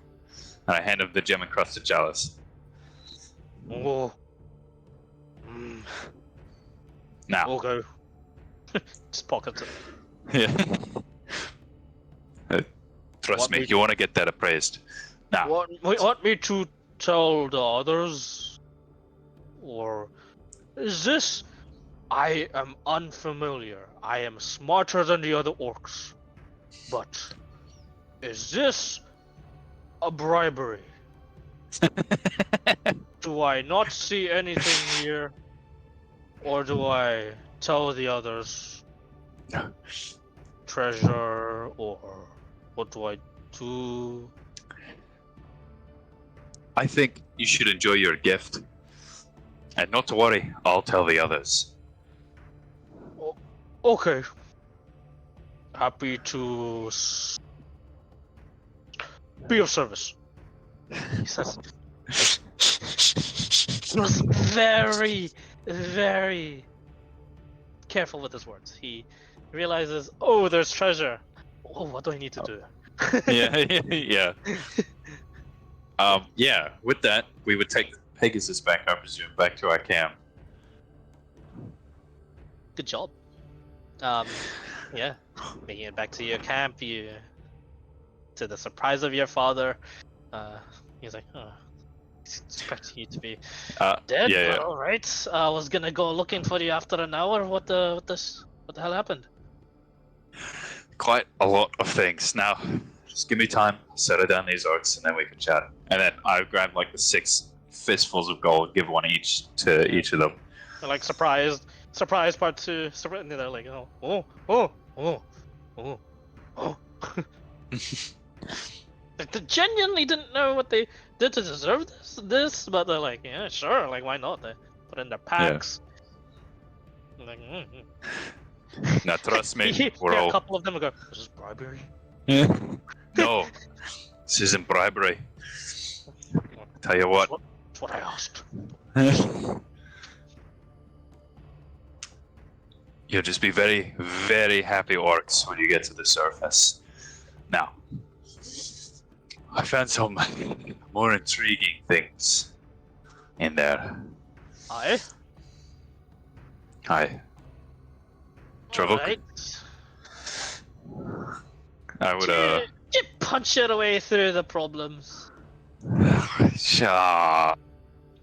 You know me. I use That's my magic. boy. Yeah. Oh shit! Hang on. Explosive magic. Be that as it may, how'd you get past the freaking ancient golems? Oh, trust me, I was banging my fucking head against the rock for like 2 hours. Okay, I'm pretty sure even if you punch through the rest of the golems, it takes an army to take down one of those. Shut up. They were on my side. Wait. So the armor thing, it actually worked. Right? Right? I was expecting my son to go in there guns blazing, and really fuck some of the golems up, and then come running back and be like, "Yes, father, you are correct. Let's fight the." No, how'd you do it? And then you fill him in. Yeah. I fill him in, and as while I'm regaling him with the He's stories, I'd Fucking baffled. I'd like lay everything out on a table in front of him, minus the obelisks, all those 2 pyramids. Okay. He goes. He says, "Yeah, that's the teleportation circle. I can run it. I can control it to go." And just gets like the key, pulls it out. It's just like a bit of a rock, actually. Yeah. Is that? Did you find that up at Jacob's Ladder? Is that why? Is that a family heirloom? No. That thing's still in. No, technically, not in there anymore. Probably blown apart by whatever attacked us. And Oh, this about thing, that. and he goes, about what? Actually, never mind. Yeah. Let's just get the job done. Yep.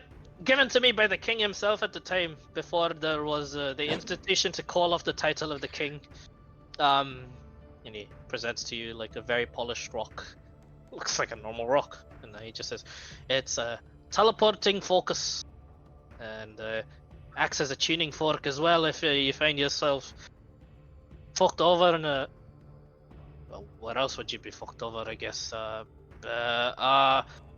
don't know what they're called, but there's other worlds out there. I think. Hi. Not too well versed. Anyway, let's get to looking. I got a bit of the shit. It's been a while since I've had to do this. He takes out like from his pack. This is a surprise to you. He brings out a spell book, Oh. and he's like, you looking at your surprise. Don't worry, it's the actual rudimentary basics. That's all I know. I kind of had to learn in order to I had to get some shit I praised, because shit kept on getting back to me, and they're like, look, this isn't up to par, and I'm like, to fucking hell it isn't, and then I had to look at it myself, and sometimes I've had to make some adjustments, but that's another story for another time. And he tells you the rings. There is there is a ring of banishment. Oh. This is a very rare very rare item, and 3 times a day you can cast banishment. Still requires concentration on it, but it's restores all charges at dawn. So it's a bit of a custom. I'll write all of this down to you later. Yeah. But yeah, ring of banishment. There is a ring. There's a legendary ring. He just says, "Oh, this shit's legendary." Wow, golden legendary. Legendary. It is a ring of protection +3. It is +3 to AC and saving throws. It is just. He just says, this ring makes you unkillable, and this thing makes your problems go away. Both of them require attunement. Yeah. Yep. He takes a look at the sword, and let me just double check this. It's an actual PHB item.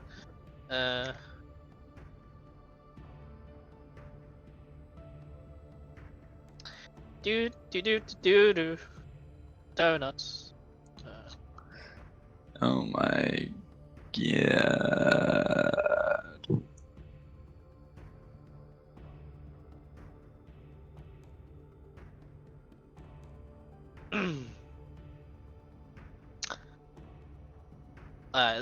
It's a sword is just it's not a weapon. It's a wondrous Huh? item. It's it's titled after our city. It is Felbar's Beholder Sword. Oh. This is this symbolic sword is carved from dark purple and mauve stone, and it has got 10 hooked barbs. Now that you take a closer look at it, as he finishes, it was just like a normal short sword, and as he just like properly activates it, it becomes like this barbed sword with becomes more like 10 daggers that are just like together at some point, instead of like a sword. The sword has 10 charges. While wielding it, you can use an action to spend some of those charges to cast one of the following spells from its spell save DC: Charm Person 1 charge, Disintegrate 6 charges, Fear 3 charges, Finger of Death 7 charges, Flesh to Stone 6 charges, Hold Person 2 charges, Ray of Enfeeblement 2 charges, Sleep 1 charge, Slow 3 charges, Telekinesis 5 charges. The crown regains 1d6 plus. The sword regains 1d6 plus 3 expended charges daily at dawn.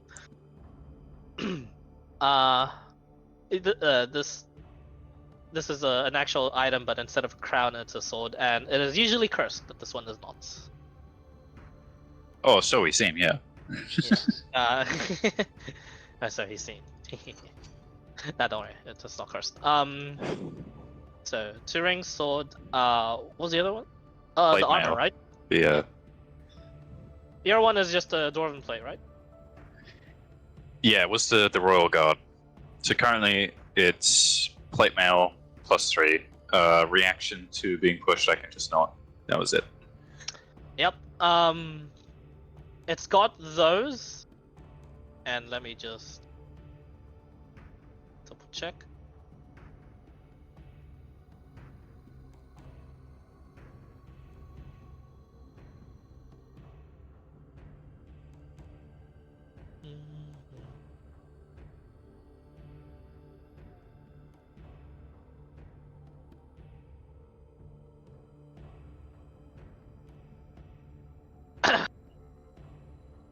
While wearing this armor, you can use an action to touch a creature and cast Lesser Restoration on that creature. Once used, this ability can't be used again until the next dawn. This way, you can also cast Greater Restoration, as well as Regeneration. Oh. It's just got spells on it, and it's just, yeah, that's why it's a lot more powerful. It also was one of the ones that you detected with like swirlings of skulls in it. However, this requires this requires attunement as well, and it requires attunement by a dwarf of Citadel Felbar only. What a coincidence. Hey, look at that! You qualify.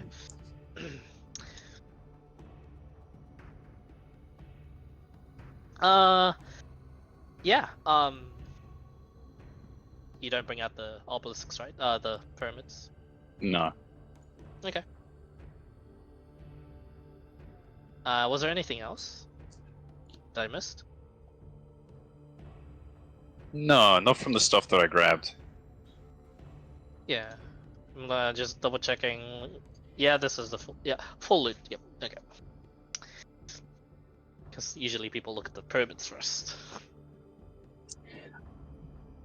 Yeah. I have a plan. And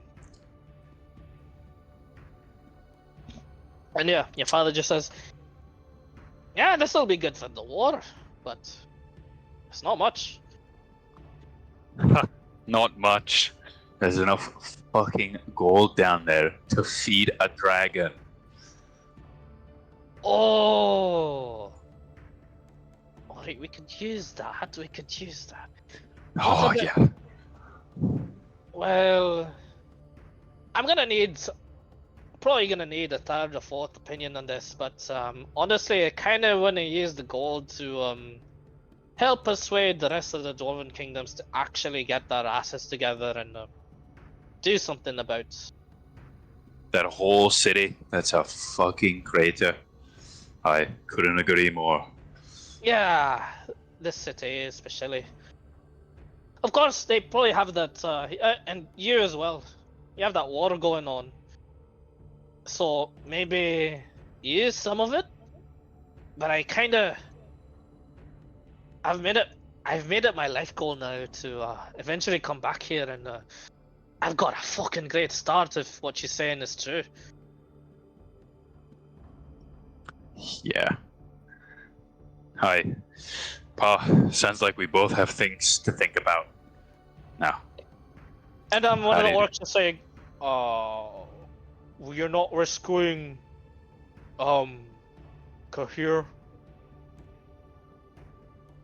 And Trevor just looks at him and he's like, "Aye, we were, and I think we still are, but now it's just a lot easier. I mean, Hi. you orcs can use this shit." And they look at the items, they're like, "This is the first time you've seen such organized and thinking and hesitant orcs." Like, oh. Really? Hi. Except a magnum opus. The orcs can use the ring's eye, but the sword and the armor, well, I think it's got someone's name written all over it, and I don't think the city would have a better leader than the one standing before me. I barely got through all that with this identify shit spell. I don't think I can go through and I'll learn, sure. As for the armor, he looks a bit conflicted. Why don't you wear it, lad?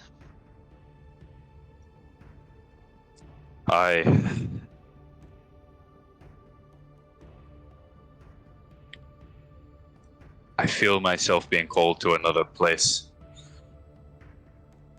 I'm not sure if I can be there for our people when they need it. Honestly, doesn't feel right for me wearing it, but I can think of a way to get past the Royal Guard Palace. It'll just take me like a week. I'm the one that made the armors in the first place, so piece of cake for me. And honestly, I think I'd rather have my son alive from whatever he's attempting. So I'd really like it if he could wear this piece of beauty. My god. Oh, for the record, I didn't make this one. Top brass has my full compliments. And Aye. if you don't need it anymore, or if whatever you're worshipping is saying, "Oh, I have some new armor for you now," you're not doing the city a disservice by taking it off then and there and donning something new and more powerful. There's not a city to do disservice to, and there's not a city to be beholden to, lad. Leave the wallowing of the sadness to me and the sightseeing and shit.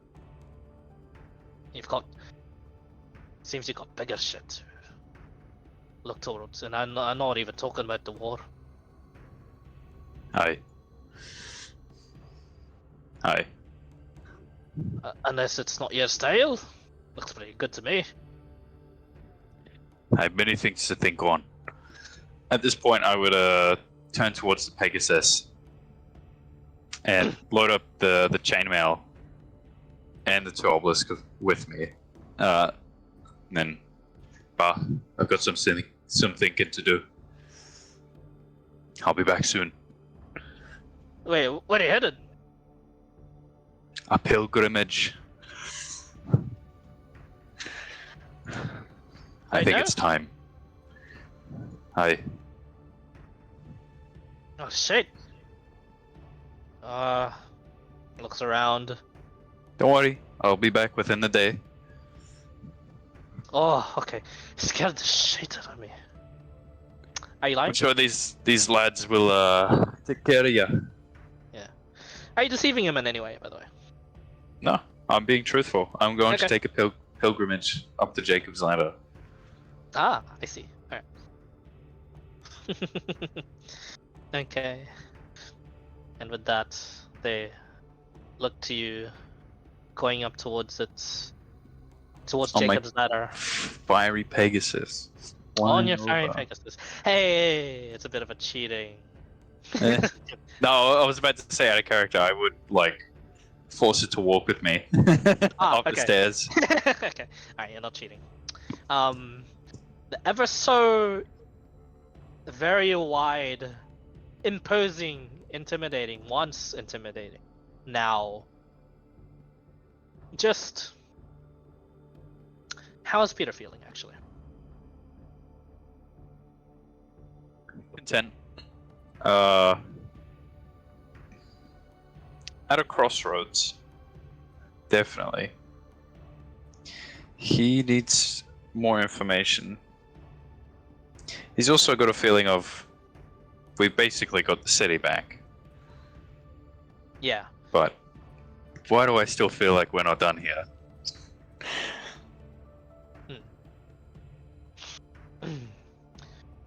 As you Trudge ever onwards. do, it takes a while. A cycle does happen. It's right. You're right. But Peter, for the first time, ever since the expanse in which you trudged on over once with your friends, with your adventuring party, in the plane of air, this massive expanse of cloud.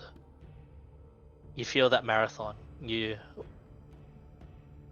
witness upon that memory.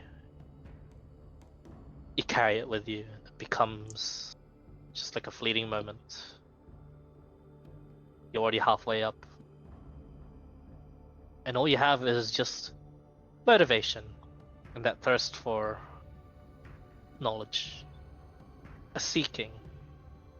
You have intent, you just can't quite place it yet. You have purpose. But it's not direct. Yeah, it's not direct. You're right, there's something missing. You go up here. You go up the famed Jacob's Ladder of where the elders, the champions of the city, make their going to pilgrimage before they are titled upon at the edge of the stairs. And when you reach the edge of the stairs, your Pegasus, ever so loyal, walking with you the entire way as well. You not missing a beat, having walked the entire way, as well the true champion or elder of Citadel Felbar was needed. There's no crowning, there's no knighting, there is no congratulatory, celebratory event waiting for you up here. No title to be bestowed upon you. Nothing but whispers and dead echoes. What you feel, you definitely feel more powerful and a sense of victory. Probably just all of those that have walked here felt as well, including your father. You are now pressed to walk further beyond. You look towards the don't help me. You look towards the left and right, towards these built-in mausoleums, these shrines. And one particular one lights up when you look towards your left. Braziers are evident in the room interior.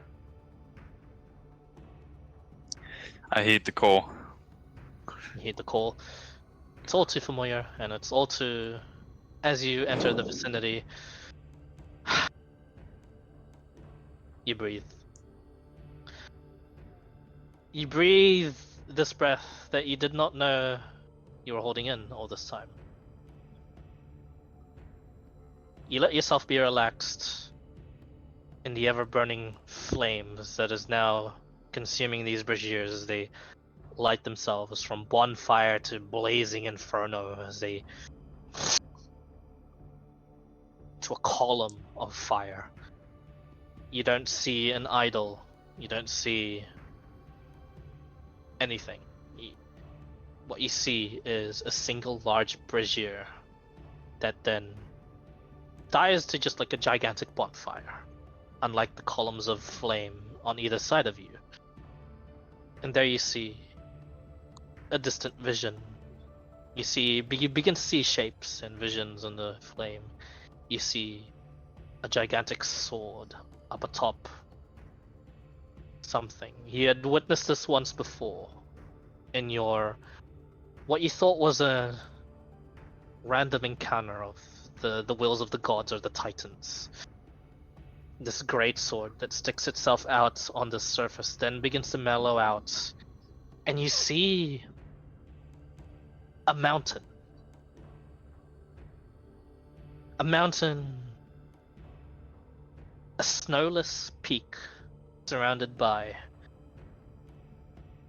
blizzards, surrounded by snow-capped mountains, but the singular large mountain, tallest of them all, black as obsidian, but not quite. Not sure if ash or the black ground itself is what covers this mountain. You pan out, and you see this massive greatsword. It is just stuck on this mountain. And you pan out, and you do not see sky, but you see darkness. Illuminated in the distance by what seem to be dots of light. And you pan out, and you see an island that is surrounded by a dark gray sea. Still, no waves. And you pan out, and you get the full vision of this gigantic greatsword. There's no words to be given to you. There's no direct conveyance. Apart from emotions. Apart from a will. The will, this overriding will, then begins to become... You breathe once more. You no longer feel the overbearing words of the Flame Titan as he speaks to you. As you hear him for the first time with clear ears, you hear, "Retrieve my sword."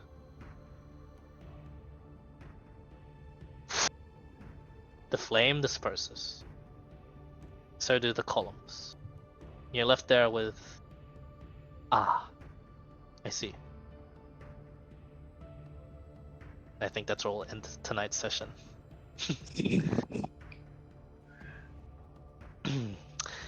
Gracie Island. Mountains surrounded by other mountains that are snow-capped. Blizzards all over. Except for this one. Except for this one, where the sword rests. The sky itself, black, but with only dots of lights visibly seen. With your knowledge and your intelligence, this is somewhere in the Underdark.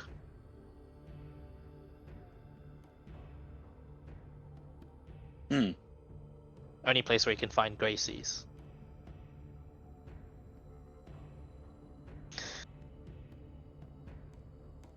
If you'd like a retelling of all that, let me know. I'll just rewrite it for you later. As well as for the treasures as well. And yeah. So the pyramids remain an unknown. Keeping them like that? After this vision, Yeah. I you would can- simply pack it out in front of me and see if I can. You said my detect magic was otherworldly. Yes. I'd like to just see if I can interact with it in any way. Okay. You begin prodding at it, touching it. These are pyramids of a metal you're not familiar with. It's bluish in here, but it is just solid, like cheap 3D modeling software pyramid look. It is just so perfect in the corners And and the sleek. shape Yeah. and the sleek. Yeah, it is. There is no openings that you can see, and there is like no indents, no buttons, nothing. But yeah, every time you do detect magic, you feel it's not too powerful. It's not as powerful as the items you had seen before. The reason why you had found this last was because of that. But they are, for them to not register as any school of magic is both extremely concerning and extremely curious.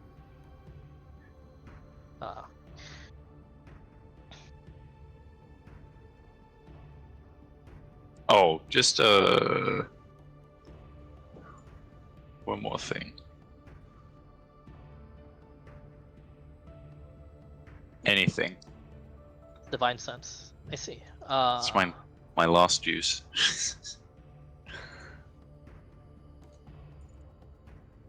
Is that the full description of it, by the way? Yeah, should be. It's not that I don't trust you, just double check it. I don't trust you. Fuck. What the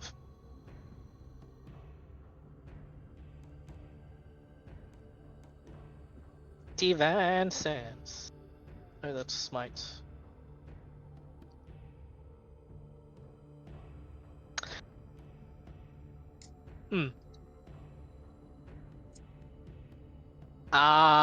Best you can ascertain, it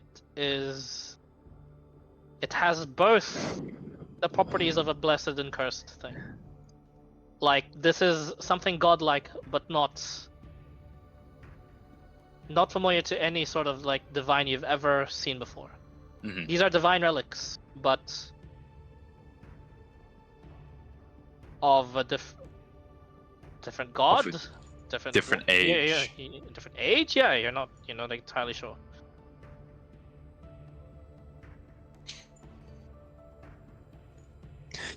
All right. Well, with that done, I make my way back down to the camp. Easy.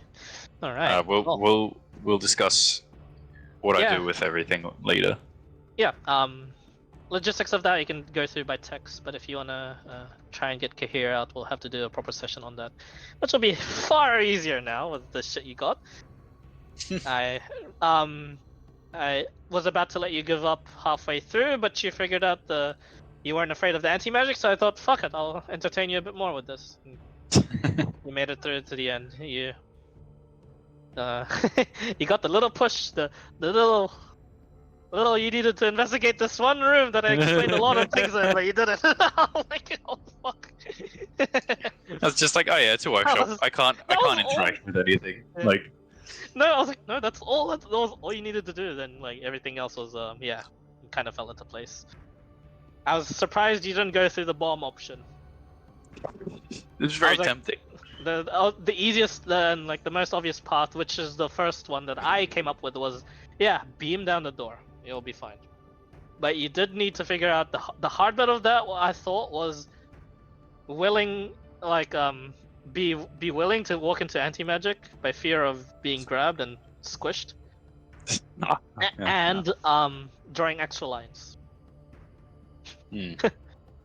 I thought those were the hard bits, but apparently apparently there weren't. Apparently the hard bit for you is looking at looking at things. Yeah. And it's like, oh, this would be great. Wow, I could just walk through here. Like, It's like, oh, look at that, he's onto something. And then you weren't. yeah. Head, beam, Head. cone. Mm. I didn't mean to make you feel stupid, but yeah. No, it's okay. I already feel it, so. Okay. Well, you would have done a lot better than most people. It's fine. As you normally do in escape rooms. Anyway. GG's, dude. Holy shit. It's not that I'm tired. I need to eat because I Go eat. realized I haven't eaten yet. So yeah. Cheers, dude. We'll figure out your next steps from there, and you are, by the way, level 16. Yippee! And I'll roll my health now.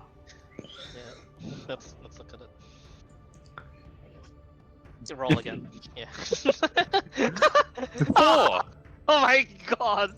It's 5 because I'm a hill dwarf, though. I take it long rest is granted. Yes. Yippee! Yeah. But yeah, in this world, long rest is pretty much just 3 long rests taken in a row. But yeah, that's plenty of time. Oh, I thought that was only arcane because I'm paladin. Yep. Yeah. It still affects your spell slots.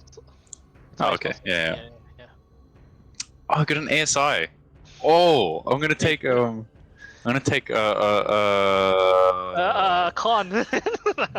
No, there was actually a feat that I was looking at that would be fucking perfect for me. Dwarf Fortitude. This is from Xanathar's Guide. +1 in con, which is what I need.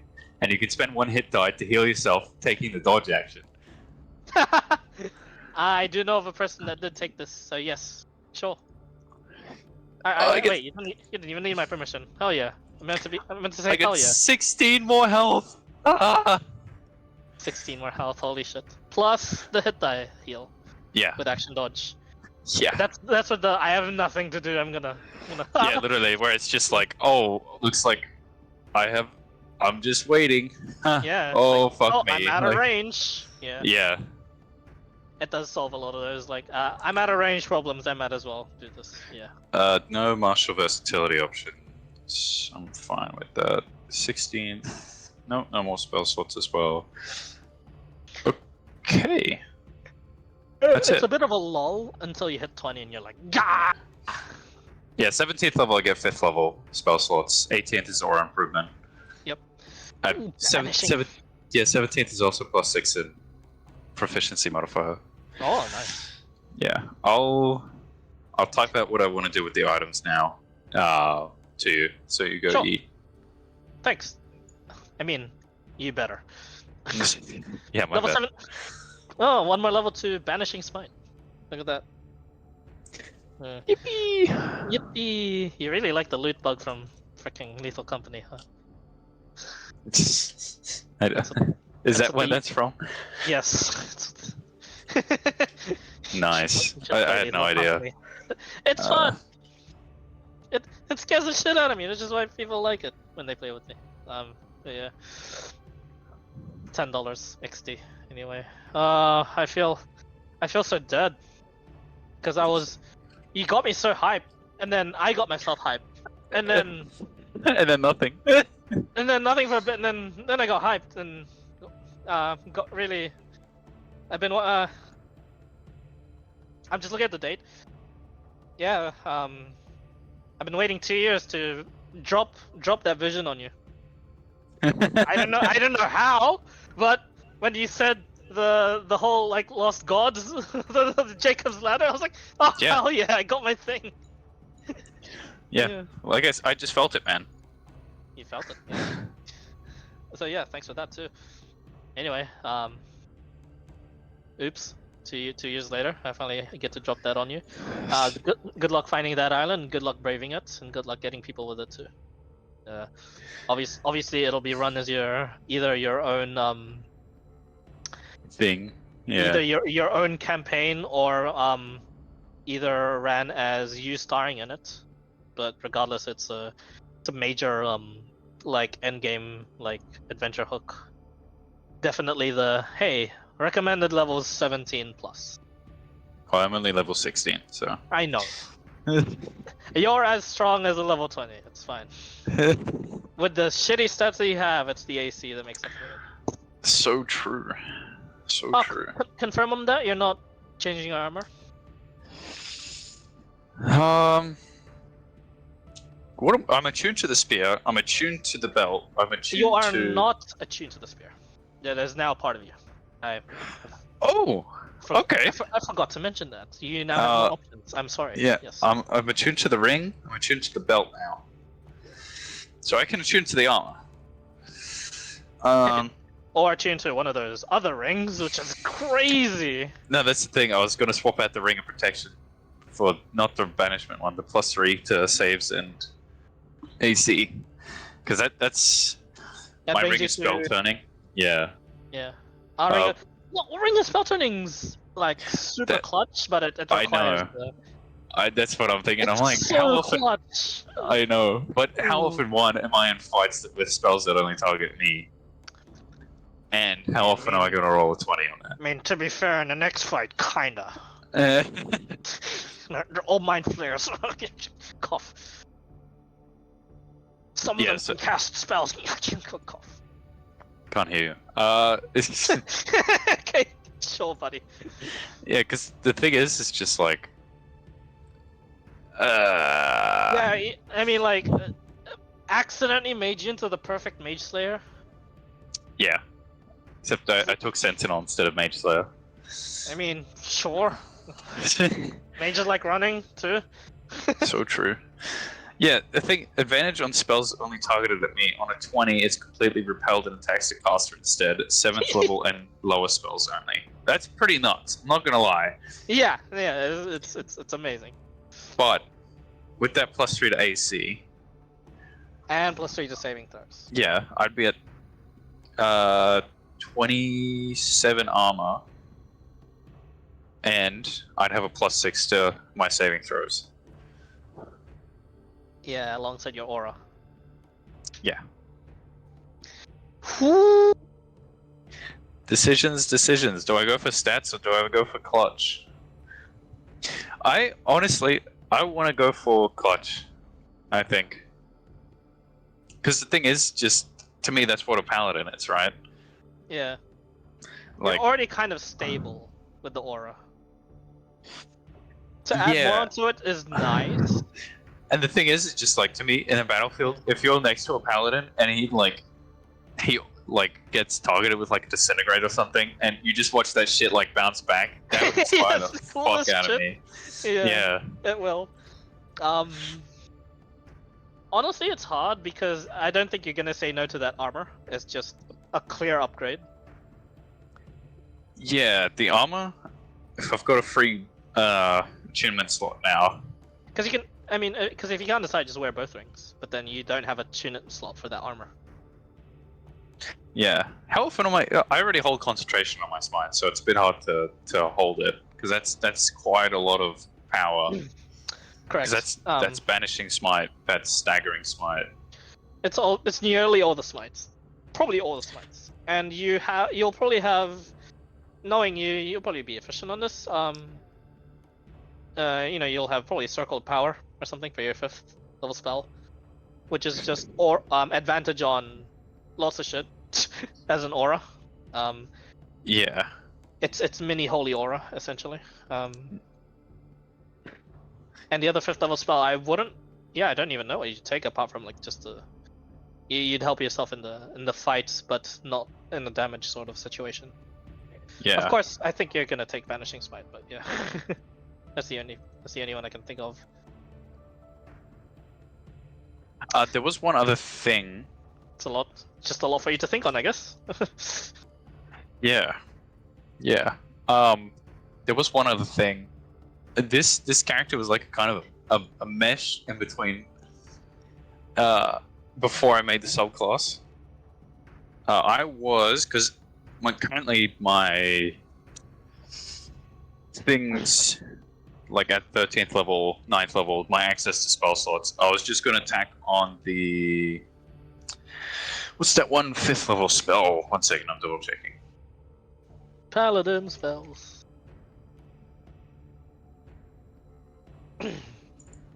No, where was it? I wonder if Friendly fell asleep. Probably. Because there's two at 17th level. There's Commune with Nature or Tree Stride. And I'm like, So is yeah. it your 5th?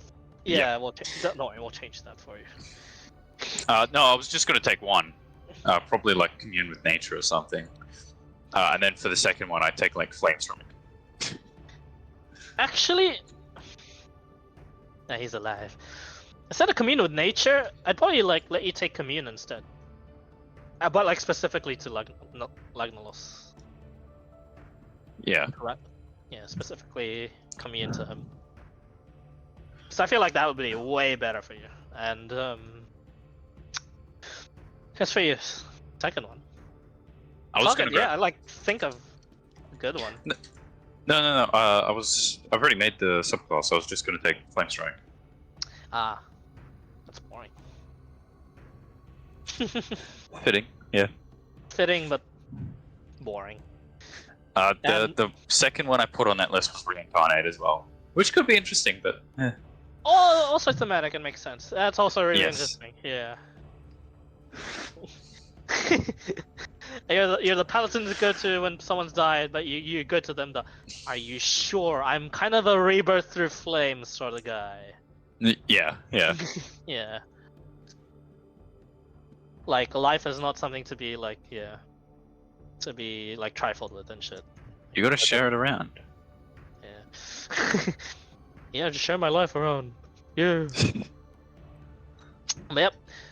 I am very happy to learn more about the Citadel Fellbar and what you made of it. That's super duper hype. I legit can't wait to. I'm just gonna int all my campaigns just to make yours run. And yeah. So the vision I have to type out to you in treasure. Just as a reminder. Yeah. Please remind me, for the love of God. Apart from that, yeah. Did you ever want to just switch to your? Do you want to keep Peter as is with his like unique as being an ancient fire? Yeah. I want to Okay. keep him All right. because Okay. the thing is, in my head, the order's. I don't want to say dead, but it's not what it was. It's right? not what it was. Yes. So I'm That's like, perfect. Actually, yeah. You're like the old variant, and like the subclass. That subclass that you wrote out is for the new ones, for the people Yes. that are wanting to take the oath and shit like that. Nah, that's cool. Plus, it's our baby. We made Peter. exactly. Fuck my wrist. Alright. Oh, food time. Okay. GG's lads. food. Thanks Friendly for recording. And yeah, good luck. GG. GG. Take it easy.